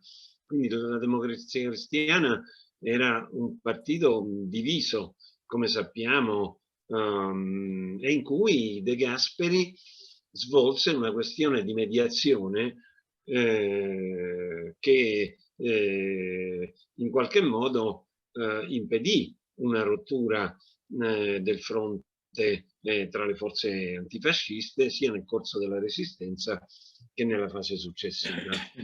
Ma la storia, come dire, dell'incontro tra antifascismo e democrazia lo abbiamo già anticipato tutti, era una storia lunga, riguardava la storia dell'antifascismo in particolare negli anni 30, riguardava l'esperienza della guerra di Spagna o l'esperienza dei fronti popolari, ma riguardava anche le nuove forme di unità che erano avvenute già allora tra le forze più avanzate dell'antifascismo, cioè i comunisti, i socialisti e Giustizia e Libertà, su un programma di nuova democrazia che guardava al futuro. Ecco, questo è un patrimonio che noi ritroviamo nel vivo del movimento della resistenza e anche se vi furono discussioni e dibattiti su quello che avrebbe dovuto essere questa nuova democrazia, cioè appunto c'è una posizione molto netta, molto forte di Togliatti che privilegerà la mediazione istituzionale, politica istituzionale. Peraltro confermo, insomma, ribadisco che gli obiettivi del movimento di liberazione sono condivisi da tutte le forze antifasciste. Naturalmente al nord vi è un'idea che la spinta di rinnovamento della resistenza debba costruirsi attraverso anche gli organi di autogoverno e di democrazia diretta che si sono sviluppati nel corso del movimento della Resistenza. Questo è un discorso che attraversa, direi, sia il Partito Socialista, sia la corrente più avanzata del Partito d'Azione, ma anche la direzione del nord del Partito Comunista, in cui appunto si guarda a alla nascita della Repubblica come un movimento che deve aprire la strada anche a forme di autogoverno, anche a forme di democrazia diretta, che poi dovrebbero essere, diciamo, le leve per una trasformazione economica e sociale generale del paese. Quindi questi due elementi non sono due elementi da contrapporre o contrapponibili, riguardano proprio la riflessione più generale, il dibattito più generale, la ricerca di quella che avrebbe dovuto essere una nuova democrazia che rompesse le radici non solo del fascismo, ma rompesse anche con i tratti oligarchici dell'Italia liberale. Naturalmente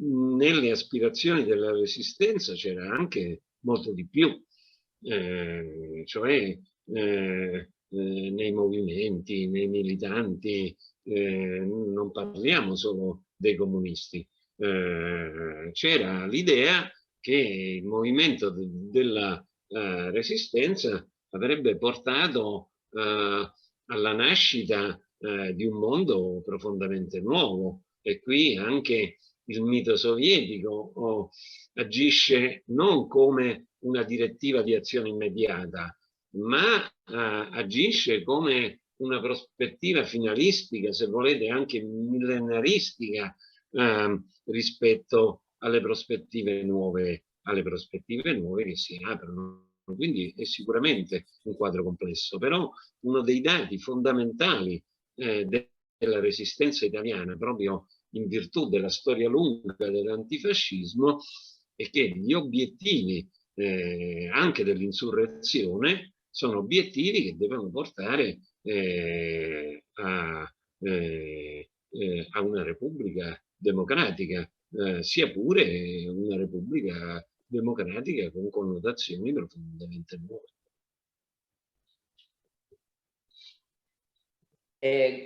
Grazie. Se non ci sono altre risposte, altri interventi a proposito della questione sollevata, darei la parola subito alla dottoressa Alessandra Kersevan, che ha chiesto di intervenire.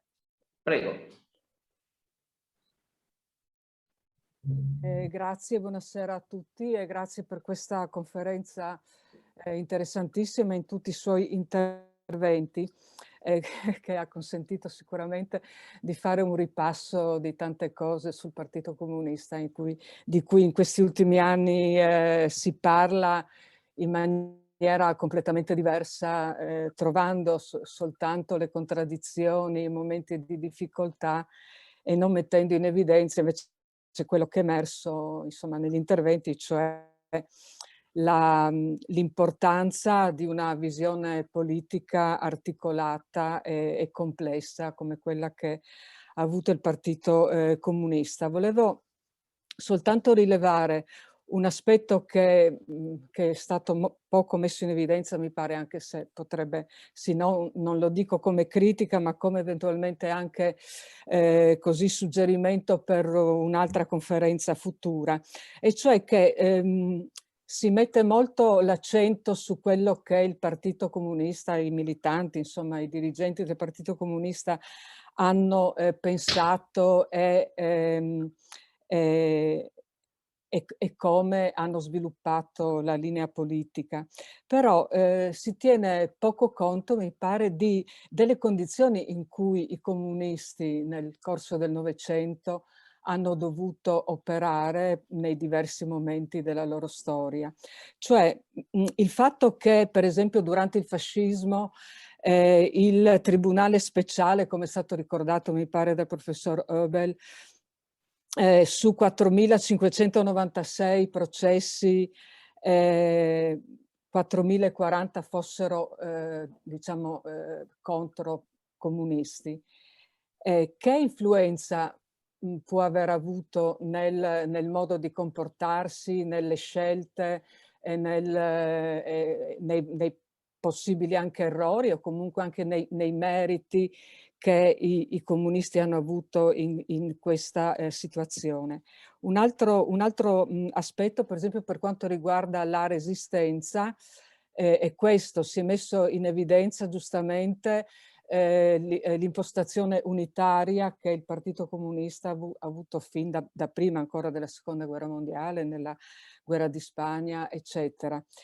Però quello di cui non si tiene conto spesso è che gli alleati, anche nel CLN, eccetera, spesso non avevano affatto una impostazione così unitaria nei fatti o sotterraneamente come invece dimostravano di avere palesemente, perché è dimostrato, insomma, negli ultimi anni, sono cose che sono emerse dagli archivi, che proprio durante il periodo della Resistenza furono operate da parte di esponenti dei partiti come la Democrazia Cristiana all'interno del CLN Alta Italia anche operazioni con significato proprio specificamente anticomunista e antigaribaldino. Mi riferisco per esempio, non so, a tutto quello che ha comportato il piano de Courtin, cioè questo piano che prevedeva sotterranei accordi fra le forze moderate antifasciste e settori della Repubblica Sociale o addirittura anche certi ambienti nazisti in funzione anticomunista all'interno della Resistenza e in prospettiva internazionale in funzione antisovietica. Quindi cioè, credo che nel parlare del Partito Comunista e della sua storia bisognerebbe sempre tenere presenti anche le condizioni particolari di repressione e di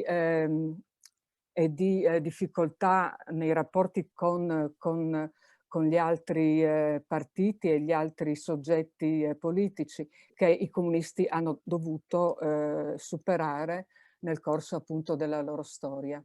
Grazie.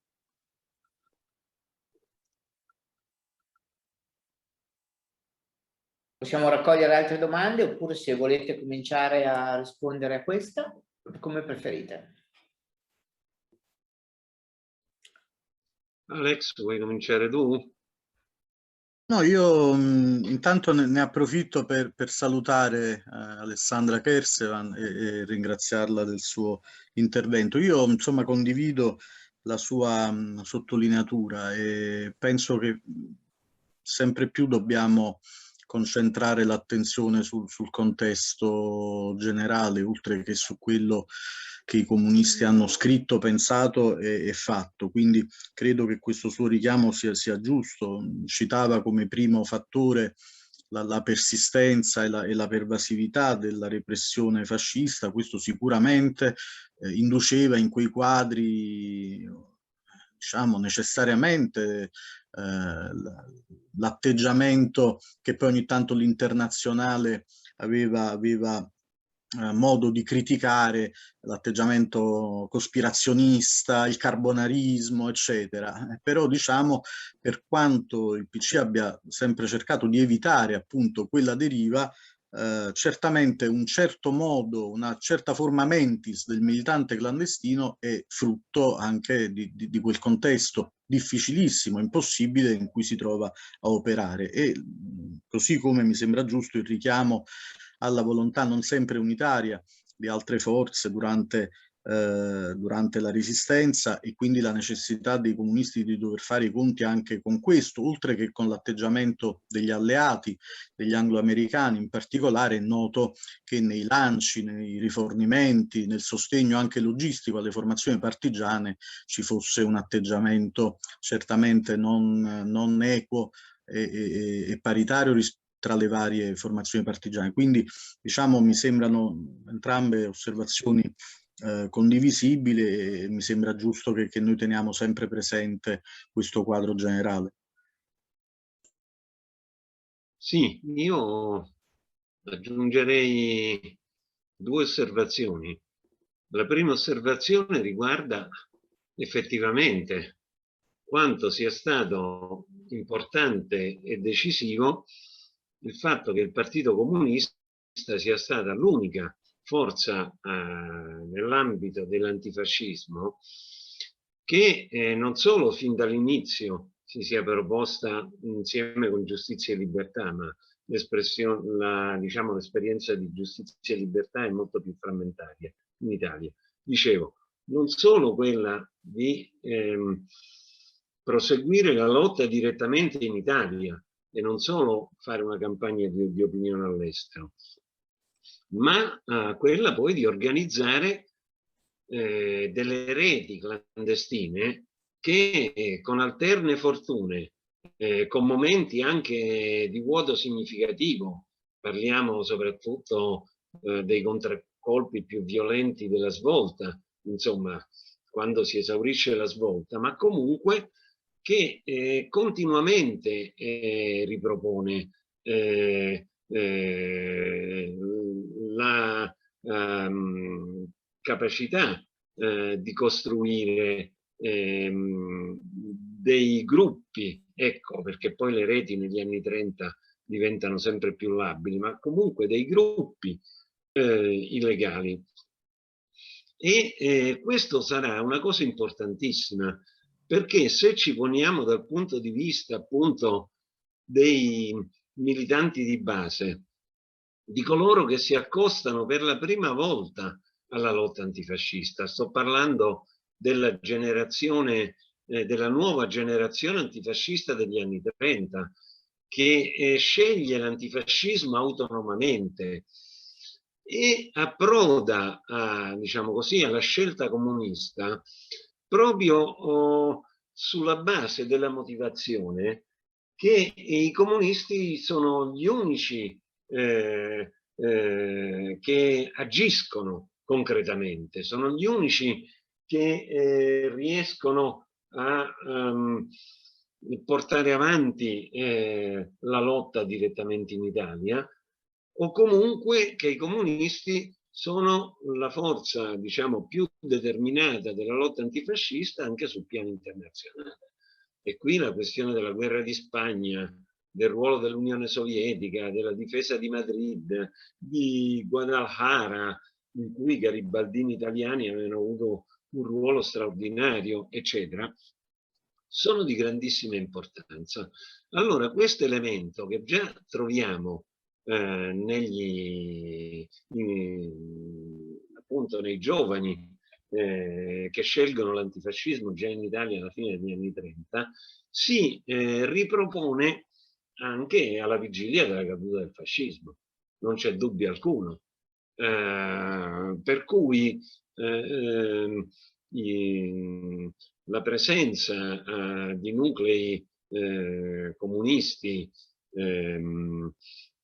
anche in momenti che diventano eclatanti, perché negli scioperi del 43 c'è anche un elemento fortissimo di spontaneità, però c'è anche un momento di organizzazione per la prima scintilla di questo sciopero, no?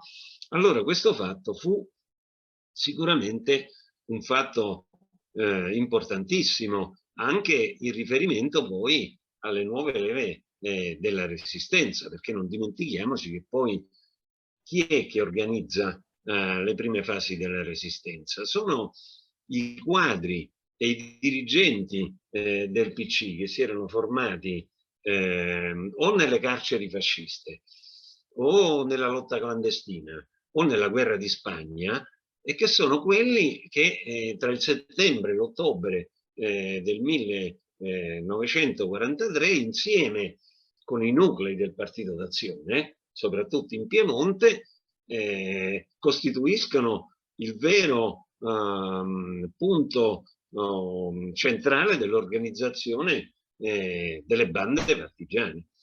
Allora, non c'è dubbio alcuno che questa storia lunga ha un'importanza decisiva per i caratteri originali della resistenza italiana. E in particolare, ma qui il discorso non riguarda solo il Partito Comunista, per l'incontro tra le diverse generazioni, perché la resistenza italiana assunse queste straordinarie formule, acquistò anche queste forme, acquistò anche quella maturità politica di cui parlavamo prima, proprio perché dietro vi era una grande esperienza accumulata negli anni dell'antifascismo, e questi quadri e questi dirigenti costituiscono il vero punto di riferimento per le nuove generazioni che vanno a confluire nella resistenza. Ecco, perché come sappiamo la resistenza fu un fatto straordinario di protagonismo di giovani, però le strutture iniziali della resistenza avevano questa storia lunga alle spalle, naturalmente. Poi, riguardo alle battaglie politiche che i CLN dovettero combattere, in particolare il CLN-NAI, lì c'è un'altra partita decisiva che si gioca, perché sappiamo che gli alleati non volevano assolutamente, gli alleati angloamericani, un movimento di massa della resistenza. Loro pensavano soltanto a piccoli gruppi di sabotatori che alle spalle, nelle retrovie tedesche, facessero sabotaggio. Il fatto che il movimento della resistenza assunse quelle forme fu un'altra grandissima vittoria politica delle forze, direi in questo caso più avanzate della resistenza. Non c'è dubbio che però seppero, come dire, fare crescere questo movimento senza provocare una frattura con le forze più moderate, perché questo carattere unitario della resistenza è un altro elemento decisivo poi per le sorti della resistenza stessa. Basta. Grazie. Se ci sono altri interventi, anche diciamo curiosità, domande su possibili approfondimenti, questo sistema non ci permette mai di capire se siamo un gruppo di studiosi o comunque di persone che hanno da tempo affrontato questi argomenti, o se ci sono anche studenti che magari hanno anche delle domande non meno interessanti, ma su altri aspetti della storia del Partito Comunista. Quindi se ci sono altre domande vi inviterei a intervenire, o se vogliono dire qualcosa di più i nostri relatori o il presidente Ortis che è qui con noi, prego.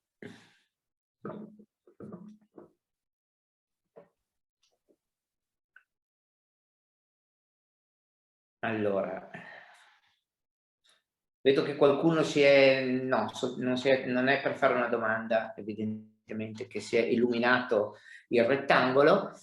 Se appunto se non avete altri interventi, ecco, posso dire una cosa io, se volete, e cioè una domanda, una curiosità, dando di seguito a quello che ha appena detto il professor Natoli, che mi interessa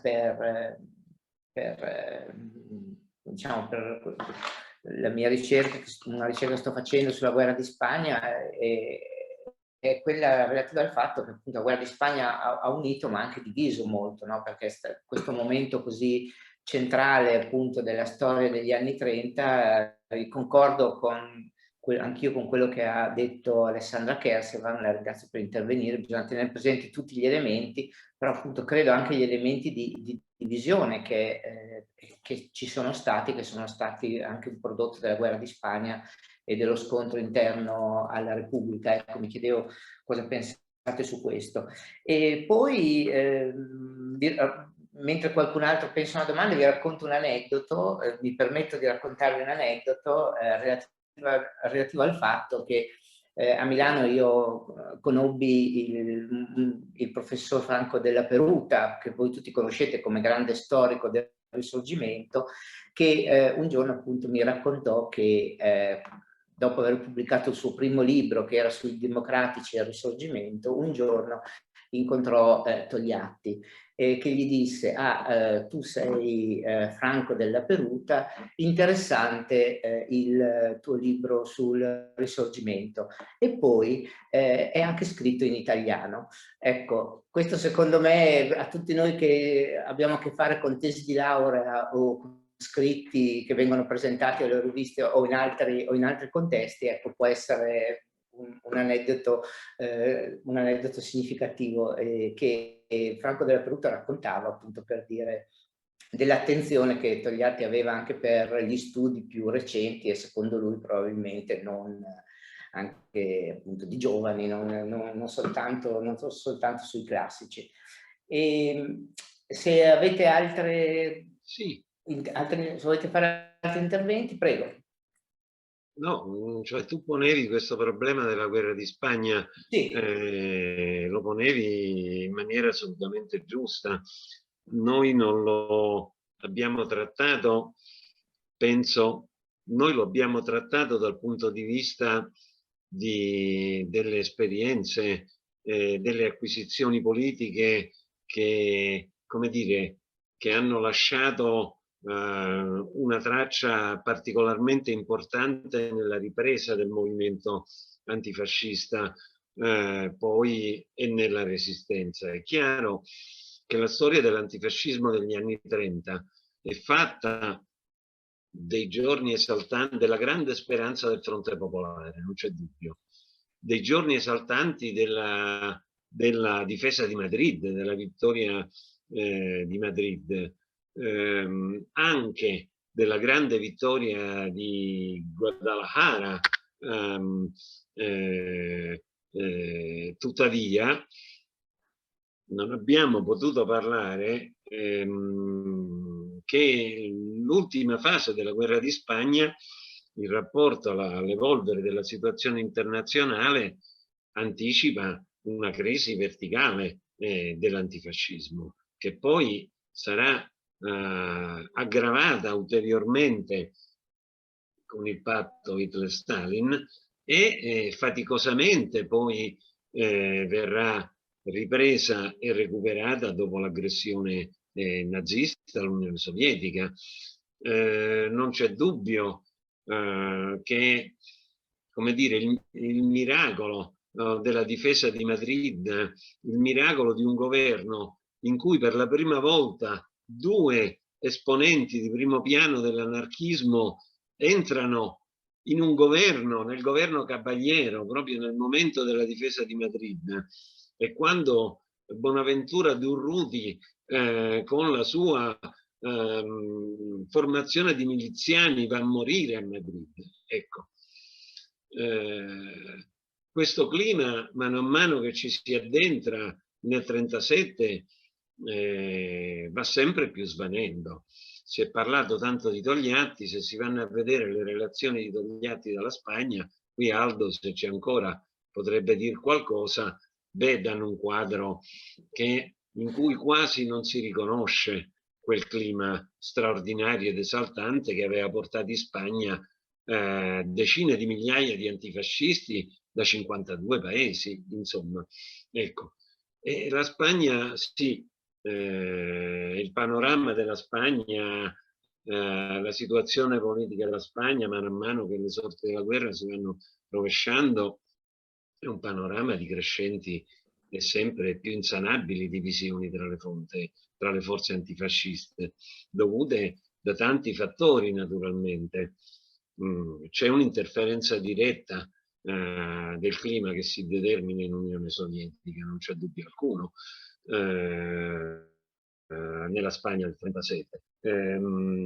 C'è anche il fatto che a partire dal 38, rispetto all'impegno che era stato fondamentale dell'Unione Sovietica nel sostenere la Spagna repubblicana, comincia a determinarsi una situazione di, diciamo, molecolare disimpegno, che poi diventerà sempre più significativo col patto di Monaco, anche perché si delinea sempre più il carattere compromissorio, perdente della politica dell'appeasement, e soprattutto il rifiuto sia del governo francese che del governo britannico di fare veramente una politica di sicurezza collettiva. Insomma, con Monaco, insomma, cambiano tutti i termini della questione.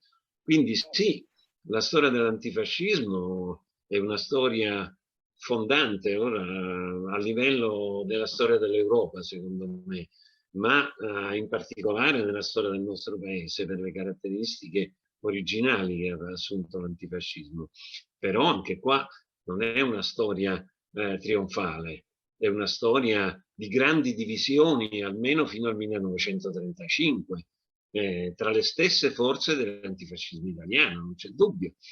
È una fase di grande avanzata nei termini che ho detto, e poi inizia una crisi discendente e poi comincia una crisi verticale, anzi si abbatte una crisi verticale quando c'è il patto tedesco-sovietico, e in particolare per i partiti comunisti si tratta di rinunciare a tutto quel grande patrimonio che era stato costruito in quegli anni in nome della difesa dell'Unione Sovietica. Insomma, quello è stato un turnout davvero, davvero tragico.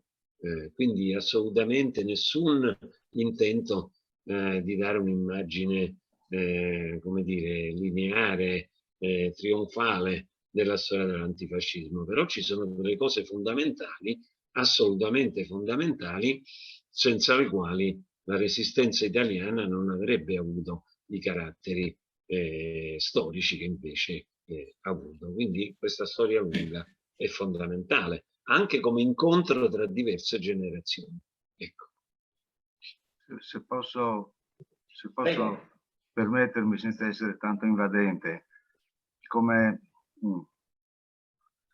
testimonianza di uno degli ultimi funzionari del Partito Comunista della Federazione di Udine, poi sono diventato PDSino e segretario di federazione. Posso dire che ho passato questa esperienza sia tragica di Praga, poi la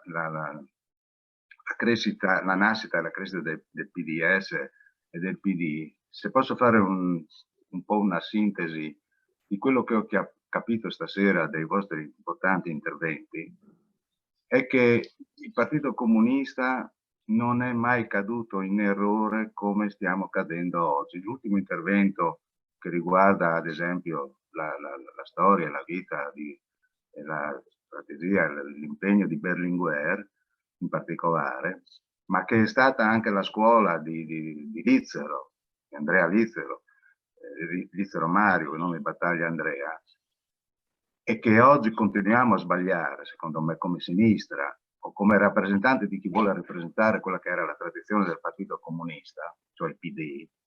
Mai, ma mai nel PC, nella storia che noi studiamo, che noi cerchiamo di pensare, eccetera, abbiamo fatto l'errore di voler essere quelli portatori della vocazione maggioritaria. La storia del PC è sempre stata quando era vincente, logicamente, con Bordiga non eravamo molto vincenti, ho capito, è sempre stata quella dell'alleanza, quella dell'incontro. Credo che questa sia la lezione.